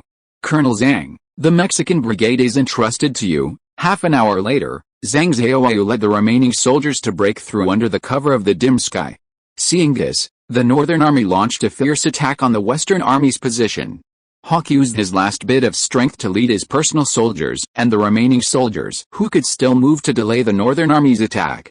After confirming that Liang Zhao had gone far away, Hawk could not bear to look at the wounded soldiers around him, and raised the white flag, indicating that he wanted to negotiate with the other side and discuss surrender. On the Northern Army side, although the light weapons they used had a slow firing rate, which objectively saved them some ammunition. However, the ammunition consumption of this battle, especially the consumption of artillery ammunition, has exceeded their original expectations. The Western Army was willing to surrender, which was what the Northern Army wanted. It was Joshua, Ames's adjutant, who came to discuss surrender-related matters with Hawk. Hawk only proposed the requirement of ensuring the personal safety of the surrendered soldiers and providing medical treatment for the wounded. Joshua felt that this requirement was being cleared, so he agreed to Hawk's surrender request on behalf of Ames and Brannan. Mr. William Hawk, no, I should call you General William Hawk now. After surrendering, Hawk was carried to the Northern Army camp. In a trance, Hawk heard someone calling his name. Hawk looked up at the person who called his name. With the light from the surrounding kerosene lamps, Hawk saw the man's face clearly. He felt that the man looked a little familiar, as if he had seen him somewhere, but he couldn't remember who he was. Who are you? Hawk asked. My full name is Caleb Elijah Brannan. Brannan reported his full name quite proudly. Are you Sam Brannan's brother? Hawk quickly remembered a gold rush in California. No wonder this man looked a little familiar. It turned out to be Sam Brannan's brother. Sam Brannan, the first millionaire west of the Great Lakes. No early gold rusher didn't know this name. You are a born traitor. You betrayed Boston Company, betrayed Brandon, and now you surrender to us and betray Liang Zhao? Brannan looked at Hawk lying on the stretcher with great contempt and mocked him without any hesitation. I surrendered for my wounded soldiers. Hawk struggled to get up from the stretcher regardless of his injuries and vowed, I will never betray Mr. Liang, you bastard. You are a disgrace to Bostonians. As a noble white man, you actually betrayed your companions and worked for the despicable colored people. Brannan's face gradually became ferocious. If it weren't for you people, California would still belong to us white people. It would not be tainted by the yellow disaster from the east. Brannan stubbornly and ridiculously believed that if it weren't for the betrayal of people like Hawk, the owner of California would not be Liang Zhao, but their Brannan family. Ho ha ho ha! Hawk laughed out loud as if he had heard a very funny joke. He pointed to the ground and then to the east and said, the land we are standing on, and even your capital Washington, the natives are not noble white people, but people of color whom you despise. You and your brother are simply cut from the same mold, and have never reflected on yourselves. When you sold us miners' eggs for 80 cents each, shovels for $20 each, and gold pans for $24 each. You didn't consider giving us a discount because of our skin color. The authorities are confused, but the bystanders are clear. Hawk knows very well that Liang Zhao's power can take root in California and bear fruit today, not just because he has overthrown the Brannan family. The Brannan family is just the first big nail Liang Zhao pulled out. The fact that the white gold prospectors and gold mining companies in Jinshan and Sacramento would rather cooperate with Liang Zhao's American company than with the powerful Brannan family in Brannan has already explained the problem. If I knew you were the commander of this northern army, I would rather die in battle than surrender. Hawk didn't forget to finish the job. Seeing that he could not win the argument with Hawk, Brannan stopped arguing with Hawk and took Hawk to the prisoner of war camp. In the prisoner of war camp, thousands of prisoners were crowded together like a group of sheep in a pen, and even the wounded were among them. More than 20 yards away, thousands of Union soldiers in formation raised their bayoneted rifles and pointed their guns at the prisoners. Seeing this, Hawk pointed at Joshua and cursed, "Colonel Joshua, you promised to guarantee the personal safety of the prisoners. You are a bunch of liars born of bitches. You are a guy who doesn't keep his word." Joshua and Ames bowed their heads and said nothing, although the idea of killing the prisoners was proposed by Brannan. But they were unwilling to fight with these burdens, and as for sending them to Kansas City 400 miles away for resettlement, that was even more impossible. Since Brannan was willing to take the initiative to do the dirty work of slaughtering the prisoners, they had no reason to stop Brannan. On the other hand, at this moment, on the Eastern Front, the battle between the Southern Army and the Northern Army had entered a white-hot stage. After the Battle of Manassas, in order to protect the safety of the capital Washington and stop the Confederate Army from taking advantage of the victory to the north, Scott made a desperate move and sent the 2nd and 3rd Connecticut Infantry Regiments, the 1st Massachusetts Infantry Regiments, the 12th New York Infantry Regiments, the 2nd Wisconsin Infantry Regiments, James Ricketts Temporary Artillery Unit and several militia units to fight. This 18,000-man fresh force was led by the famous Northern General McDowell and sailed south from the Potomac River. Another 17,000-strong Northern Army led by Pope, after repelling the Confederate vanguard in Fairfax, approached Manassas by land and tried to recapture Manassas. At this time, the Confederate Army stationed in the northern suburbs of Manassas was General Thomas Jonathan Jackson's Virginia Army. The Virginia Army was a powerful Confederate army, consisting of the 1st Virginia Infantry Regiment, the 2nd Virginia Infantry Regiment, the 4th Virginia Infantry Regiment, the 5th Virginia Infantry Regiment, the 7th Virginia Infantry Regiment, the 27th Virginia Infantry Regiment, the 33rd Virginia Infantry Regiment, the Virginia Artillery Regiment, and 3 cavalry reconnaissance units. The Confederate Army was formed in a very hasty time, and there were almost no fully staffed troops. Although Richmond attached great importance to and cared for the Virginia Army, none of the Virginia infantry regiments was fully staffed. The number of people in each regular infantry regiment of the Virginia Infantry Corps was generally between 600 and 700. Therefore, although Jackson had 7 regular infantry regiments, the total number of these 7 regular infantry regiments was only 4,500. Including the artillery and cavalry that assisted in the operation, Jackson had less than 5,500 troops. Chapter 697, All In. The intelligence collected by the Northern Sparrow and the telegrams from the front line flew to the desk of Robert Lee, the commander-in-chief of the Southern Army, like snowflakes. With Lincoln and Scott sending the Northern Army's reserve troops to the battlefield, although the situation has not been reversed, the offensive and defensive situation between the two sides has indeed changed.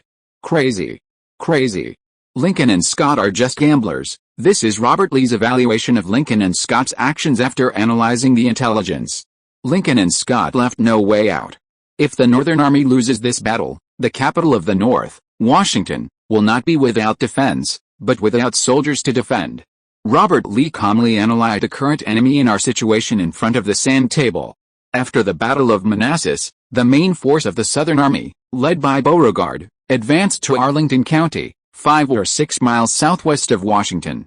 Although Pope's Northern Army repelled the Southern Army in Fairfax on the way south, Beauregard's Southern Army still had 20,000 soldiers stationed in Arlington County, and slowly moved their camps toward Washington during the stalemate with a local Northern Army and Northern guerrillas. Obviously, Beauregard's Southern Army could not be moved. Once Beauregard led his troops to support Jackson, It was hard to guarantee that Washington's garrison would cross the Potomac River to pursue Beauregard's Southern Army. At that time, Beauregard would be in a passive situation of being attacked from both sides by the Northern Army. But without reinforcements, could Jackson, who is alone and weak, defend Manassas? Let Jackson's Virginia army with only more than 5,000 people face Pope's 17,000 Northern Army, and the chances of winning were very slim. To make matters worse, the heavy firepower of the Southern Army was almost all given to Beauregard, and Jackson only had a light artillery regiment equipped with a 6-pound Napoleon cannon. "Sir, I would like to lead the cavalry brigade to help Jackson," Jeb Stuart volunteered. Stuart was the commander of the cavalry brigade and controlled the only cavalry brigade in the South. Not enough, Robert Lee shook his head. "Besides, it would be a waste of resources to let your cavalry guard the city. Like the infantry regiment of the Virginia Army, the cavalry brigade of the South was not fully staffed." Stuart's cavalry brigade was called a brigade, but in fact the total number of people was just over 2,000. The artillery of the Southern Army was obviously inferior to that of the Northern Army. Robert Lee specially reserved Stuart's cavalry brigade to deal with the Northern Army's artillery, and he would not use Stuart's cavalry brigade easily. "If you need a large-scale reinforcement, only the troops in Richmond can be mobilized," Stuart sighed. Limited by manpower, although the enthusiasm of the Southern men to join the army was very high, it was still difficult to gain an advantage over the Northern Army in terms of the number of troops. If the Northern Army had not fought on two fronts, the nearly 100,000 Northern Army troops on the Western Front would have been pinned down by the Western Army in Omaha, and the current situation of the Southern Army would have been even more passive. Stuart hit the nail on the head. Now that the Northerners have shown their cards, it depends on whether Robert Lee dares to follow suit. My biggest concern now is whether McDowell's Potomac Army's purpose of sailing south is to cooperate with Pope to attack Jackson, or our capital Richmond. Robert Lee expressed his concerns. According to the intelligence they currently have, Robert Lee knows that McDowell's Potomac Army has gone south, and he also knows that the total number of the Potomac Army is about 20,000. But he is not sure whether McDowell's target is Manassas or Richmond. The Southern Army has no control over the sea, and the Northern Army's Marines still control the Norfolk port, the throat of Virginia. It is not impossible for McDowell's soldiers to take a risky move and go upstream along the James River to take Richmond directly. If the Richmond Reserve was transferred to the Manassas front, the capital city of Richmond would be in danger. Robert Lee suddenly felt that his shoulders were extremely heavy, and the huge decision-making pressure made him breathless. It is no exaggeration to say that the correctness of the decision he made now directly determines the life and death of the Southern Confederacy. No matter what, at this point, he can only take a gamble. He bet that McDowell's cautious character would not risk using only 20,000 troops to attack the capital of the South. Telegram Richmond's reserve. Immediately. Go to the train station and march to Manassas. Among the Northern Army generals, McDowell and McClellan were not the only ones who were cautious. Pope, the Northern Army general who confronted Jackson's troops, was also a cautious person and used troops very conservatively. Although the intelligence work of the North was a mess, Pope did not know how many troops Jackson's troops in North Manassas had. However, according to the intelligence sent back by the scouts of the reconnaissance team, Jackson's troops would not exceed 8,000, and the total strength was far inferior to Pope's troops. There was a certain gap between the troop strength data provided by the Northern Army scouts and the actual strength of Jackson's troops, but the intelligence they detected was relatively accurate, and the scouts' work was qualified. Jackson's Virginia army was indeed much smaller than Pope's troops. Perhaps it was due to the psychological shadow of the disastrous defeat in Manassas, or perhaps Pope had always been so conservative in using troops. After some analysis, Pope believed that 17,000 to 8,000 was not a big advantage, and he was not sure to defeat Jackson's Virginia army. Pope then decided to wait for McDowell's Potomac Army to arrive in Manassas, and then the two of them would join forces to attack Jackson together. In contrast, Pope's opponent Jackson's use of troops was quite bold and radical. Faced with the increasingly tightening encirclement of Pope's Northern Army, Jackson did not intend to sit and wait for death, but wanted to break the situation with his own strength. If McDowell's Potomac Army's destination was Manassas, he would be even more passive when McDowell and Pope finished assembling. Even if Robert Lee arrived in Manassas with Richmond's reinforcements at that time, it would be difficult to turn the tide.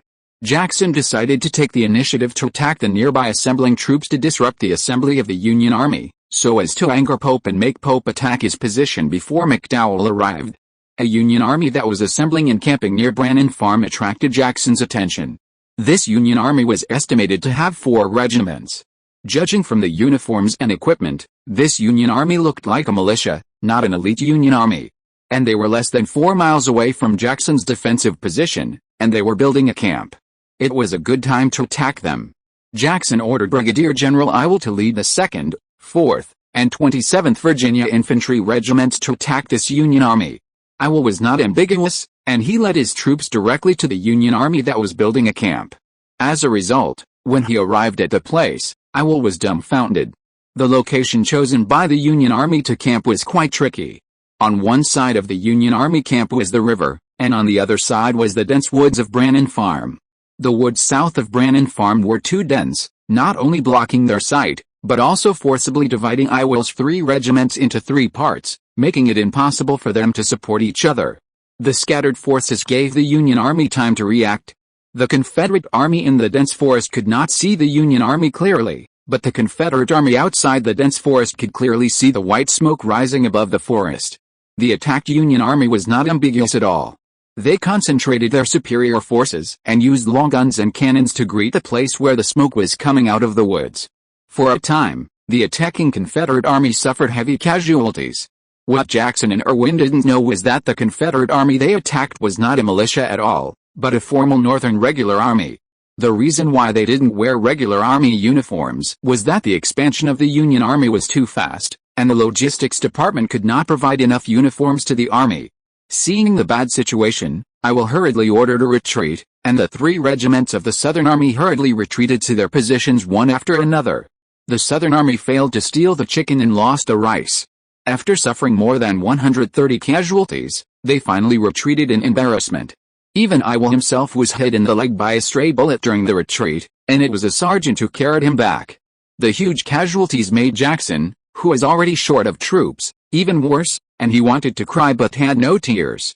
Jackson wanted to launch a sneak attack to anger Pope and induce Pope to take the initiative to attack the position he carefully prepared for Pope.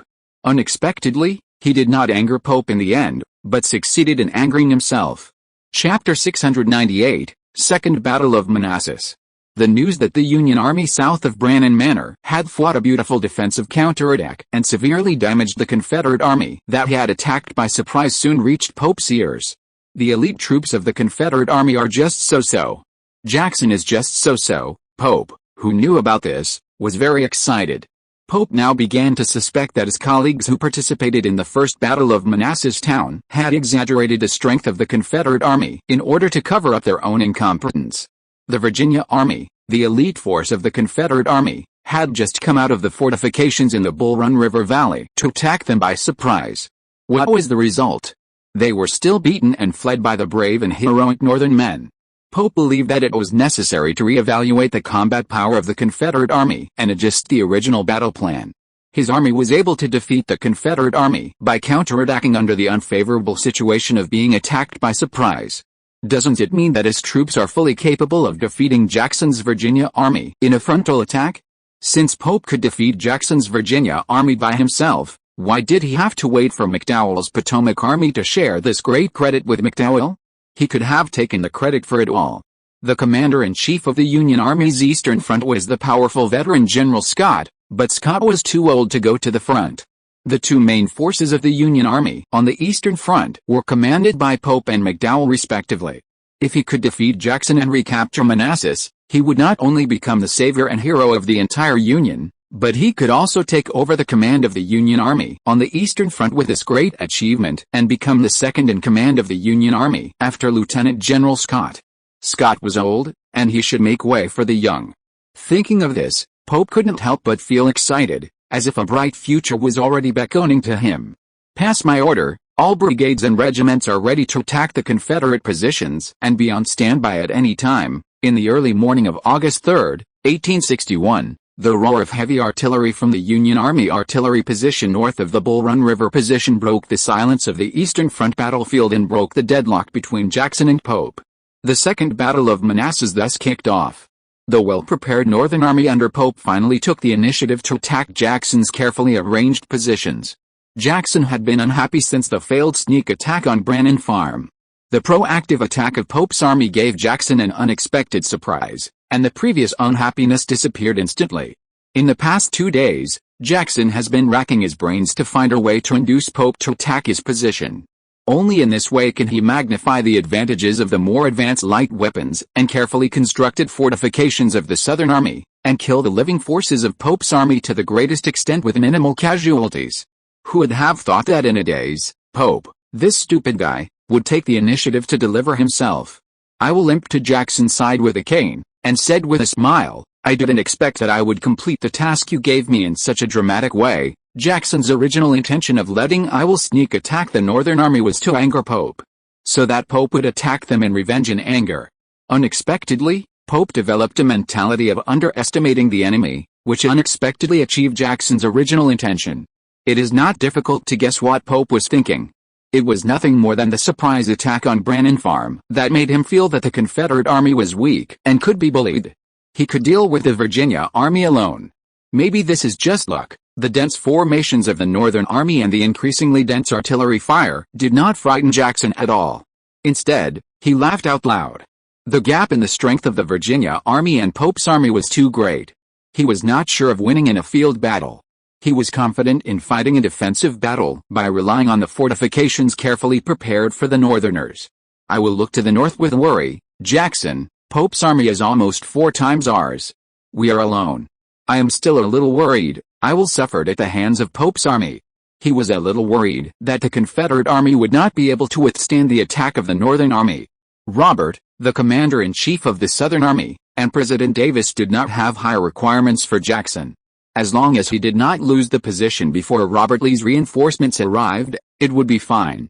In other words, even if Jackson and Pope had been staring at each other here until Robert Lee arrived with reinforcements, Jackson would have completed his mission. In this way, although Jackson did not achieve great success, at least he would not have done anything wrong.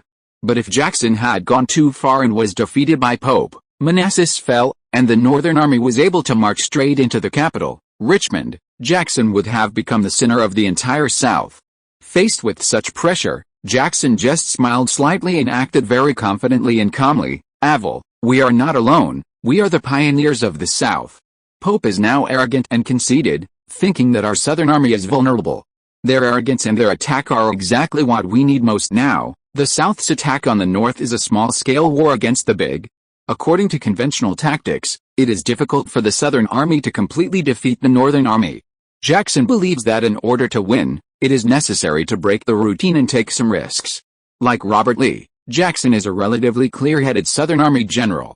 He is well aware of the huge gap in national strength between the North and the South.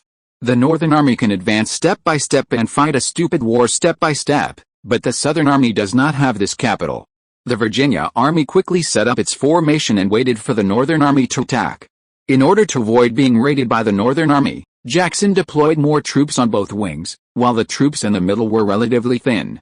The person in charge of the left wing to resist the Northern Army outside Brannan Farm was Ewell, who was injured and asked to fight.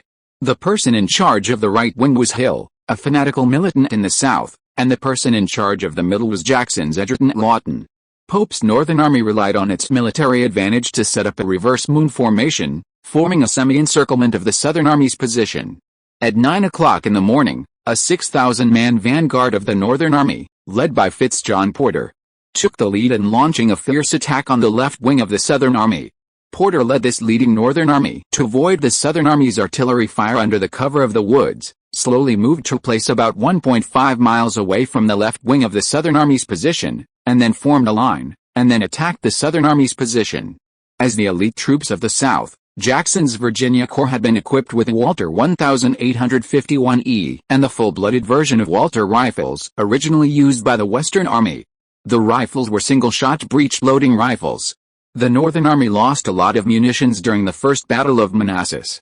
The rifles equipped by the Northern Army's vanguard led by John Porter were basically the old Springfield M1842 muzzle-loading smoothbore rifles in stock.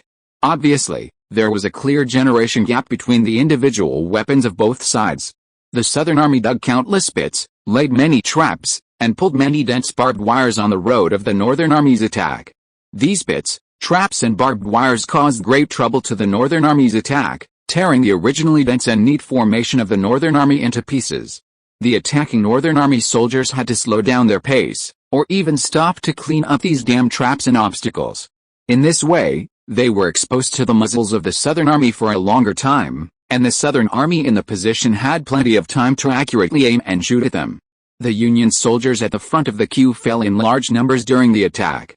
Some Union soldiers were shot while advancing, while others were shot while clearing traps and obstacles, especially while clearing barbed wire. As the Union got closer and closer to the Confederate positions, the casualties of the Union Army rose sharply at an alarming rate. To be fair, the Union Army of Pope's Corps had a longer training period, so the performance was much better than that of the Union Army in the First Battle of Manassas. They were not only well-trained but also braver. The soldiers in the front row fell, and the soldiers in the rear quickly filled the gap of the casualties in the front row to continue to carry out high-intensity attacks on the Confederate positions. The fierce battle lasted until 10:40 in the morning. Due to the huge casualties, John Porter had to lead his troops to retreat with hatred. The attack on the left wing of the Union Army and the Confederate Army was declared bankrupt. The left wing of the Confederate Army of Iowa killed and wounded more than 1,600 Union soldiers at the cost of 121 deaths and 244 injuries, and the Confederate Army won the first battle. Iowa successfully washed away the shame of his failed sneak attack 2 days ago. He excitedly raised his arms and shouted, celebrating the victory crazily, venting his suppressed emotions, regardless of the severe pain in his injured leg. The overwhelming cheers from the left wing greatly encouraged the Confederates in the middle and right wing positions. Pope was furious at the failure of the Union Army's vanguard attack. At this time, Pope could have stopped the loss in time, retreated and waited for McDowell's Potomac Army to arrive before launching an attack. The senior officers of the Union Army around Pope also suggested this to Pope. The failure of the vanguard's attack made them gradually realize that Jackson's Virginia Army was not vulnerable, and their victory 2 days ago might be an accident. Pope did not accept the advice of the Union Army officers. He was still thinking about his first merit and bright future. Moreover, he paid a huge casualty of more than 1,600 people, but did not achieve any substantial results. Pope had no way to explain such a bad record to the War Department. He righteously said to the Northern officers who suggested that he stop the attack, "If we give up the attack at this time, not only will the barbarians in the South think we are cowardly, but we will also be sorry for the brave Northern men who have died on the front line." Pope personally went to the front line to observe the Confederate positions. He sent a small number of troops in a scattered formation to launch a tentative attack on the Confederate positions from the left, center, and right of the Confederate Army at the same time. Through human firepower reconnaissance and probing, Pope found that the gunfire in the middle of the Confederate positions was relatively sparse, and the firepower was far less dense and powerful than the two wings. At around 3 p.m., Pope organized a force of up to 7,000 people to launch an attack on the relatively weak central position of the Confederate Army. He personally supervised the attack. Chapter 699 for Virginia. Before the attack, Pope took advantage of the Union Army's heavy firepower and concentrated on using 12-pound heavy artillery to bombard the Confederate Army's central position, venting his anger. Pope stopped the bombardment until the barrels of all the 12-pound Napoleon guns were so hot that they were red and smoking, and there was a risk of exploding the barrels if he continued to fire. Jackson was well prepared for the Union Army's bombardment. When the Union Army bombarded, the Confederate Army in the central position got into the bunkers dug in advance. The Union Army's bombardment looked bluffing, but in fact, it was a lot of thunder and little rain, and the casualties caused to the Confederate Army in the central position were very limited. Jackson, who led 2 regiments of reserve troops to sit behind the central position, thought Pope was very stupid. If he were Pope, he would not use precious artillery shells to bombard the Confederate Army's strong positions. He would rather use these shells to clear the obstacles in front of the positions and clear the obstacles for the subsequent infantry's attack, so as to reduce casualties during the attack. The combat style of the Northern Union Army generals was indeed too conservative. This time, Pope's attack finally achieved results. The Confederate Army's central position was weaker than the two wings, and the Union Army invested more offensive forces this time than the first time, and Pope himself personally supervised the battle. The Union Army's attack this time was much more fierce and relatively smoother than the first time. After nearly an hour of high-intensity rounds of attacks, After suffering heavy casualties, the Union soldiers stepped on the corpses of their companions in front of them, crossed the trapped trenches, cut the barbed wire, and surged to the Confederate position in the middle like a flood. The morale of the Union Army who rushed to the position was high. They were already bloodthirsty, howling with excitement, and stabbed with bayonets to tear a gap in the Confederate Army's central position. After all, the Confederate Army in the central position was outnumbered and gradually divided and surrounded by the outnumbered Union Army. The Confederate position fell into the most critical moment. It is true that the folk customs in the South are more valiant than those in the North, and the social atmosphere in the South advocates bravery. Many Southern families have served in the Army for generations and have accumulated more military experience, such as close combat skills. In particular, these first batch of Southern soldiers who went to the front line were the best source of soldiers in the South. But this is only the courage of a man after all. If the Southern soldiers and the Northern soldiers were allowed to fight a one-on-one bayonet duel, the Southern soldiers would most likely win. But it is too much to ask them to fight with 2, 3, or even more Northern soldiers at the same time. Just when the Southern Army in the central position was about to collapse, even the flag was cut to the ground by the Northern Army. Jackson had a divine soldier descending from the sky, leading the 1st and 4th Virginia Infantry Regiments as a reserve, and a cavalry detachment appeared in the precarious central position. Jackson, dressed in a gray general's uniform, rode on his beloved warhorse Little Solar. After swinging his saber to kill 2 Union soldiers who insulted the Confederate flag, he picked up the flag and personally waved it as a rider. Brave sons and daughters of Virginia, behind us is our American homeland, Virginia. For Virginia. For our brothers, sisters, parents and freedom. We will never retreat. Jackson's tall and firm figure was like a rock on the battlefield. The Confederate soldiers of the Virginia Legion were all infected by the general's heroic spirit. At this moment, the general who came from the same hometown as them became the greatest hero in the hearts of all the soldiers of the Virginia Legion. At this moment, there was no longer a distinction between generals and soldiers on the battlefield. Everyone had only one common identity: Virginians. For Virginia, for our homeland, for freedom, Virginia plantation owners, lawyers, small farmers, doctors, grooms, boatmen, craftsmen, and shop owners dressed in all kinds of clothes responded to Jackson with the most surging emotions. For Virginia. For freedom. All the Virginians on the battlefield held strong beliefs, held on to their last breath, and fought the enemy who set foot on their hometown land. The Virginians who turned and fled were inspired to return to the battlefield, the injured Virginians struggled to get up from the muddy pool of blood, and the Virginians who had lost their weapons picked up their weapons again. All Virginians shared the same hatred of the enemy. They gathered together again, united like a clenched iron fist, and smashed hard at the Yankees.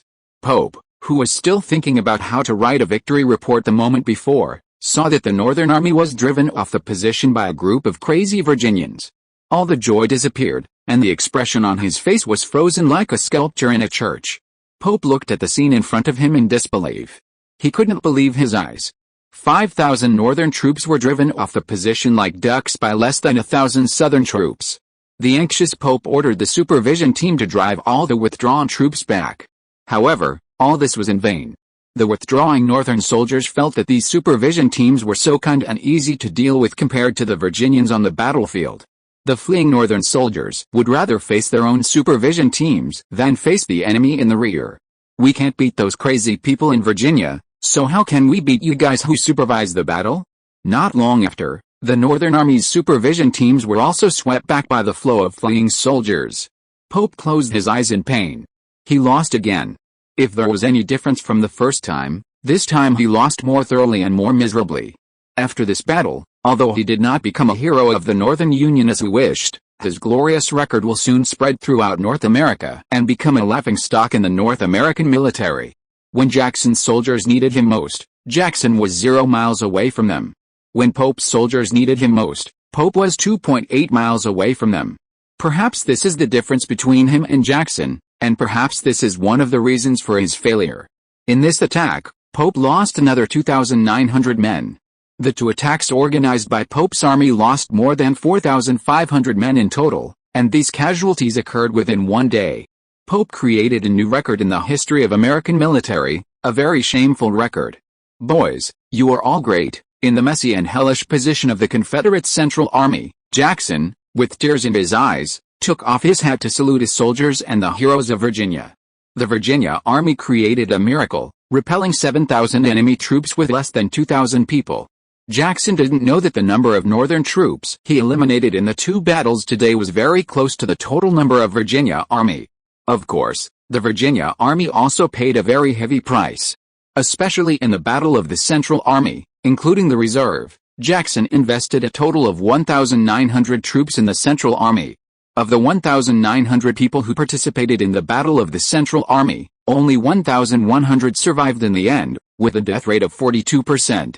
Jackson could not think of any other words to describe the feat of defeating an enemy army 3.7 times his own despite such a high casualty rate. Long live General Jackson! Long live Virginia!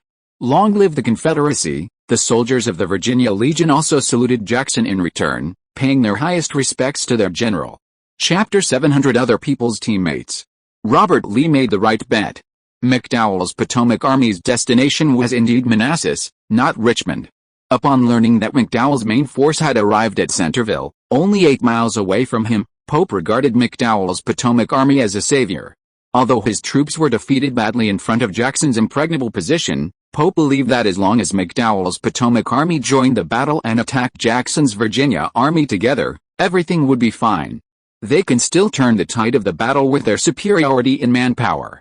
The only regret is that he, Pope, could not take the credit alone and had to share the credit for retaking Manassas with McDowell.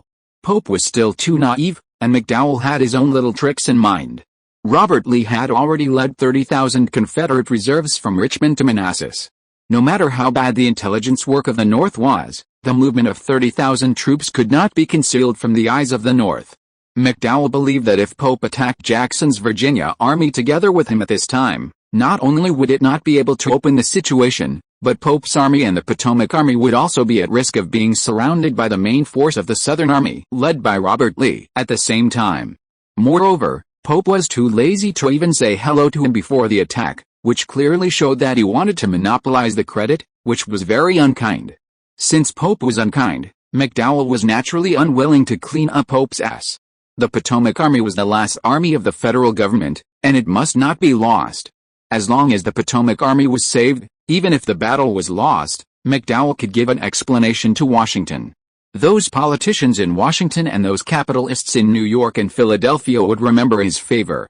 As for Pope's inability to give an explanation to Washington, what did it have to do with him, McDowell?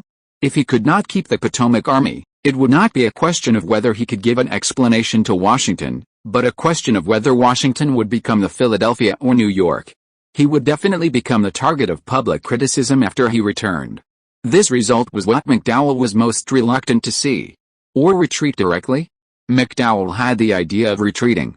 No, if he retreated directly, he would be branded as a coward, and he would not be able to raise his head in the military and political circles in the future. After weighing the pros and cons, McDowell thought that it was the best choice to station troops in Centerville and wait and see what would happen. Centerville was only 8 miles away from Pope's corps. If Pope fought well next, he would be able to rush to the front to support Pope as soon as possible. If Pope was defeated, he would have enough time to command the Army of the Potomac to withdraw to Washington. On the morning of August 6, 1861, Robert Lee's main force, despite the harassment of the Northern guerrillas, finally arrived in the south of Manassas. Robert Lee was about to join forces with Jackson's Virginia Army to ensure the safety of the Confederate Army's position in North Manassas. But he was persuaded by Jackson and General Longstreet, who was accompanying him. Jackson called Robert Lee and told him that McDowell's Army of the Potomac showed no sign of joining forces with Pope's army. He could still withstand Pope's attack. Robert Lee could look for opportunities on his own and didn't need to worry about him. Longstreet believed that since Jackson had pinned down Pope's army, they could go around to the rear of Pope's army and attack Pope's army with Jackson's Army of Virginia, and eat Pope's army in one go. Once Pope's army was completely annihilated, McDowell's Army of the Potomac would be alone. At that time, they could repeat the old trick and order Beauregard's army near Arlington County to move south and attack the Army of the Potomac from north to south with them, completely annihilating this isolated army. Once the Army of the Potomac was destroyed, the Northern Union would no longer be able to produce a decent army to resist them, at least not this year. As for dispatching McClellan's Omaha Army from the Western Front to support the Eastern Front, if the Yankees were willing to give the central frontier area to Liang Zhao, they could do so. Longstreet and Liang Zhao had participated in the Second Mexican-American War together, and had contact with Liang Zhao when Longstreet was still a colonel in charge of logistics. Liang Zhao was a bold guy who dared to lead a brigade to Mexico City alone and successfully captured Mexico City. If the Western Army lost the Omaha Corps, Liang Zhao would probably want not only the central Great Plains, but also Lake Superior and Lake Michigan. At that time, they could take advantage of the gap when the Yankees could not take care of each other and go north to Washington, or even Baltimore, Philadelphia, and New York, and end the war before Christmas this year. Longstreet's idea made Robert Lee very excited. As a Virginian, Robert Lee naturally wanted to end the war as soon as possible. But Robert Lee had one last concern. Do I have to gamble again, betting that McDowell will not move his troops and watch the enemy die without helping?